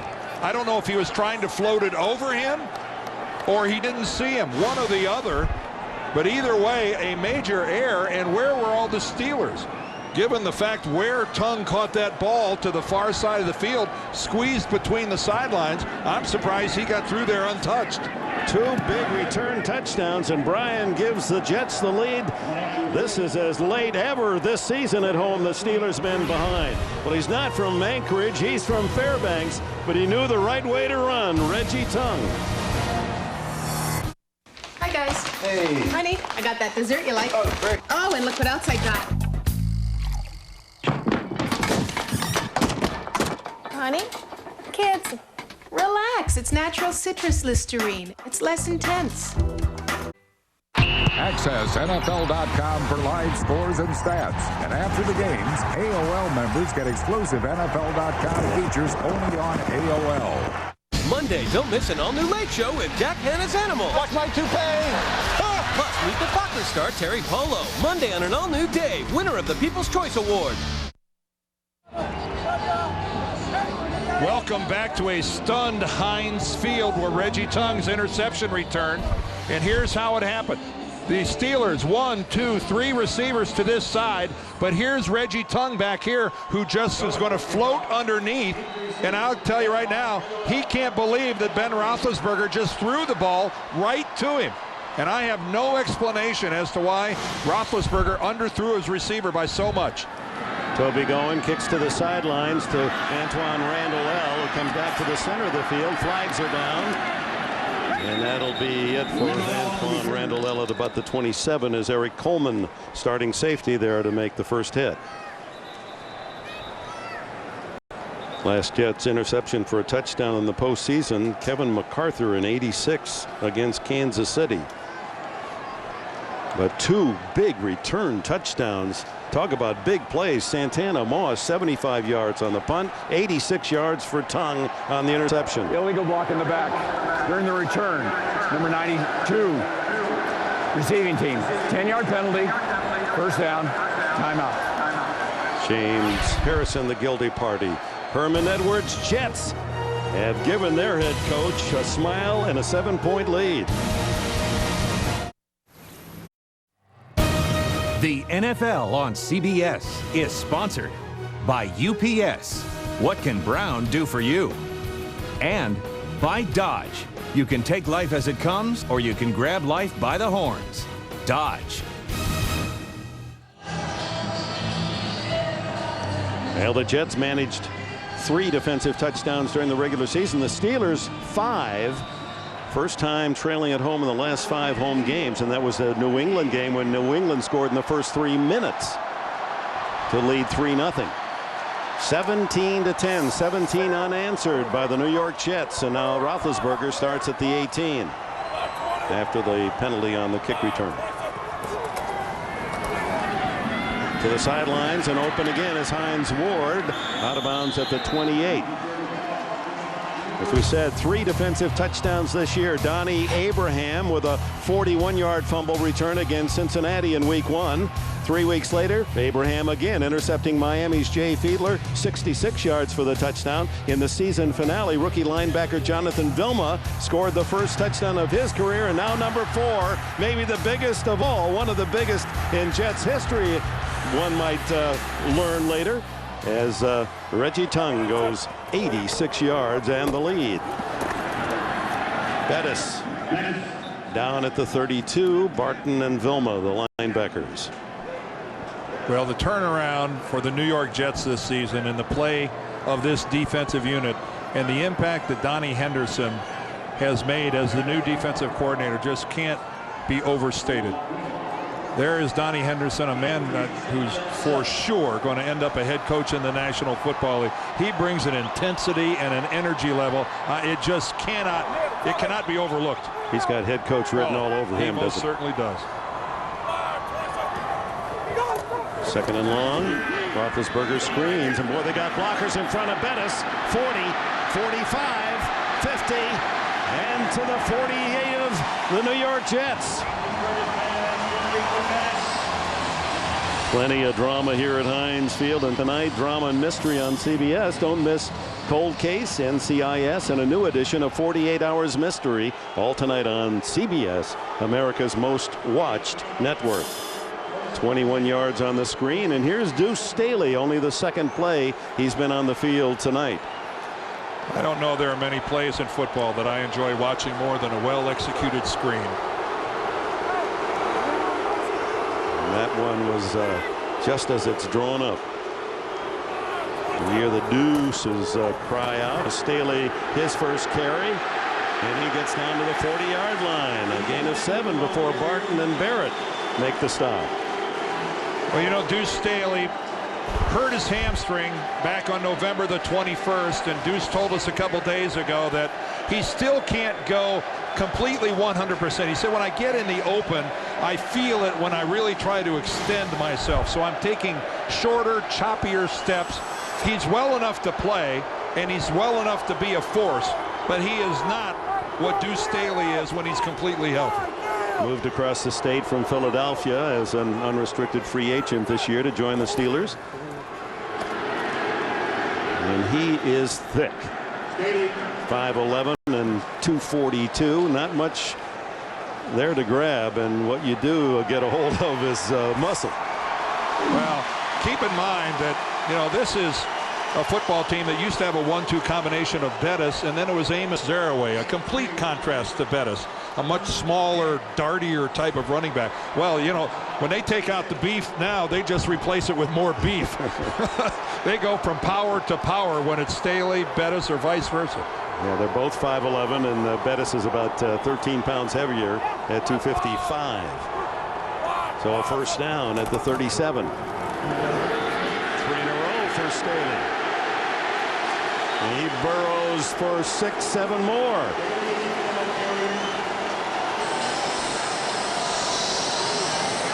Played his college ball at South Carolina. Final seconds of the third period as the Steelers have moved into field goal range, but the story of the third period was Reggie Tongue's interception return for a touchdown, 86 yards, and the Jets lead 17-10.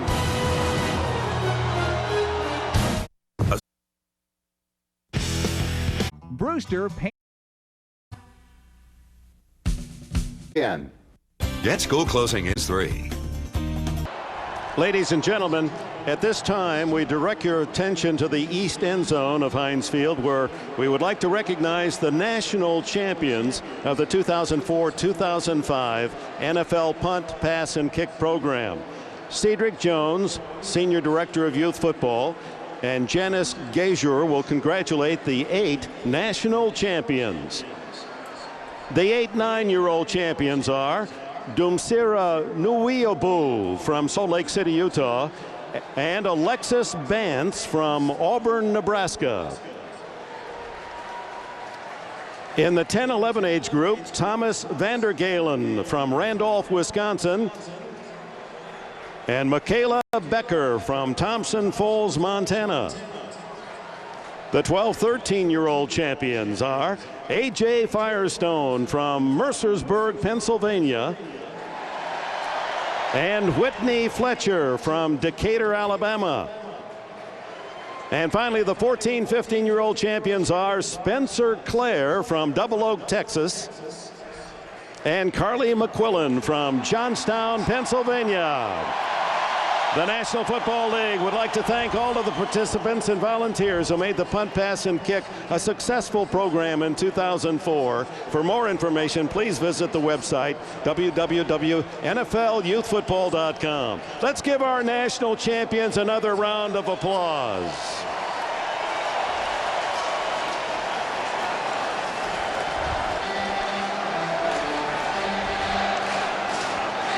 And now to the fourth quarter, Dan Deerdorf and Bill Cowher mentioning to Armin Katan how important that third period was in the first possession, but the Steelers unable to stop the Jets from making the big play. Dick, talking to the Steelers, they point to the Dallas game back on October the 17th, the day that they believed in Ben Roethlisberger. They were down 10 points in the fourth quarter. He brought them back to a 24-20 win. That was a defining moment for Ben. He's facing another right now. We open the fourth quarter, first down at the second down at the 30, and Bettis gets a first down and more. He's to the 22. And this is where the Steelers, with their ground game, have worn down so many defenses during the course of the year. To the Jets, and going back to your point about all the emotion and all the fatigue that has gone with 2 straight overtime games. They've been on the road 3 straight weeks. What's left in that tank? Well, it's what happened in the last meeting between these two teams a little over a month ago. 3-3 into the start of the fourth quarter, and Jerome Bettis, a touchdown pass, a touchdown run, broke it open for Pittsburgh. Winning it 17-6. You know that's what they're thinking. Here's Bettis in the backfield. He fumbles, and the scramble, and the white shirt was there first. And we'll see, there it is. The Jets have recovered. Eric Coleman coming up from his safety spot. Sean Ellis created the fumble. A rare giveaway by the bus. And Bettis and the Steelers and their fans are stunned.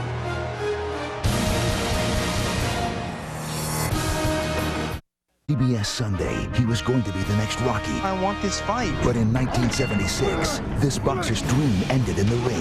You're killing him. Now, a deathbed confession. I should have stopped the fight. Could prove this tragedy was murder. Maybe it paid the referee to keep it going, no matter what. A new cold case, CBS Sunday.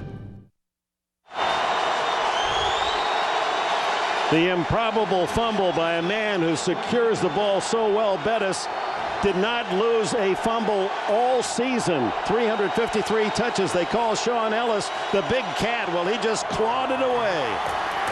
And now the Jets start from inside their 25, leading 17-10.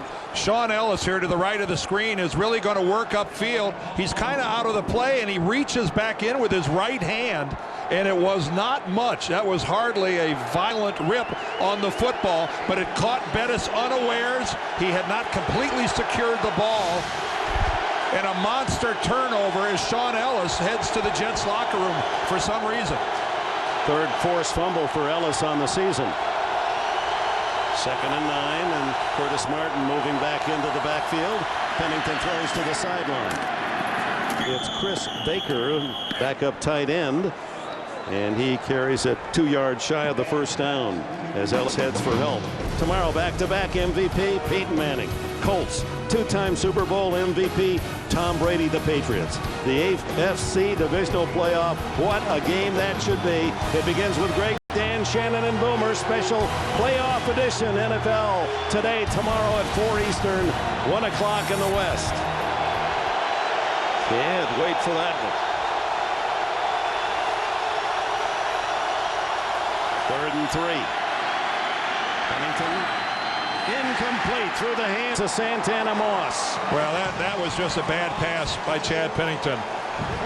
He threw that ball well behind Santana Moss. A good pass there is a really routine first down pickup for the Jets. Look how open Moss is. The ball way behind him. That's just a bad toss. That would have been a very, very easy first down with anything even resembling a good throw. Pennington admits he doesn't have the strongest arm. He said, I have some zip. I throw a friendly ball. That one was not. Randall L.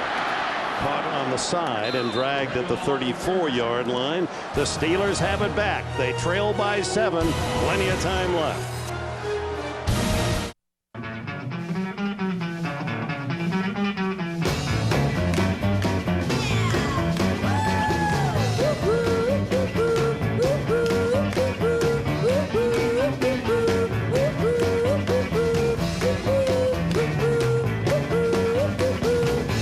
Broadband, you're ready to go.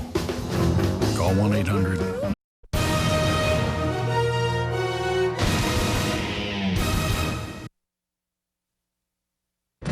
The playoffs, win or go home.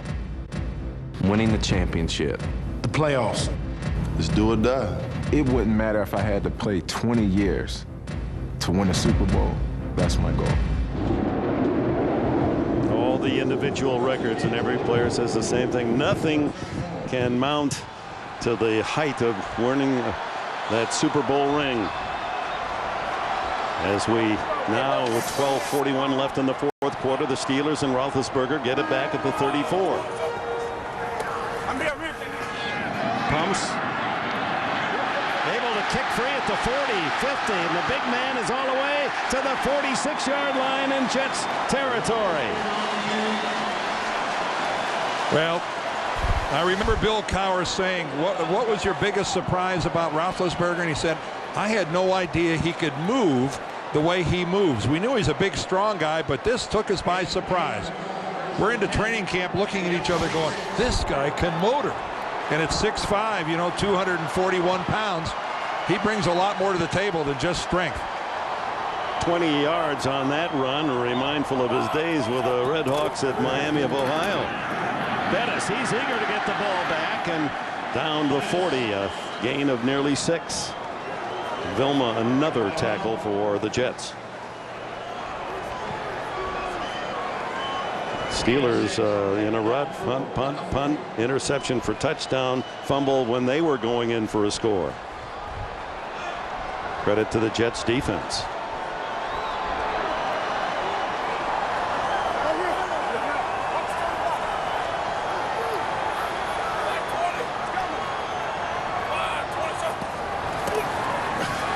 Roethlisberger knocked away as Burris was there, but so was Barrett. David Barrett timing his move. Well, this is a matchup that everybody thought was an automatic for the Steelers. David Barrett working against Plexico Burris. Again, that throw from Roethlisberger was over the inside shoulder to Burris. If that would have been over the outside shoulder to the sideline, it would have been a completed pass. By being inside, David Barrett able to make a play on it. 3 for 9 on third down. This is 3rd and 4. Jeremy Tooman hasn't caught a pass today. Throw over the middle, complete, first down at the 30 to Burris. Well, Ben put that one right there. That was a bullseye and a great blitz pickup by the Steelers offense to give Big Ben time to throw it.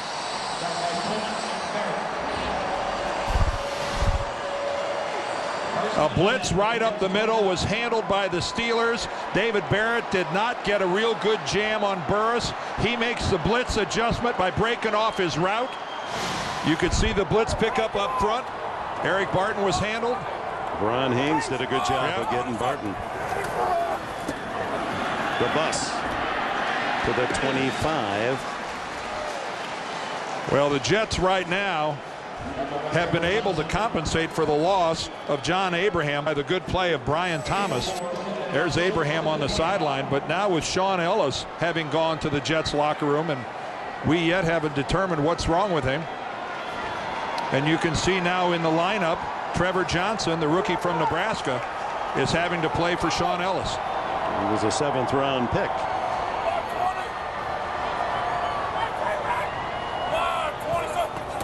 On 2nd and 6, back to Bettis. And they stack him up after a yard or two. Brian Thomas leading the way. Well, the Pittsburgh Steelers right back where they were where Jerome Bettis fumbled the ball when he was stripped by Sean Ellis. The Jets weren't able to capitalize. They only ran 3 plays. Had the misfire with the 3rd down conversion pass from Pennington to Moss, and now the Steelers right back in it in Jets territory. Huge 3rd down. Isn't it? 3rd and 3.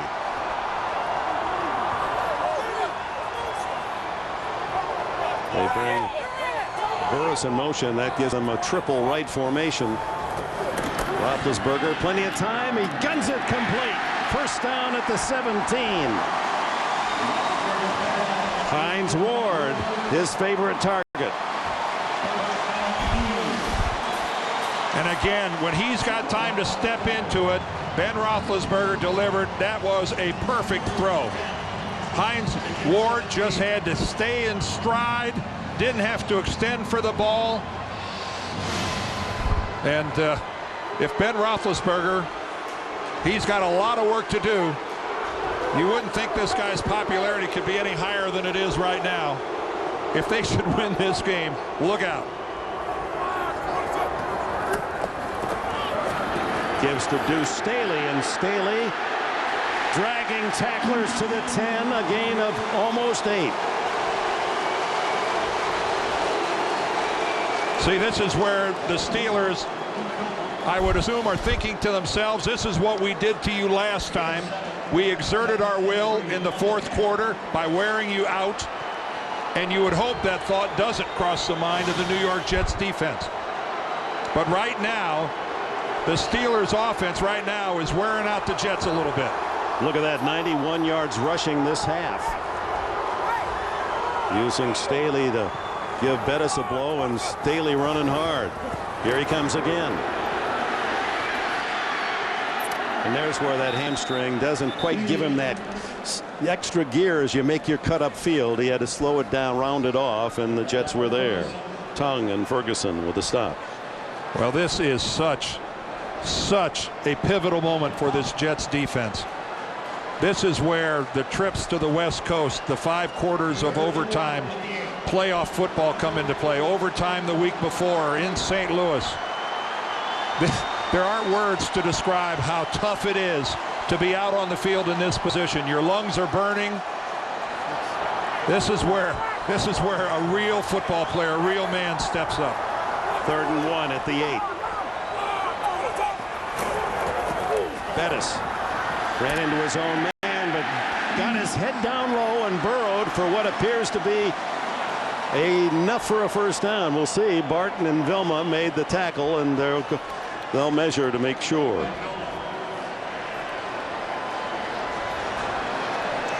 Bettis, every time you see him run, he's like the old bowling ball. And of course, that's the family sport. Bettis himself, a great bowler. He has a 300 game, his entire family. There's the big cat returning, Sean Ellis. They've missed him, and it's a 1st down and goal. And Ellis returns. Well, Sean Ellis jogged out onto the field, and Donnie Henderson wastes no time in sending him back in there. They can use some fresh legs here on the Jets' front wall. Steelers 7 yards away from tying it. 6:57, the clock running. 4th quarter, Jets 17, Pittsburgh 10. Kreider's in front of the bus.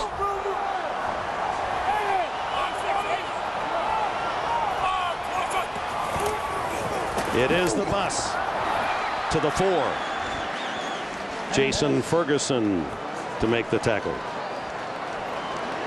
2 Pro Bowlers there in the middle of that Steeler offensive line. Harding's at center and Faneca the guard. Well, you try to take advantage of your best players in this situation. You saw Alan Faneca pull around into the hole, block on Jonathan Vilma.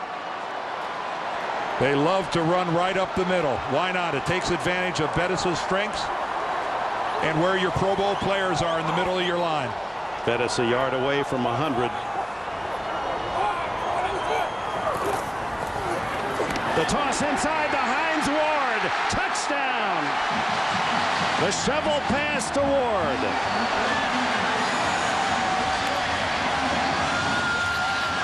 Well, nice call. Nice call by Ken Wisenhunt, the offensive coordinator of the Steelers. That was a well-executed play, and it caught the Jets flat-footed. Coming from, you see, he's just set there to the left. Alan Faneca gets the good trap block, and Reggie Tongue just not able to make the tackle at the 1-yard line. Now taken for granted extra point, but this is big too. Josh Reed ties it at 17. To the delight of this Pittsburgh crowd, 66 yards in 12 plays. The score on the 4-yard shovel to Hines Ward. I can't taste my beer. I can't taste my beer. I can't taste my beer. Every year, thousands suffer from taste loss in silence, and the results are devastating. I can't taste my beer. There is hope, thanks to great tasting, less filling Miller Lite. I can taste my beer. Get the facts at PreventTasteLoss.com, because taste loss isn't your fault. Ignoring it is. Miller, good call. When you're a star like me, you just get treated differently. Key to the minibar? Ooh. They miniaturize an entire bar just for me. Turn down service? Fantastic. Somehow they know I like to sleep between the sheets. Even my independent insurance agent spoils me. John, for you, the best policy is drive insurance from Progressive. I compared a lot of them. You see, he treats me like the Sultan of Papa Mau Mau. Actually, I do it for everyone. Of course you do. Everyone gets taken care of with drive insurance from Progressive. I'd like a classic single combo, but instead of fries, I'd like a baked potato. No problem. Introducing combo choices only from Wendy's. Choose from 5 sides at no extra cost. Dave Thomas always said, if you're at Wendy's, you chose wisely.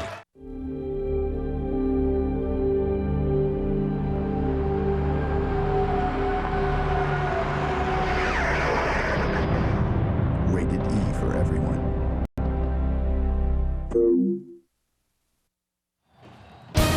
The NFL on CBS is sponsored by Wendy's new combo choices. Wendy's, it's better here. Drive insurance from Progressive. Available only through an independent agent. Relax, just drive. And by Miller. There's good enough and there's better than it has to be. Miller, good call. Our thanks to MetLife for providing tonight's bird's eye view of all our football action using their 2 blimps and a fixed wing airplane. MetLife provides aerial coverage of about 70 television events a year. Look for the MetLife blimps in town near you. Tied at 17, Reed sends a high spinner toward Jericho Cotchery. And the rookie crosses the 20 and then is rejected. Good solid hit by Harrison and Ike Taylor.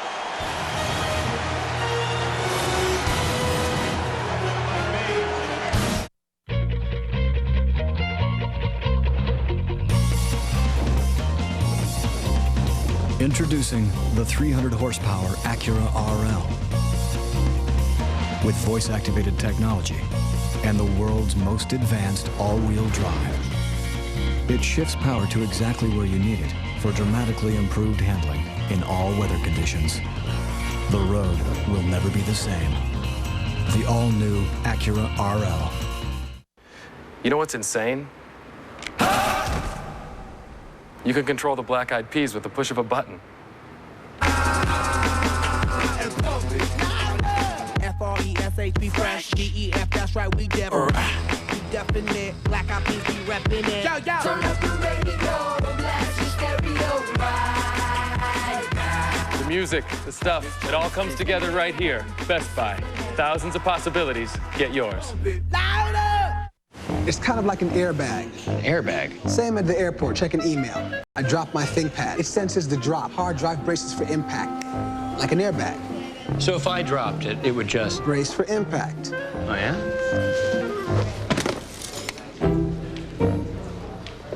That's not my notebook. Check, please. Klutz-proof wireless, only on a ThinkPad with Intel Centrino mobile technology. Numbers are everywhere, but what if numbers? The violence has escalated. Could solve crimes. Say I couldn't see the sprinkler. From the pattern of the drops, I could calculate its precise location. You can tell us where the killer lives? Yeah. Drop the knife or I'll shoot! Everything is numbers. The emotional investment of the loyalists in Pittsburgh. The towels are out. It's been a long time since I've been in a stadium that felt like this.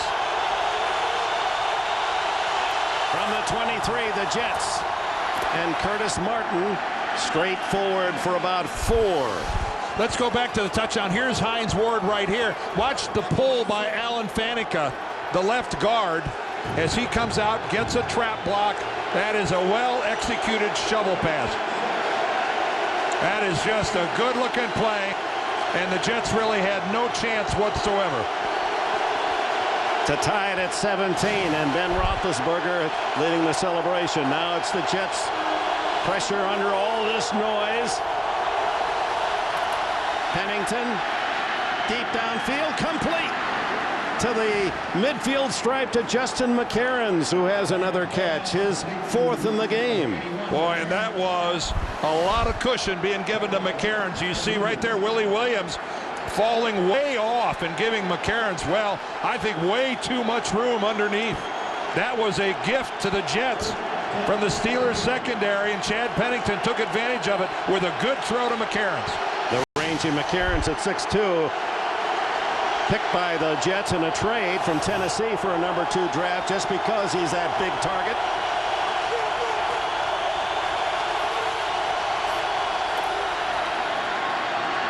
They reverse it to Jericho Cotchery, and he just gets back to the line of scrimmage, and that's all. Kimo von Oelhoffen not fooled a bit. All right, just a quick pause here. Does last week's Jets-Chargers game rank with you in the annals of great NFL playoff games? You can cast your vote at NFL.com. This one may top that one. There's Von Oelhoffen, who played at Boise State, a native of Molokai, Hawaii. Made a big play on the first down. Now it's 2nd and 10. Lamont Jordan in motion to the outside. Pennington screens it to Martin. Gets a good block. 40, 35. A 17-yard gain and a first down before Chris Hope can make the stop. Well, we saw that really well-executed screen by the Steelers, and the Jets come right back with one of their own. This is more of a middle screen. You can see Curtis Martin gets lost in traffic. Kendall comes out in front. Kevin Mawai got a block back. Now Chad Pennington, a good screen depends on the quarterback waiting until the last minute, and that's what happens to the quarterback more often than not. If you're going to sell it, you're going to take a hit. And that's how Pennington has fractured a wrist 2 years ago and hurt his shoulder in Buffalo this year. Falls much like that. Back to Martin. Vaulting through a hole for 4 to the 29. Well, I think back to Herman Edwards talking to Armin Katayan going in at halftime saying, my team doesn't have any quit. My team won't give up.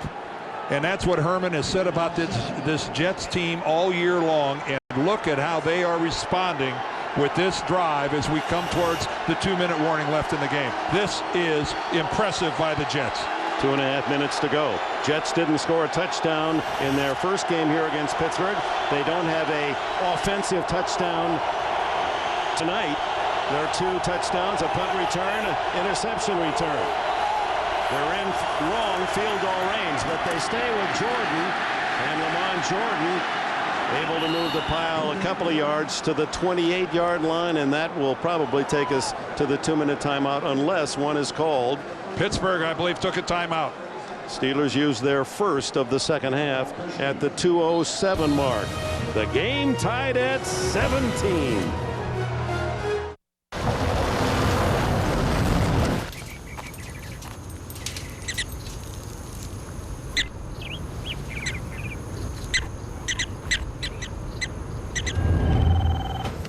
You smell food? You okay? Yeah. Maybe we should stay out here a couple more days. Okay. Get as far away as you can. The four-wheel drive, 255 horsepower Pilot from Honda.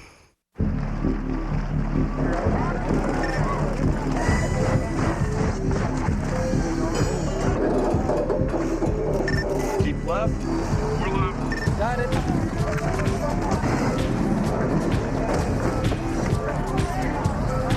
Thanks.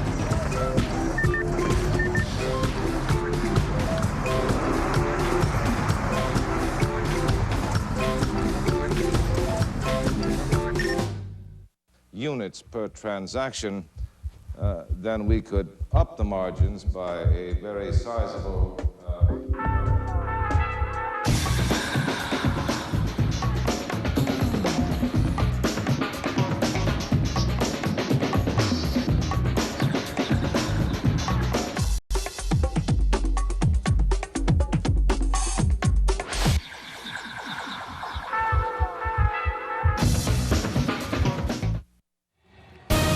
The NFL on CBS is sponsored by the four-wheel drive 255 horsepower Pilot, built by Honda, and by Nextel. Nextel helps groups get things done. Nextel, done. A reminder, a big surprise ending Monday on a new CSI Miami. Monday 10, 9 Central on CBS, America's most watched network. Why would Pittsburgh call a timeout to save 7 seconds before they were going to get a clock stoppage at the 2-minute warning? Third down, 5. Martin, the running back.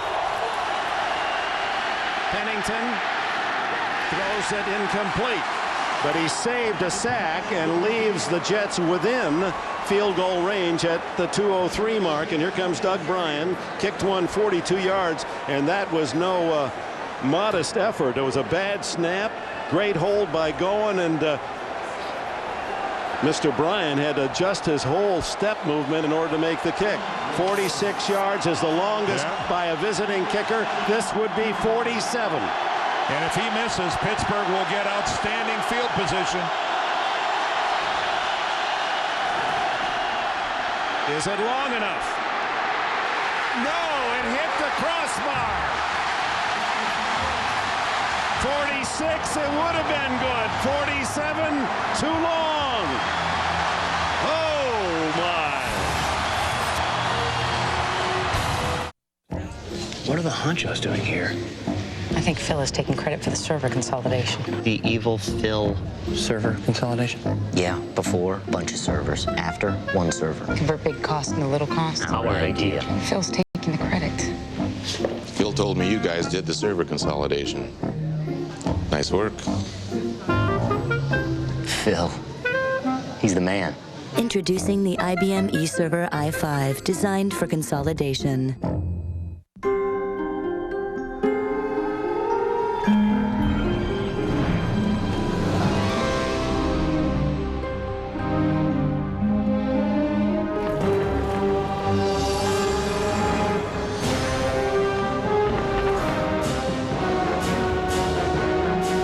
The 265 horsepower Acura MDX with electronic four-wheel drive. Because you never know what nature might throw at you. CBS Monday on a new CSI Miami.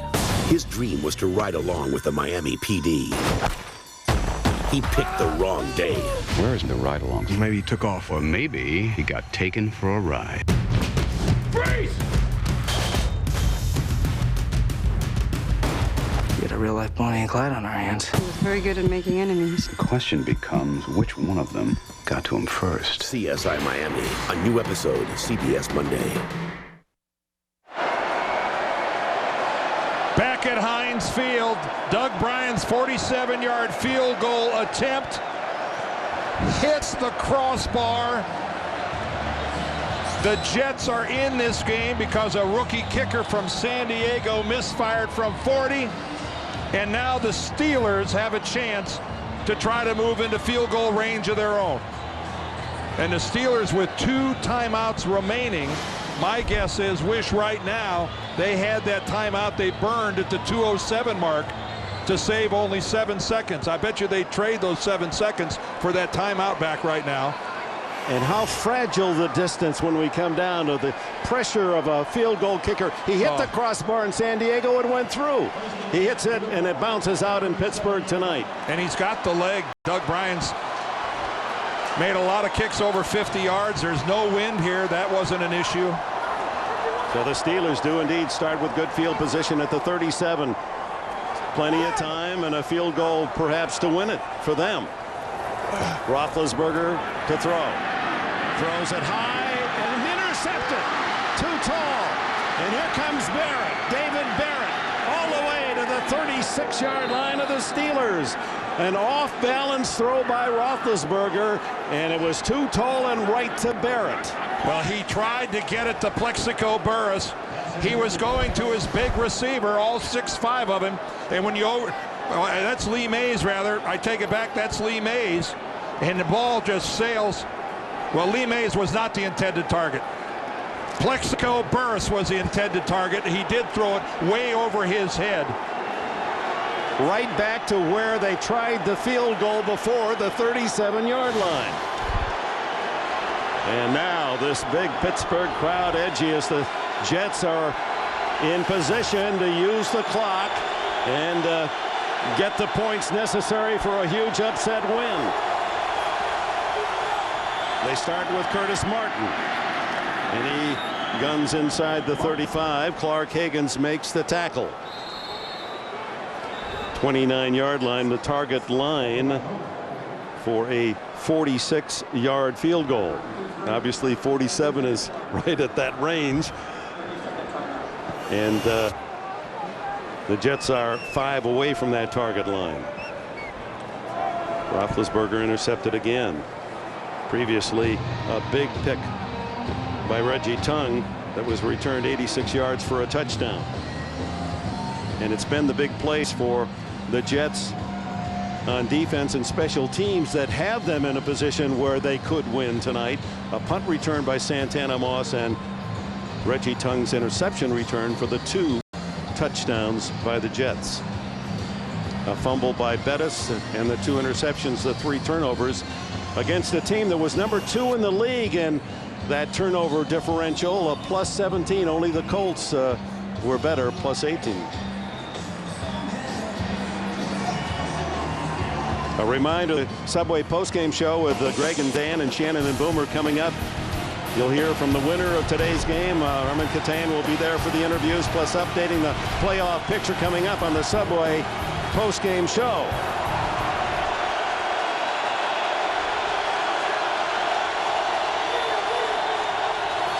With 1:37 left, Pennington dumps it off, complete to Martin. And he's down to the 25-yard line. That would be a 42-yard field goal attempt. Chris Hoke made the tackle. Oh, and Curtis Martin lost his legs there. That looked like he had a chance to get bigger yardage than that. And as this clock continues to run, I'm sure it's not lost on New York Jets fans that the final score of their overtime win last week against San Diego was 20-17. And there was a missed field goal in overtime by Nate Kading, the young kicker for the San Diego Chargers. And they were large underdogs in that game. Martin sacked up at the line of scrimmage, and the clock is at 50 seconds and running. I would try to get closer. I would run some high percentage plays if I'm the Jets. Well, this is no gimme. This would be a 42-yard attempt.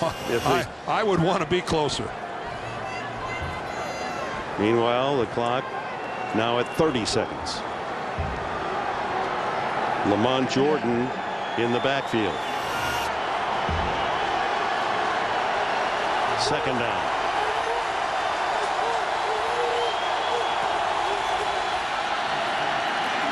Jordan embracing the ball with both hands. Gets a couple to the 23. Well, Doug Bryant's going to come out and try to win the game for the Jets, but I'm sure he wouldn't have minded if New York would have made a little more of an effort to get a little closer to the goalpost. 40 yards will be the kick. His 28-yard overtime field goal won it last week. He missed only 5 times all season, Brian. He's missed tonight when he hit the crossbar at 47. Let's go back to last week and the kick that broke the Chargers' heart as Brian dead center gave the Jets that 2017 win in overtime. And that was a 40-yarder.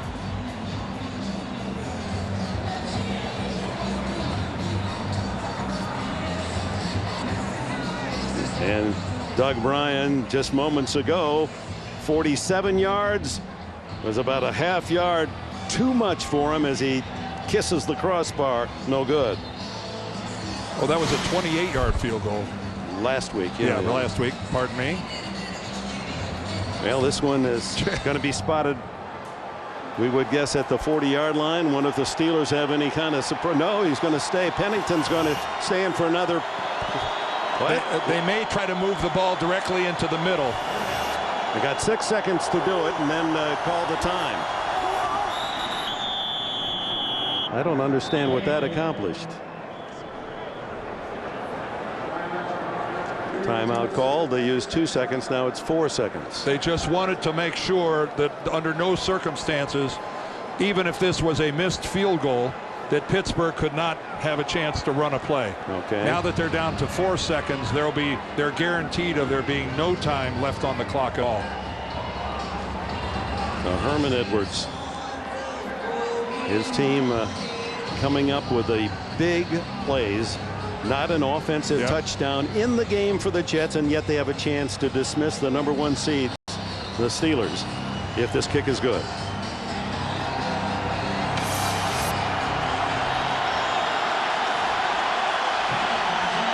Going to be spotted at the 33, so a 43-yard attempt.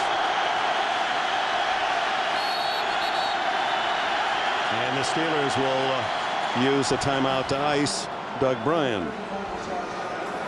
That to be expected. And I'm sure that every single person in Heinz Field right now is thinking, this cannot be happening to our 15-1 Pittsburgh Steelers. Our #1 seed.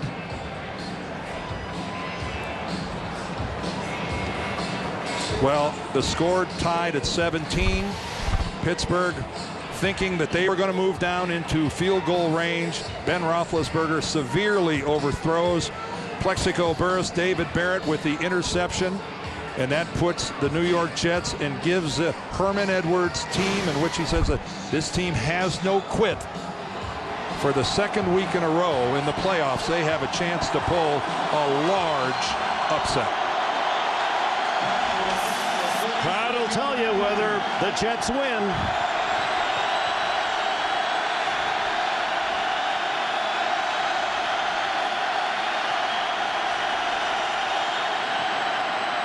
He missed it. Well, let's play some overtime.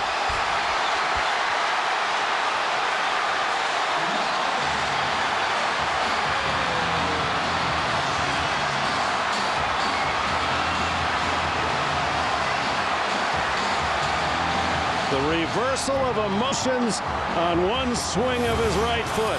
Well, this one never had a chance. Doug Bryan hooked this ball badly to the left. Good snap, good hold. He just pulled this one. It wasn't even close. Yeah, there's a young kicker out in San Diego who could commiserate with Doug Bryan. And yes, Ben, you get another shot.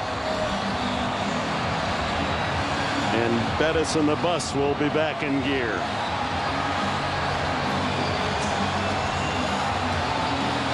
And from his angle, he couldn't tell until he saw the official signal, nor could Pennington. You saw what Herm Edwards did. As soon as it was missed, he went right to some of his team as if to say, okay, we got to just win it in overtime again. Well, you know what he told his team last week after the Eric Barton penalty gave life to San Diego? He said, well, men, we're just going to have to win it twice. Initiated by the replay booth. The Jets, you are the visitor, so you will call it head and a tail. What's the call? Tails. Tails is the call. It is tails. You'd like the ball? Which goal would you like to defend? You're in the right direction.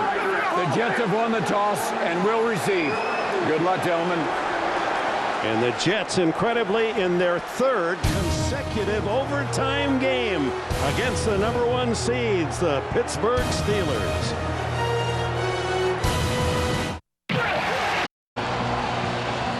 Herman Edwards, Jets scratching some history with their third overtime game in a row.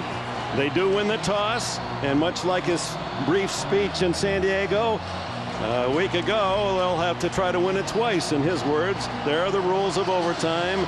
Jets get it first, 3 timeouts for every 2 overtime periods. Kickoff to start this third overtime period. If there goes to a third overtime period, no coaches challenges. The booth reviews them all. That's important. You score by any means, safety, field goal, touchdown, the game's over.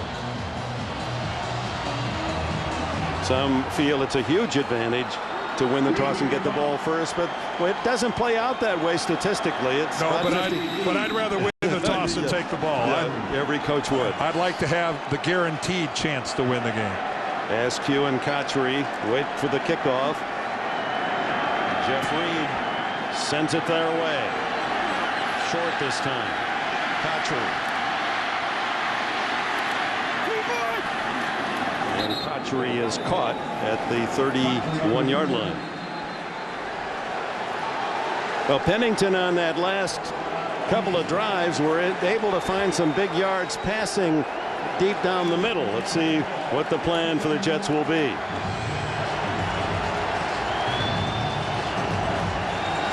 At Marshall, Pennington preceded another pretty good quarterback, Byron Leftwich. I'm sure watching. They communicate by phone every week. Leftwich, sensational young Jacksonville quarterback. Curtis Morton, the veteran in the backfield. They're going to be a false start, no play. And that would have been a gain almost to midfield to Santana Moss. Yeah, you could see some movement on the Jets offensive line. Prior to the snap, false start, number 66 offense. 5-yard penalty, first down. I mean, the Jets, Dick, put together a really good-looking drive there at the end of regulation. But again, to reiterate the point you made earlier, this is an offensive football team that scored a whopping 3 points in this football game so far. Those of you joining us, the Jets and Steelers tied. The Jets scoring on a 75-yard punt return by Santana Moss and an 86-yard interception return by Reggie Tung for their 2 scores.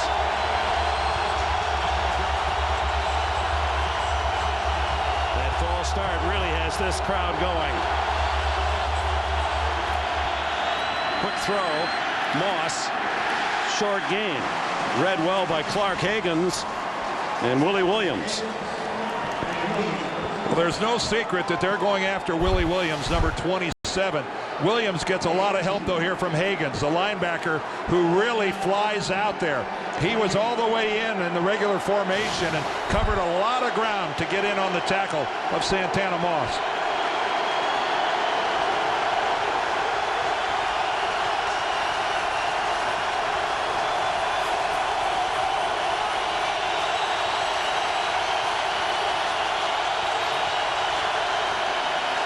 And 2nd and 13, hit as he throws, incomplete. Oh, that had interception written on as Crabette saw the ball fly past him. Well, Joey Porter put the pressure on Chad Pennington. There he is, lower right part of your screen. He works upfield and gets around Anthony Becht. And Chad wasn't able to put much of anything on there. And you're right, that's a ball that floated. And a lot of times that ends up being a pick. And here the Jets are again in a 3rd and long.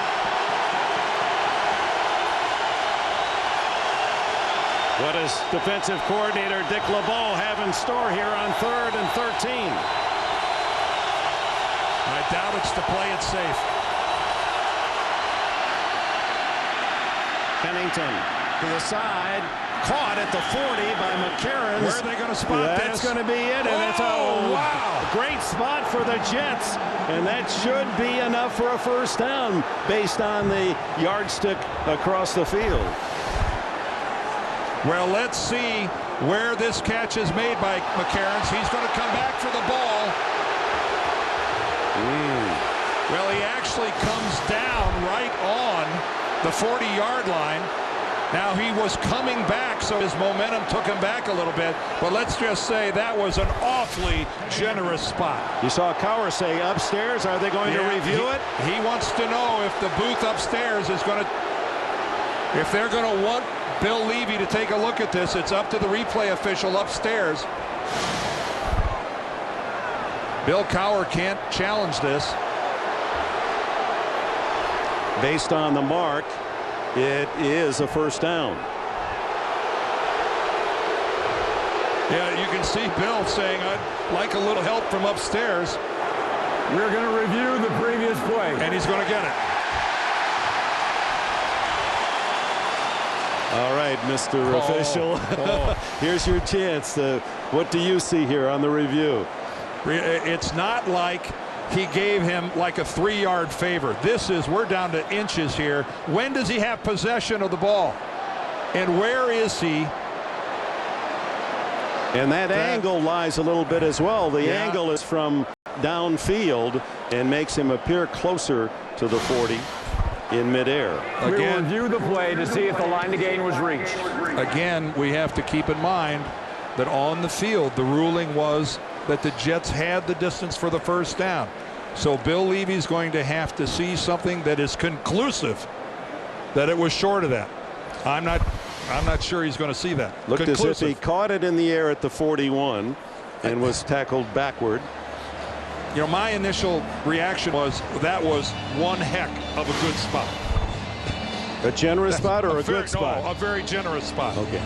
My initial reaction was that when he came down, he didn't have the yardage for the first down. But you can see what the official who was there right on the sidelines, right at the first down marker, you can see what he saw. You can see what's making it so difficult in my eyes was the fact that McCarron is coming back.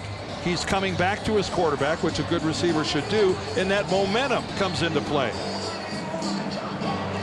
Obviously, if the ruling stands, it's a first down for Herm Edwards Jets. If they replace the ball and measure and it's not a first down, then we got a dicey 4th and inches call coming up.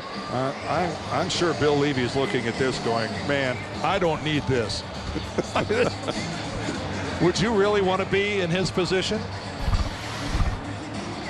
I think the biggest thing going in favor of the Jets right now is the ruling on the field.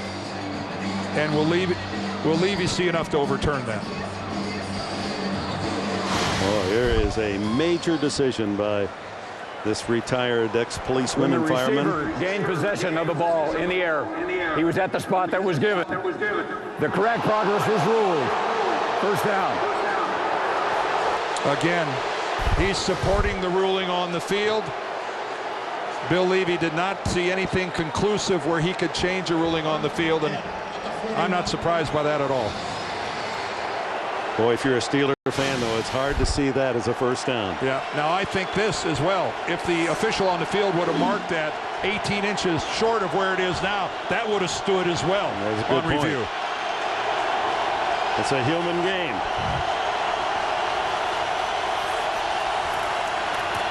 Curtis Martin outside to the 45. Willie Williams. That's a holding call, Dick. I think Anthony Beck. 10-yard penalty. First down.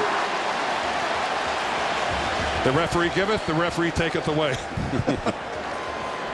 Anthony Beck was right at the point of attack trying to make a block. He had a big penalty call in the game here in Pittsburgh in the regular season that denied a big run by Lamont Jordan. This ball was run right behind Anthony Beck, and he was out Take a look at him. There he is right on the wing, and he wraps up and gets both arms all around, and right there, that's blatant holding as he grabbed Clark Higgins. Oh, it marks the Jets back at their 31, first down and 20. This crowd of 65,000 standing is one. The towels are out again.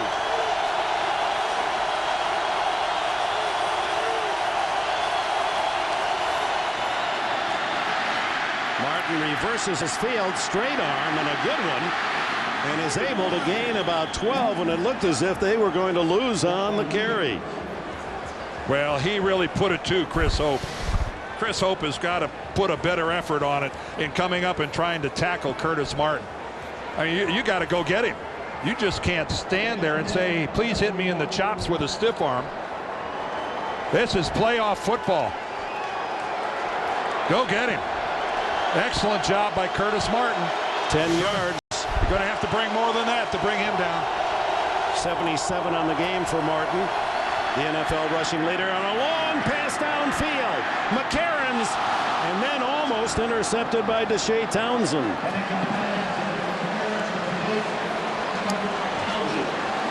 There's an interesting call as the Jets go deep. Well, I think it's a, I think you got single coverage. I think it's what the Jets came into this game knowing they had to do. Try to go deep. Curtis Martin, NFL rushing leader. How about that block he puts on Larry Foote? How about that, sports fans? And then Deshae Townsend, really good coverage on Justin McCarron. Another big third down and 10. Porter creeping in, and he's coming. Quick throw outside, incomplete to Crevette. The veteran Wayne Crevette, even had he caught it, would have been well short of a first down.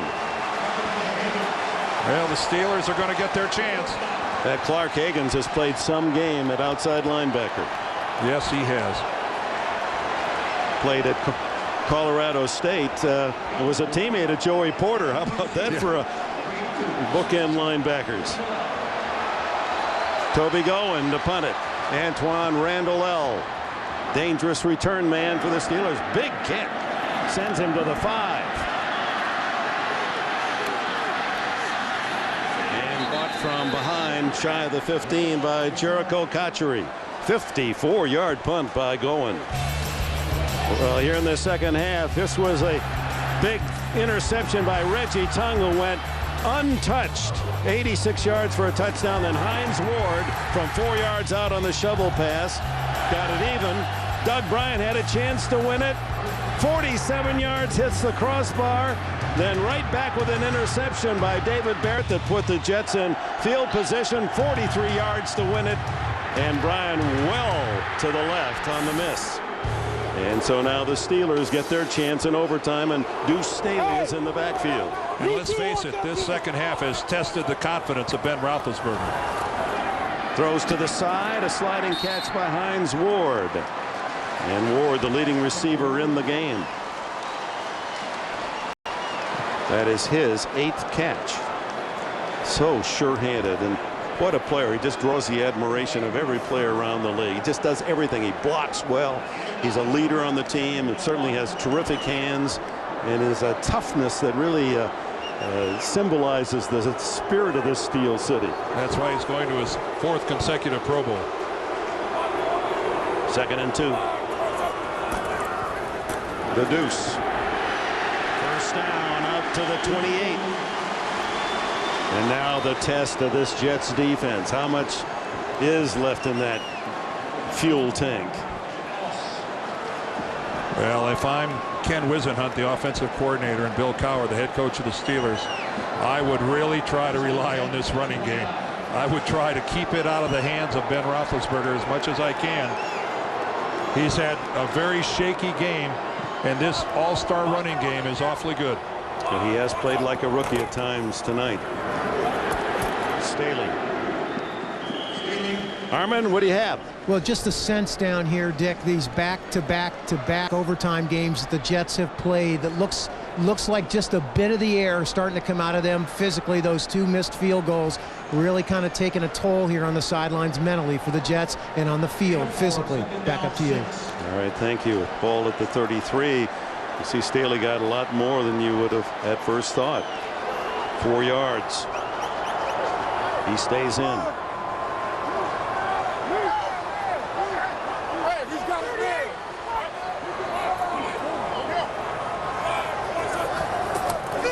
Roethlisberger off some play action. Down the middle long. And too long as he tried to hit Hines Ward on a crossing pattern. Just a quick word on Roethlisberger here, and part of his popularity, not only has he done so many things right on the field, winning 13 games in a row as a rookie quarterback, never been done in NFL history, but he announces this week that he's going to give his paycheck for tonight's game, $18,000, to the Tsunami Relief Fund. I mean, he's ahead of the curve, this kid. Good for him.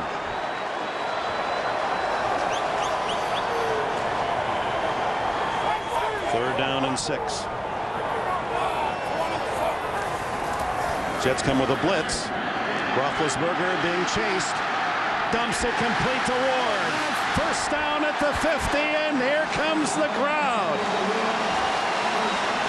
Well, here comes Hines Ward back to save his quarterback, although it looked like Roethlisberger, if he would have chosen, could have run for a first down as well. But Hines Ward on a crossing pattern sees his quarterback. The Jets defender falls down, and that's just awfully easy. But again, Roethlisberger can run. He can move. He can buy time. He's done that all season long. Ball tickles the 50-yard line. Deuce Staley in the backfield. That was the 9th catch for Hines Ward, 99 yards and a touchdown tonight. Staley pushed wide, and that's what you have to do to Bettis or Staley with their power, get them going laterally, and then Dwayne Robertson and Sam Cowart into the game to make the tackle. Jeff Reed, his longest here at Heinz Field is 48, as you can see. So they would need to get down around the 32, 33-yard line for him to hit at that distance, and Doug Bryan ruminating about 2 chances to win it for the Jets.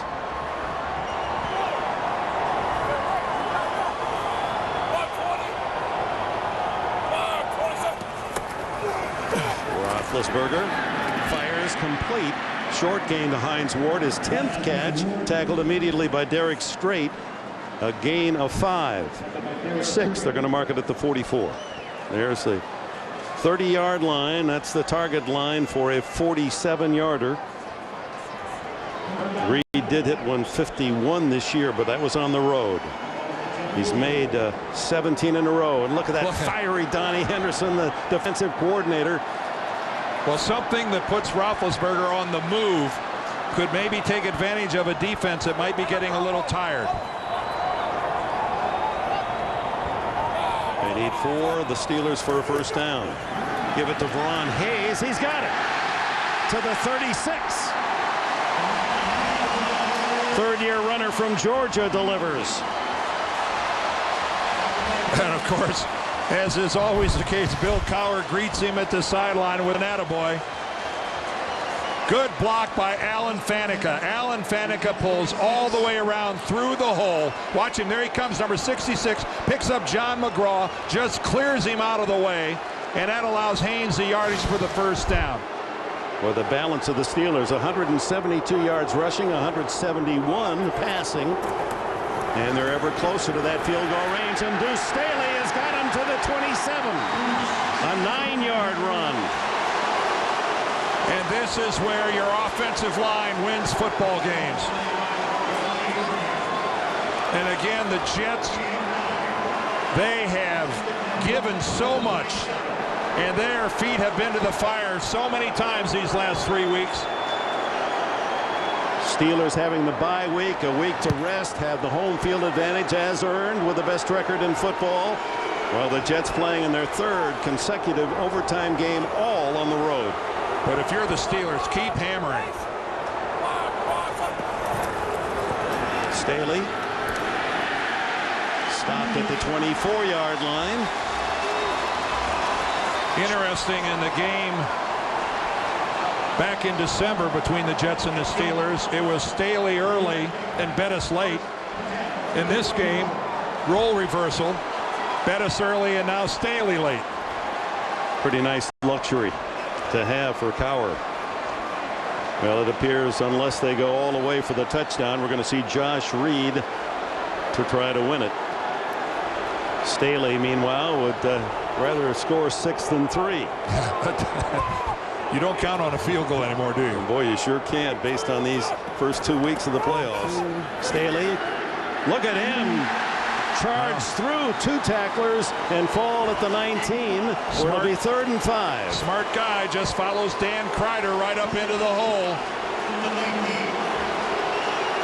Dan Kreider, the sensational blocking fullback. Big hand for the Deuce as he comes out. 3rd down and 5. Make it 2nd and 5. Boy, what a bad break for Pittsburgh. They got to bring Bettis back in. He surveys the defense. Here's the bus, and they corral him at the 18. Ferguson, Jason Ferguson, had a good game for the Jets in the middle of that defensive line. And now 3rd down and 3. Now officially 2, but it's closer to 3. One school of thought is try your field goal on 3rd down so that if you have some sort of a bad snap or something, you get another shot at it. But I like Bill Cowher's strategy. Keep hammering away. 101 yards for Bettis, the leading rusher in the game.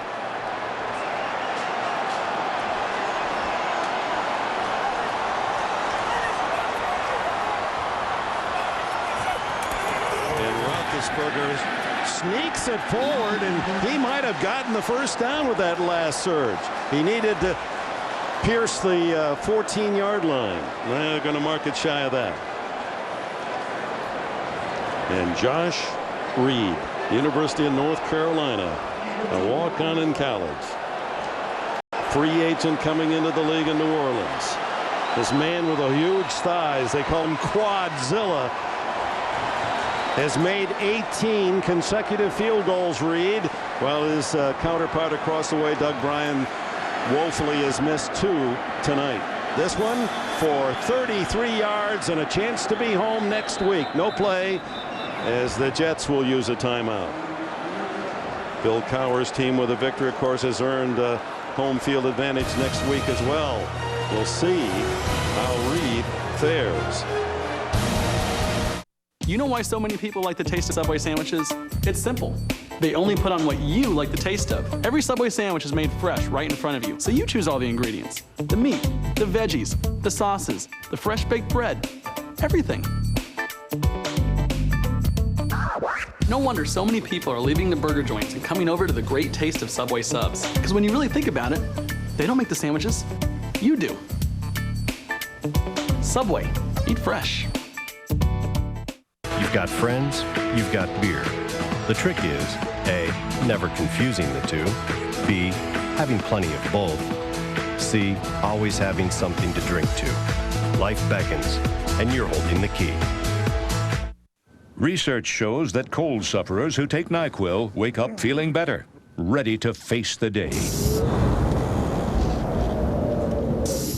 You betcha. NyQuil, best sleep you ever got with a cold medicine. Is this the help desk? Yes, it is. We got a patient in the ER. Car accident. She's in bad shape. How can we help? We don't have her records. Medical history. They're not at the hospital? She's from out of town. Her doctor. Can't find him.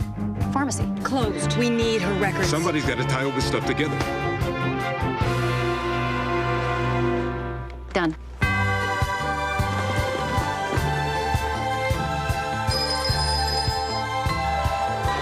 Help desk.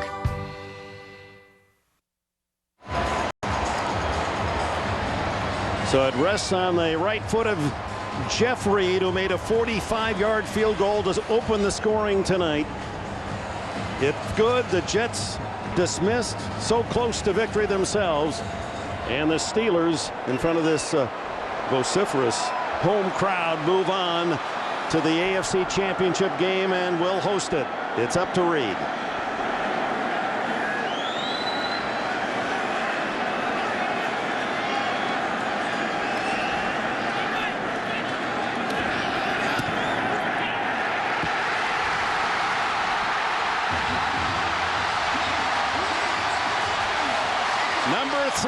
from 33.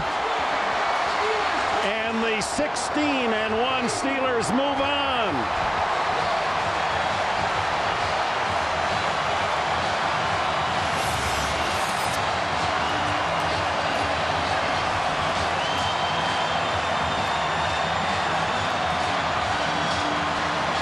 Well, I think the New York Jets have a lot to be proud of. 5 quarters of gut-wrenching football in San Diego a week ago, and to come back and push the #1 seed in the AFC to the wall like they did tonight. I think some effort by the New York Jets. They ought to be proud. The Steelers move on, but they don't move anywhere. They stay right here at Heinz Field because of Jeff Reed knocking that baby home. How huge the field goal kickers. 2017, the Jets win in overtime in San Diego. 2017, they lose, or the Steelers win tonight as Doug Bryan fails on 2 attempts well within his range. So for Dan Dierdorf and Armin Katayan, Dick Enberg here at Heinz Field. Final score, the Steelers 20, the Jets 17. Tonight on CBS, cold case, NCIS, 48 hours mystery. And then stay tuned now for Greg, Dan, Shannon, Boomer with the Subway post-game show. Oh, what a playoff game. And we got a great one tomorrow, Indy and New England on CBS.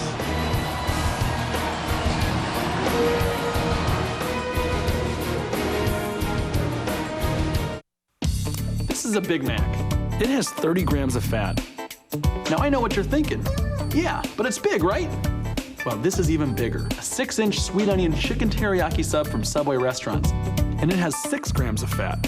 Big sandwich, less fat. Small sandwich, more fat. Duh. I know where I'm going.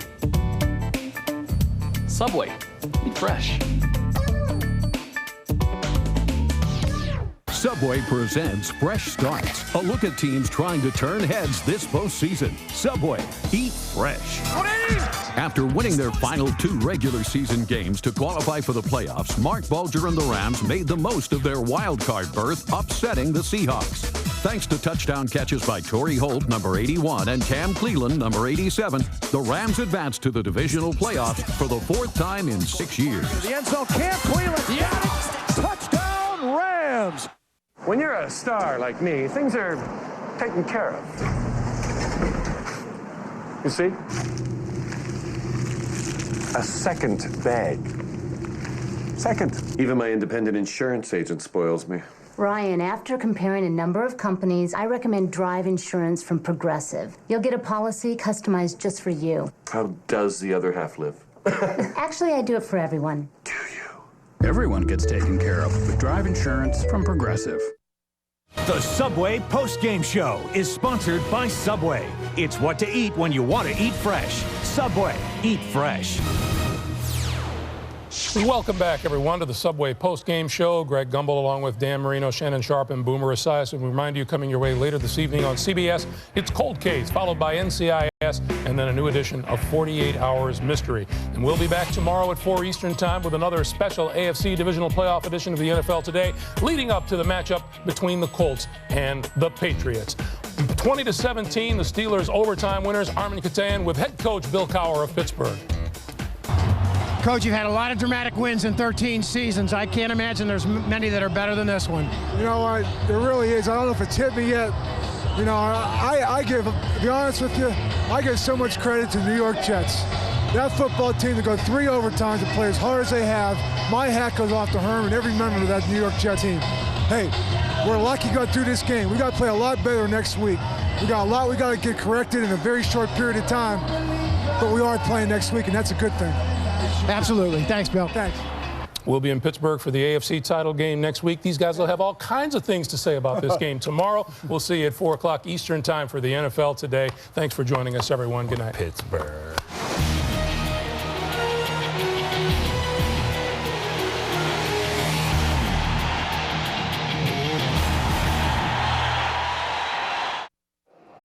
Of having two backs a big factor. They ran Jerome Bettis early, 27 carries, 101 yards for Bettis.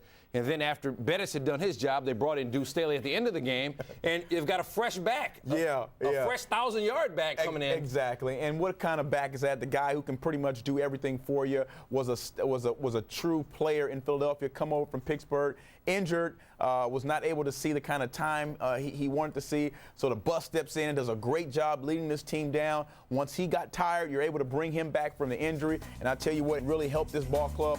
Because, again, you put him around the goal line, the bus around the goal line. He's been doing this all year. He can sniff out the 6, so he's going to get the 6 points. And then you bring in the Deuce. And Deuce does a great job, too.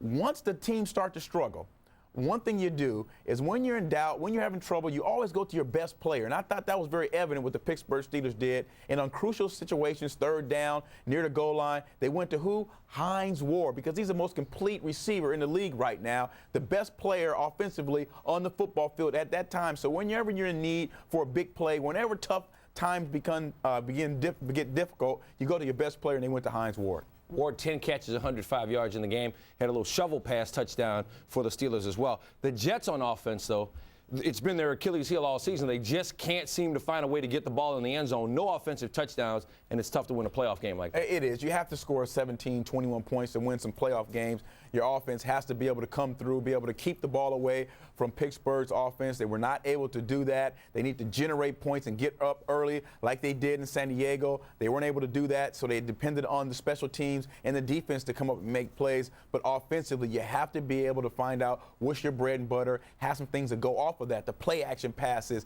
You have some signature plays that, you know what, always work. And I just didn't sense that from this offense. In critical situations in the game, you're expecting them to run their favorite play, maybe the two post or the crosser, things like that, and they're throwing out routes. So again, I just didn't understand really the kind of the focus of the offense. It didn't gel in a big game.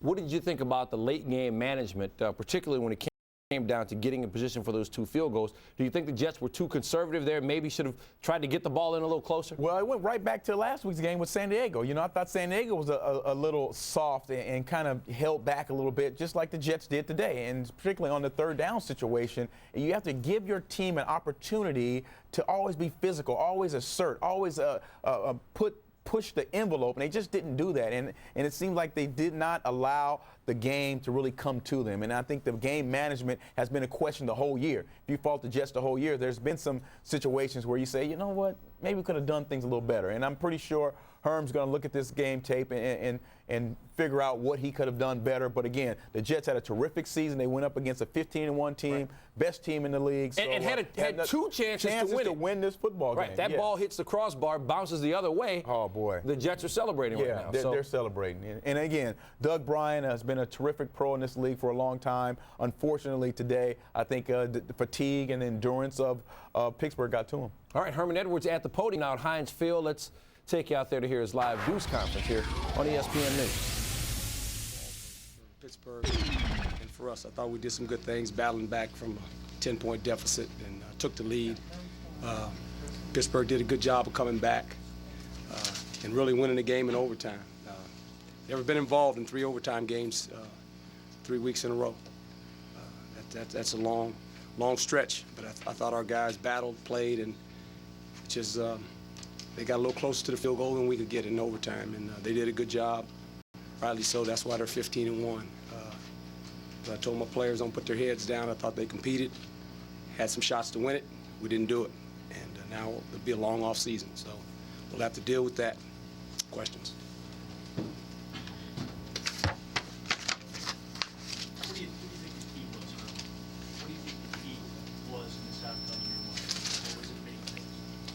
As far as trying to win the game, or? Just your overall feeling about whether it was one specific thing. They made some plays on offense. We made a few, but when you look at the game, we really didn't score any touchdowns. We got all our touchdowns on special teams, and we got one on defense. And that's how we play. But they got a great defense, and they played well. I thought we took the ball away a couple times, and thought the last one we were gonna win it, but we didn't. It's a pretty tough field goal, and we didn't make it. They went down and drove and made theirs. Herm, can you describe the level of confidence you brought line before the first kick, and your confidence in him before the second kick? I had confidence in him. He made the one last week, and thought he could make it. We were kind of in a spot. There was nothing else we could really do. We had to kick a field goal. There wasn't nothing like I couldn't have gone for it. I mean, you ain't gonna do that at that point. You got to kick a field goal, and he can make those. He just missed it left, and he's been a good kicker for us. It was just a tough day. Did you talk to him at all? No, I haven't talked to him. On the third, right before Doug tried it, you had Chad take a knee. Yeah. 6 seconds left. What was you thinking there instead of trying to pick on third down in case of the pass? Well, because Santana called timeout before we really were elected to call timeout. We generally want to call timeout with 6 seconds left, so when we kicked the field goal, that the clock would expire. And so we wanted to take some more seconds off the clock, and that's why Chad took the knee, to get it in position to kick the field goal. Herman, San Diego last week, you saw Schottenheimer be in almost precisely the same position you were in tonight. Mm-hmm. And he tried to set up for a 40-yard field goal. He ran 3 rather innocuous plays. Mm-hmm. You did pretty much the same thing at the 25-yard line. Yeah, and thought we could kick a field goal. You had that much. Was that incident last week running through your mind? No, not at all. Different game, different incident as far as I'm concerned. We had opportunities to win the game, we didn't cash in on them. Herm, did you get Jordan in as much as you would have liked to today? I know he was in there. Yeah, well, the problem is, when they turned the ball over, our defense had to go play. We scored a touchdown and we took one away. So, I mean, for one quarter, our offense hardly ever touched the field because their defense was on the field. So that was kind of tough, too, to get him in the game. But yeah, he got in the game, yeah.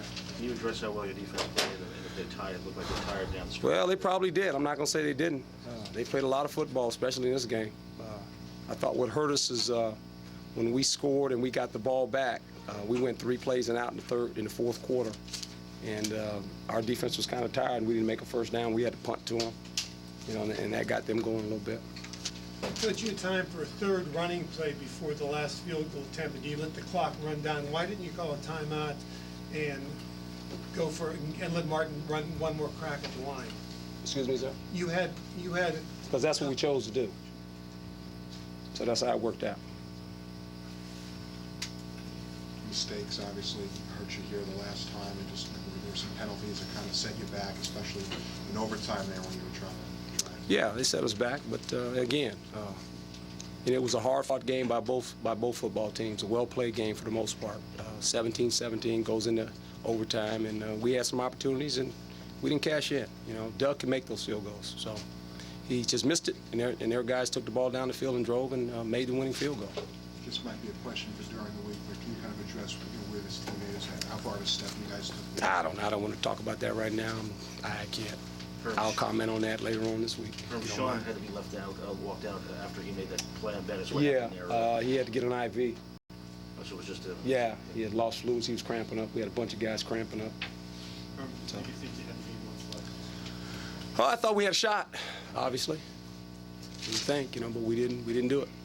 So that's how it goes. I think the first one that Doug missed was 47, I believe. Yeah, kind of hit the... His range was there at that side.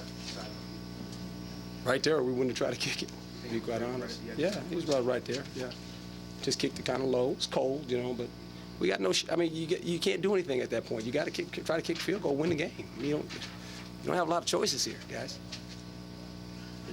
You watched neither of those, right? No, I don't watch them, no. Do you think this experience that you had this year with this team will help it going down the line? I hope so. I think, we battled from a lot of adversity. And the thing I like about them the most is they kept fighting.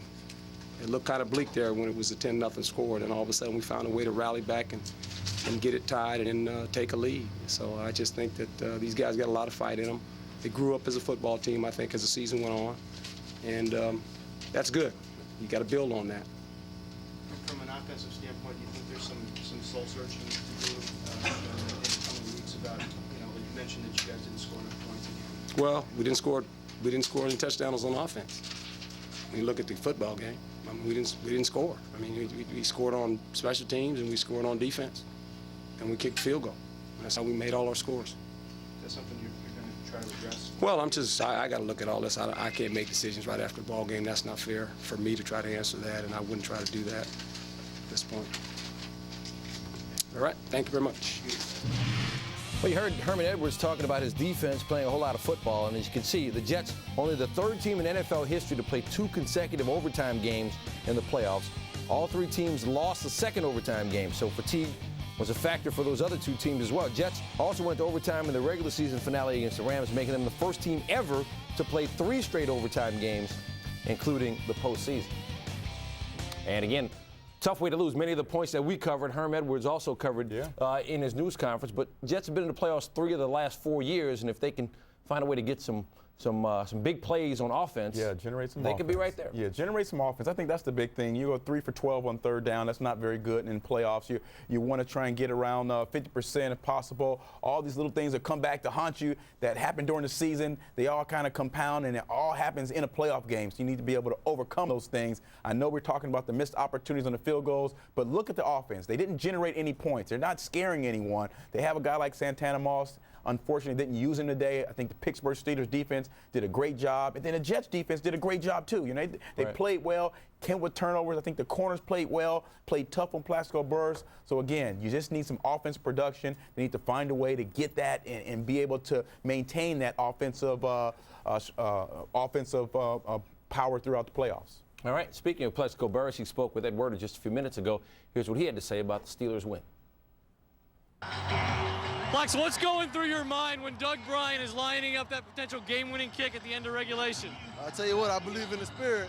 I tell you that because the Jets had a chance to win this game twice, and the kicker missed 2 field goals for whatever reason, and we was able to take advantage of it. And you know, we had some turnovers, a punt return for a touchdown, an interception for a touchdown, and somehow our defense managed to hang in there, and we got the job done. How were you able, after all the mistakes on offense with 3 turnovers, to come back and put that last drive together? All we was doing was just shooting ourselves in the foot. Turnovers, missed blocks, you know, drop balls, overthrown balls, things like that. And we just kept telling ourselves we need to go out and settle down and play football. And we do that, you know, we'll come out with a win, and we did. Okay, Flex, thanks.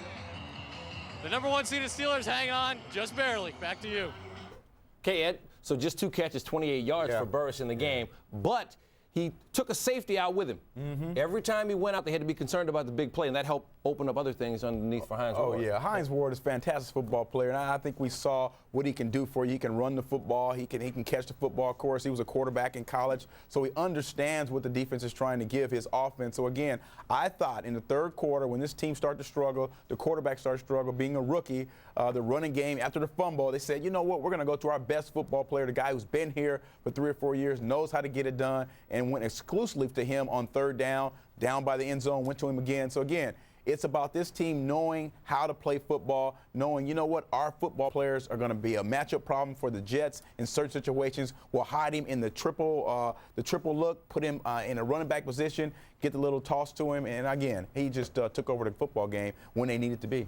All right, now, but if you're Bill Cowher, you have to be concerned about the mistakes the Steelers. That game was there for them to lose today, uncharacteristic of them, the way they played this season. If you give Peyton Manning that many possessions, next week you give him 3 extra possessions, you could be in trouble. And if you give Bill Belichick 3 extra possessions with that efficient New England offense, they could be in trouble again. So how do you respond to those mistakes? If you're Bill Cowher, you just treat it as aberration and say, hey, we'll come back out next week and forget all about it? No, you know what? What you have to start looking at now is the situational matchups. You have to find out who you're going to play. If you're going to play the Indianapolis Colts, you have to make sure you run the football and you run it at Freeney. You want to make sure you limit his pass rushing ability. You want to make him become a tackler and run the football. And the key thing here, what all football teams want to do is play from a lead. That's what the Jets want to do. That's what Pittsburgh wants to do. Once you play with the lead, then you can start to dictate what you want to do to their offense and defense. So, again, I think the biggest mismatch here, if they end up facing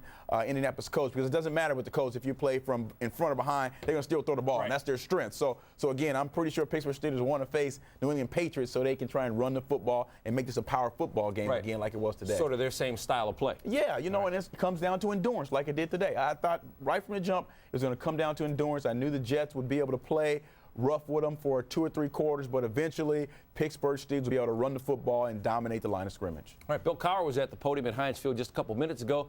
Here are his comments following his team's victory today. Okay.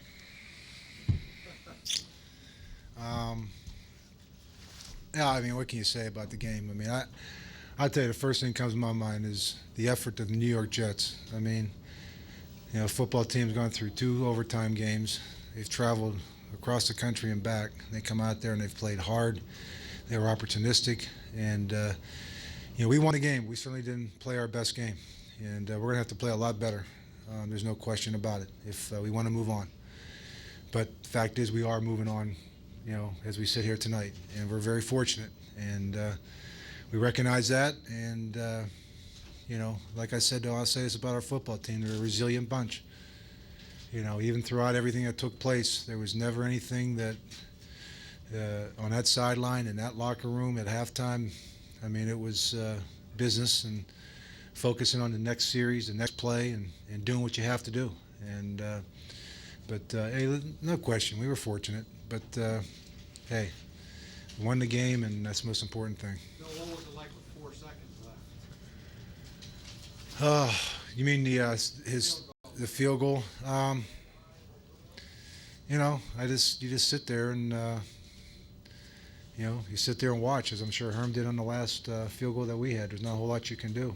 You know, we got the ball back after the missed field goal, and you know, we put the ball in Ben's hands, and we went down to try to win the game. And you know, he kind of got an overthrow there to Plex, who was open, but you know, they picked it up, they made the play, and you know, we overcame you know, 2 returns for touchdowns.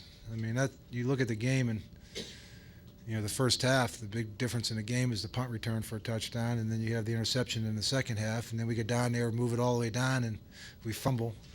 And but you know what? It's you know, so I guess you look at it, and you know, we did move the ball, but we gave up. You know, the turnovers to me was, you know, those 2 returns were like turnovers. The one punt return, obviously, the second one was because it was an interception. So was there a problem with Ben's hand at all? No. I heard about that. The guy told me about it. Something wrong with his thumb. I knew nothing about it. No. I think he was trying to fit the glove on his hand. Bill Deuce had some big runs for you. Yeah, you know, how that whole thing was going to play out, you really didn't know. But it really was nice in the second half to be able to have a Deuce Staley to come in when Jerome, you know, he started getting some cramps in the second half. I mean, who would ever thought about cramps in Pittsburgh in the middle of January? But you know, that's what's nice, and that, you know, and even the run that Veron made on the 3rd down. You know, I can't say enough. And I say a lot about the line, and they've done a great job all year. But boy, we got, you know, an unselfish group of backs who run hard. Bill, how much trouble did that 4-4 there is, you know, some of the things did up front cause? Well, there wasn't any trouble. I mean, they presented it to us the first game, and we had prepared for it. We knew it was coming. It was, you know, they got us sometimes, we got them, and you know, we tried to throw the ball a couple times against it, and you know, it was kind of a little bit of a chess match, but they executed well. It's a good defense. So what does your quarterback show you? Well, you know, the one thing I like about him is, and I said this before, he is unflappable. I mean, you look at some of the things that took place, he does display a calmness about him, about the ability to move on to the next series, you know, and, you know, he's going to continue to grow, continue to learn. You kind of like the look in his eyes. I mean, even when the game was on the line, and even after you throw the interception for the touchdown,